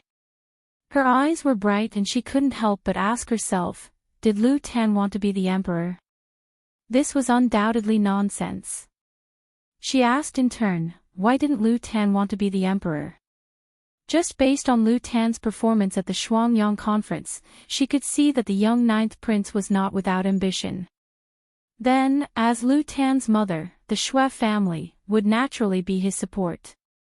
Shui, as the eldest son of the Shui family, would inherit the large family business in the future.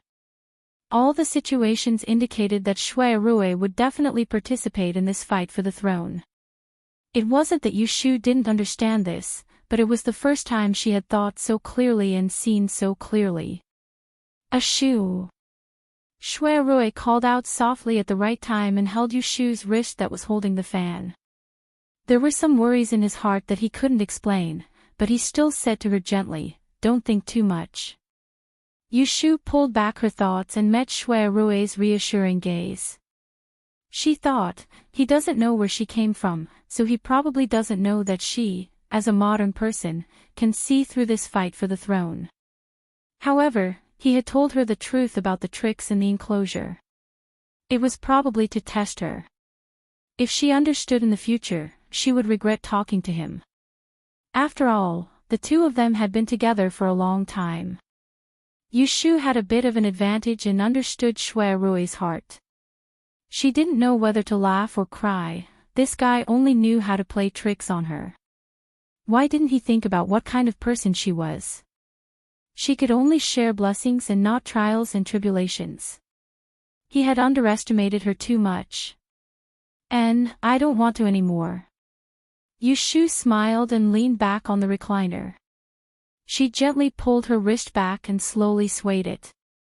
She thought to herself that it was fine. If he thought she was ignorant, then she would continue to pretend to be ignorant. When the day came that he wanted to talk, she would have a good talk with him. The next morning, after breakfast, the group of people who had stayed in Huajian Garden left for the capital. When Yushu arrived, she squeezed into a carriage with a group of people. When she returned, she could even lie down. Shui sat across from Yushu. He watched as she held half a book in her hands. Her body was slanted and she wanted to lie down, so he said, "Sit up straight." If you lie down and read, your eyes will fall out. Yushu made an "oh" sound and sat up reluctantly. Shui liked to control her. If she didn't listen to his words, he would nag her the whole way. Last night, Shui took her to the lakeside to eat some wild game. In a moment of happiness, they drank some wine.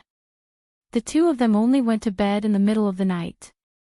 Now that they woke up so early, she felt a bit tired. On the way, the carriage stopped several times. The return journey was faster than when they came. At dusk, they arrived at Enling City. They entered the city from the west gate and went their separate ways. Shui sent Yushu to the door of her house and left. When Yushu entered the door, a servant ran to the backyard to report. When she entered the second door, Yundo ran out to greet her. She went forward to take her luggage and said happily, "Miss, you're back. Madam and Tai Tai are talking about you." Yushu had been away from the capital for a few days. When she came back, she felt close to her maidservant. She went back to her room to wash her face, change her sweaty clothes, and went to the big room to meet the elders. In the central room, old Madam He was holding her grandson. Zhao Hui sat on the lower seat and patted Yushu's palm to talk. This mother-in-law and daughter-in-law were both kind people. They didn't ask about the ancestral worship ceremony, but only cared about how she was doing these days. Yushu also liked to listen to people's gentle words. She patiently talked to them for a while. Seeing that it was time for dinner, Zhao Hui urged people to prepare dinner. He Fangji and Yu Xiaoxiu hadn't returned yet. Why isn't Godfather here at this time? Yushu looked outside the door. Old Madam He answered, he said that there have been many patients in the medical center these days. He's too busy to leave and often only returns home after dark. If it wasn't for the fact that he still has a child at home, I'm afraid he would have to stay in the medical center at night. He Fangji's medical ethics were indescribable. Yushu said in admiration, Godfather has a kind and righteous heart. Although old Madam He was dissatisfied with her son spending all day in the medical center and not at home, she was satisfied with her grandson. Hearing Yushu's praise, she beamed with joy. Zhao Hui pulled Yushu's hand and said, "This is because of the plaque that the emperor bestowed. When your father first came here, no one believed in him. These days, he has accumulated virtue in medicine and his reputation has become more and more famous. I didn't have time to tell you, but 2 days ago, someone from the general's mansion invited him to come and see a doctor." With this, He Fangji led Yu Xiaoxiu home. Sister, you're back." Before entering the door, she heard the sound first. Yushu turned her head and saw Yu Xiaoxiu come in like a gust of wind. Yushu smiled and pulled Yu Xiaoxiu to the other side to sit down, giving the seat to He Fangji who came in later. "Why did you only finish school now? Did you run off to play?" Yu Xiaoxiu scratched his head and turned to look at He Fangji. He Fangji explained for him, "No, this child is very obedient. He came to the medical center early after school to help me." Yushu's nose twitched. Sure enough, she smelled the smell of medicinal herbs on Yu Xiaoxiu's body. The family sat at the table and had a reunion dinner. They talked and laughed, and it was livelier than usual. At night, Yushu was sitting at the table reviewing the homework of Taisher Shuyuan when she heard Yu Xiaoxiu knock on the door. "Sister, I want to talk to you. Come in." Yu Xiaoxiu pushed the door open and walked to Yushu's side. There was a trace of hesitation on his gentle face. "Can I ask you a favor?" Yushu put down her book and turned around. She put her arm on the back of the chair and smiled. "Say it." It's Hu Tian, Yu Xiaoxiu frowned. He hasn't been to school for a few days. "Mu Xiu, I went to his house yesterday and saw that he has lost a lot of weight. He told me that half a month ago, his mother took him to the Grady shop to have his fortune read. A teacher said that he would have a bloody calamity, so his mother locked him up at home and didn't allow him to go out. She even said that she would hire a teacher to teach him, so that he wouldn't be allowed to study at Baichuan Shuyuan anymore. Yu Shu didn't find it strange. The Hu family was a powerful and wealthy family. Hu Tian was like a precious baby to the young master. How could his mother allow anything to happen to him? In order to avoid trouble, she wouldn't let him go to school. The Hu family couldn't afford to hire a few teachers. Yu Xiaoxiu continued, but Hu Tian didn't believe it. But Hu Tian doesn't believe it. He said that the teachers in the e-shop are all liars. They made up lies to fool his mother. Sister, I know you're powerful. Can you read his fortune and see if he's going to have a bloody calamity? Don't let him lose the chance to go to the library just because of a lie. Yu Shu raised her eyebrows and said, I can read his fortune, but he doesn't believe the teachers in the great e-shop. Does he only believe me? Yu Xiaoxiu hurriedly said, why wouldn't he believe you? Sister, you're a fortune teller. Yu Shu wanted to say that the title of fortune teller didn't match with that of a fortune teller. But when she saw Yu Xiaoxiu's proud face, she couldn't bear to reject his request. She raised her hand and patted his head, saying,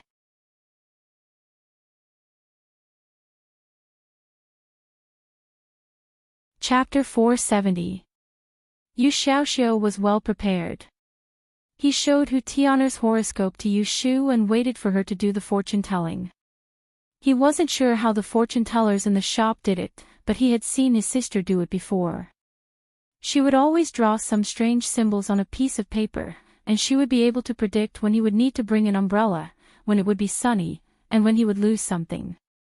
His sister could even predict the bumps in the road ahead of time. It was really amazing. Yu Shu spread the paper and turned to Yu Xiaoxiu, don't just stand there, I don't know how many strokes I need to do. Go outside and find Yundo. Don't ask her to get me hot water to wash my feet, just get me a basin of water. Yu Xiaoxiu did as he was told, and she picked up the pen to do the fortune-telling. Hu Tianer's horoscope was very good, with all 5 elements. He looked like a person with good fortune. Yu Shu originally planned to figure out the child's misfortune for the next half a month, but she did not expect to bump into the misfortune the day after tomorrow. The fortune-teller for Hu Tianer was not lying, but he was not accurate enough. The child was indeed going to face a bloody disaster. To be precise, it was a man-made disaster. Coincidentally, Yu Shu had just started to organize the case records of the Supreme Court. She had all the big and small disasters in her hands, and the first one she started to analyze were the cases of assault and injury. In her law of misfortune, every incident could be represented by numbers and symbols. She stared at the assailants. Initially, she wanted to use the names of the assailants as the result of her divination. As long as she knew the numbers and symbols represented by each surname, she could deduce the surname of the assailant from the victim's horoscope. This way, it would be easier to guard against them. However, it was easy to imagine, but when she actually tried to calculate, she realized that it was ridiculously difficult. Not to mention that there were many surnames in this world, people with the same surname might not come from the same family. As she calculated, she became confused. Fortunately, she had a flash of inspiration. She remembered that people did not only depend on their surnames, but also their zodiac signs. There were a total of 12 branches of the earth. This was the fate that one was born with. It matched the Yi Shu and her divination. It was like pushing a boat with the current. Within 2 days, she successfully obtained the value of 3 branches of the earth. Later, she was delayed by the ancestral worship, so she temporarily put it aside. She was now holding the result of Hu Tian's horoscope.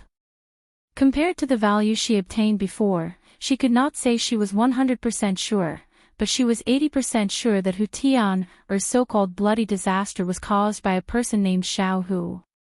Since it was a man-made disaster, it was definitely not an accident.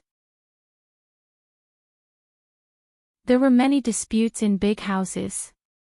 For a family like Hu Tian's, it was normal for one or two people to be jealous of him. Yushu had never liked to meddle in other people's business, especially when it came to other people's family. However, Hu Tian was very loyal to Yu Xiaoxiu. Previously, when Yu Xiaoxiu was pushed off the horse by Shui Wenjie at Baichuan Academy, he was the one who impatiently sent him back home. Now that she knew that the child was going to suffer, how could she not remind him?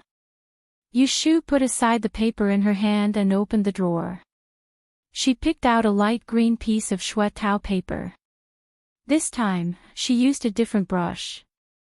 After some deliberation, she wrote a letter. Finally, she signed it with her operator's seal. After that, she sealed the envelope with wax.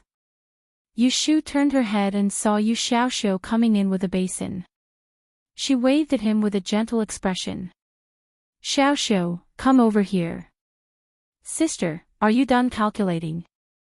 Yu Xiaoxiu's eyes were filled with anticipation. Nodding, Yushu passed the letter to him. She reminded him, "Tomorrow, go to Hu Tian's house. Don't talk nonsense with him. Think of a way to hand this letter to Madame Hu." Yu Xiaoxiu immediately asked worriedly, "Is Tian all right?" "Sister, what did you say in the letter?" Yushu patted his head and said, "Don't ask. It's the adult's business. Remember to hand the letter to his mother. Don't open it in private. Otherwise, don't come to me crying when something happens to Hu Tian. Yu Xiaoxiu nodded hurriedly and put the letter away in case he forgot it tomorrow. Yushu sent Yu Xiaoxiu back to sleep. She was tired from the long journey during the day, so she washed up and went to bed early. The next day, Yushu went to the Wangji restaurant. Before she left, she put the crystal beads made by Old Man Su in the fengshui pond. After 7 days, she would be able to see whether it was good or bad.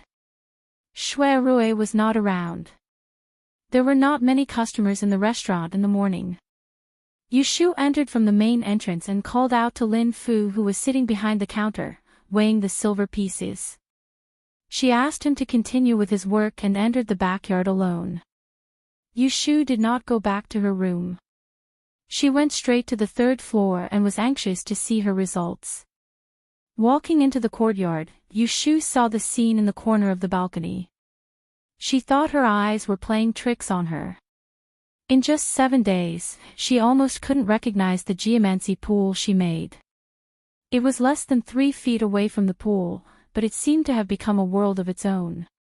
The colorful cobblestones had small clusters of fresh green sprouts, and the pot of autumn grass had actually bloomed ahead of time. The edge of the pool was surrounded by a thin circle of green moss. Yushu blinked a few times and recognized that the black and shiny water tank under the sun was the gray fish tank she asked for from the kitchen. She hesitated for a few steps and walked closer to look down. This time, her eyeballs almost fell out. The crystal stones at the bottom of the pool were like transparent bubbles, flashing with an enchanting luster. The 4 colors blurred one's vision, making one feel as if they were in a dream. Was this the crystal stone she bought from the sea merchant? How could it be so beautiful? Yushu squatted on the edge of the pond and looked at it for a while.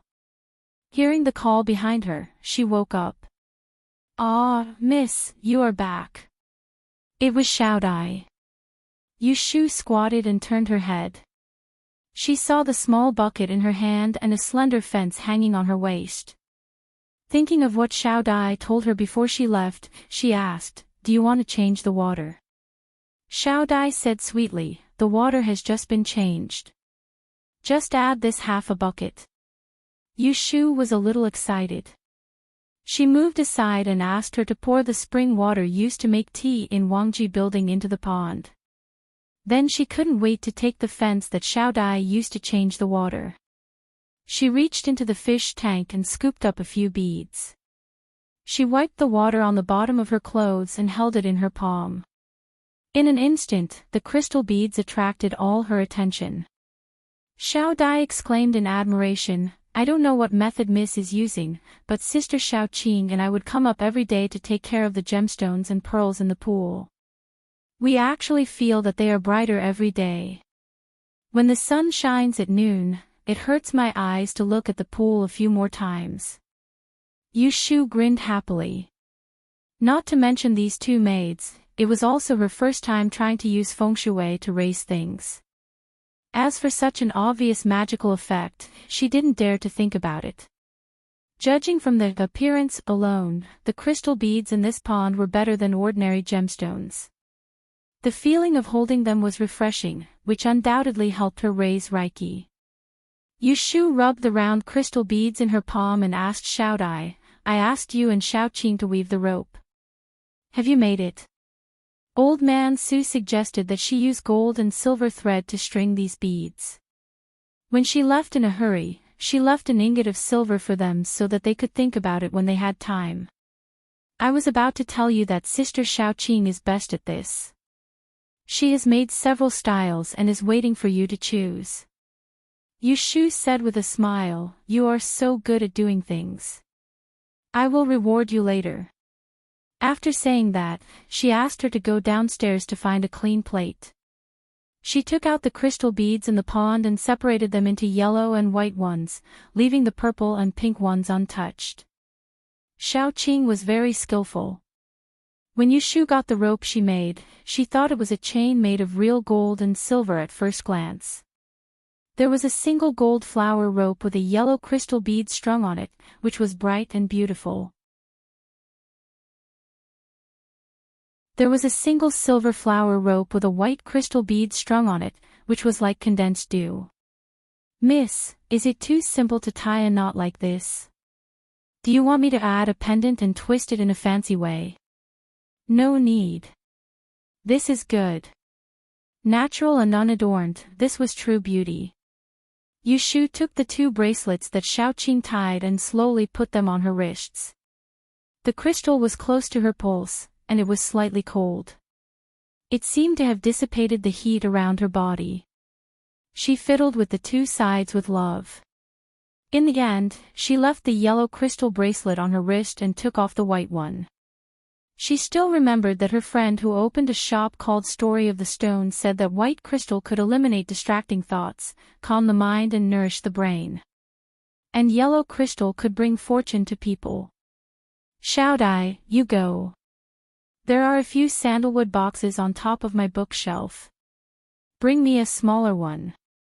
When Xiao Dai wiped the box clean and brought it over, Yu Shu put the white crystal bracelet inside and closed it. Xiao Dai asked with a smile, "Miss, are you going to give it to the young master?" Yu Shu shook her head and put the box aside. She said, "This water essence stone is suitable for women to wear. Have you seen any man who likes shiny stones? If I give it to your young master, he will think that I am making fun of him." Actually, she had only said half of what she wanted to say.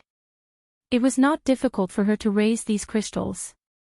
After all, she did not spend much effort on them. They were toys that she used to amass money. If she really wanted to give them to Shui Rui, she would at least want them to be unique. For example, the century-old mahogany root. Yu Shu touched her chin and looked thoughtfully at the sandalwood box on the table.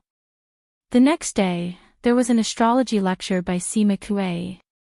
Yu Shu went to LoveLore Library in the morning and saw Axayan Lu. Before she took out the box from the bookcase, she saw Axayan Lu coming out with an invitation full of pine fragrance. Axayan Lu handed it to her and said with surprise, "Lotus Room, it will be my 15th birthday in 3 days. My father and mother are going to hold a ceremony for me. You must come." Yu Shu then closed the box and took the invitation empty-handed. She opened it and felt a little strange. She knew that in ancient times, women were considered to be of marriageable age at the age of 15. From then on, they could talk about marriage. Girls from rich families would also hold banquets and ceremonies. However, she had never experienced this kind of thing. "You are already 15. Yu Shu murmured. She looked at Axan Lu and reached out to measure her height, which just reached the tip of her nose. I thought you were 13 at most. You are only 13. Axan Lu angrily slapped her hand away and looked up at Yushu's height. Her face fell and she said with no confidence, so what if you are tall? Yushu raised her eyebrows and smiled. She did not argue with her. She just patted her head condescendingly and walked towards Sima Kuei, who had just appeared not far away with the bookcase under her arm. Axan Lu stood there with a red face and whispered, "You just like to bully people. But I owe you, so I like to get close to you." You're tuning into the LoveLore Library YouTube channel. We're so grateful for your support, and don't forget to subscribe to join us on this incredible journey through captivating stories. Your generosity through donations truly makes a world of difference, as it's the primary source of revenue that allows me to expand and enhance this channel for you. Thank you from the bottom of my heart for being a part of this adventure.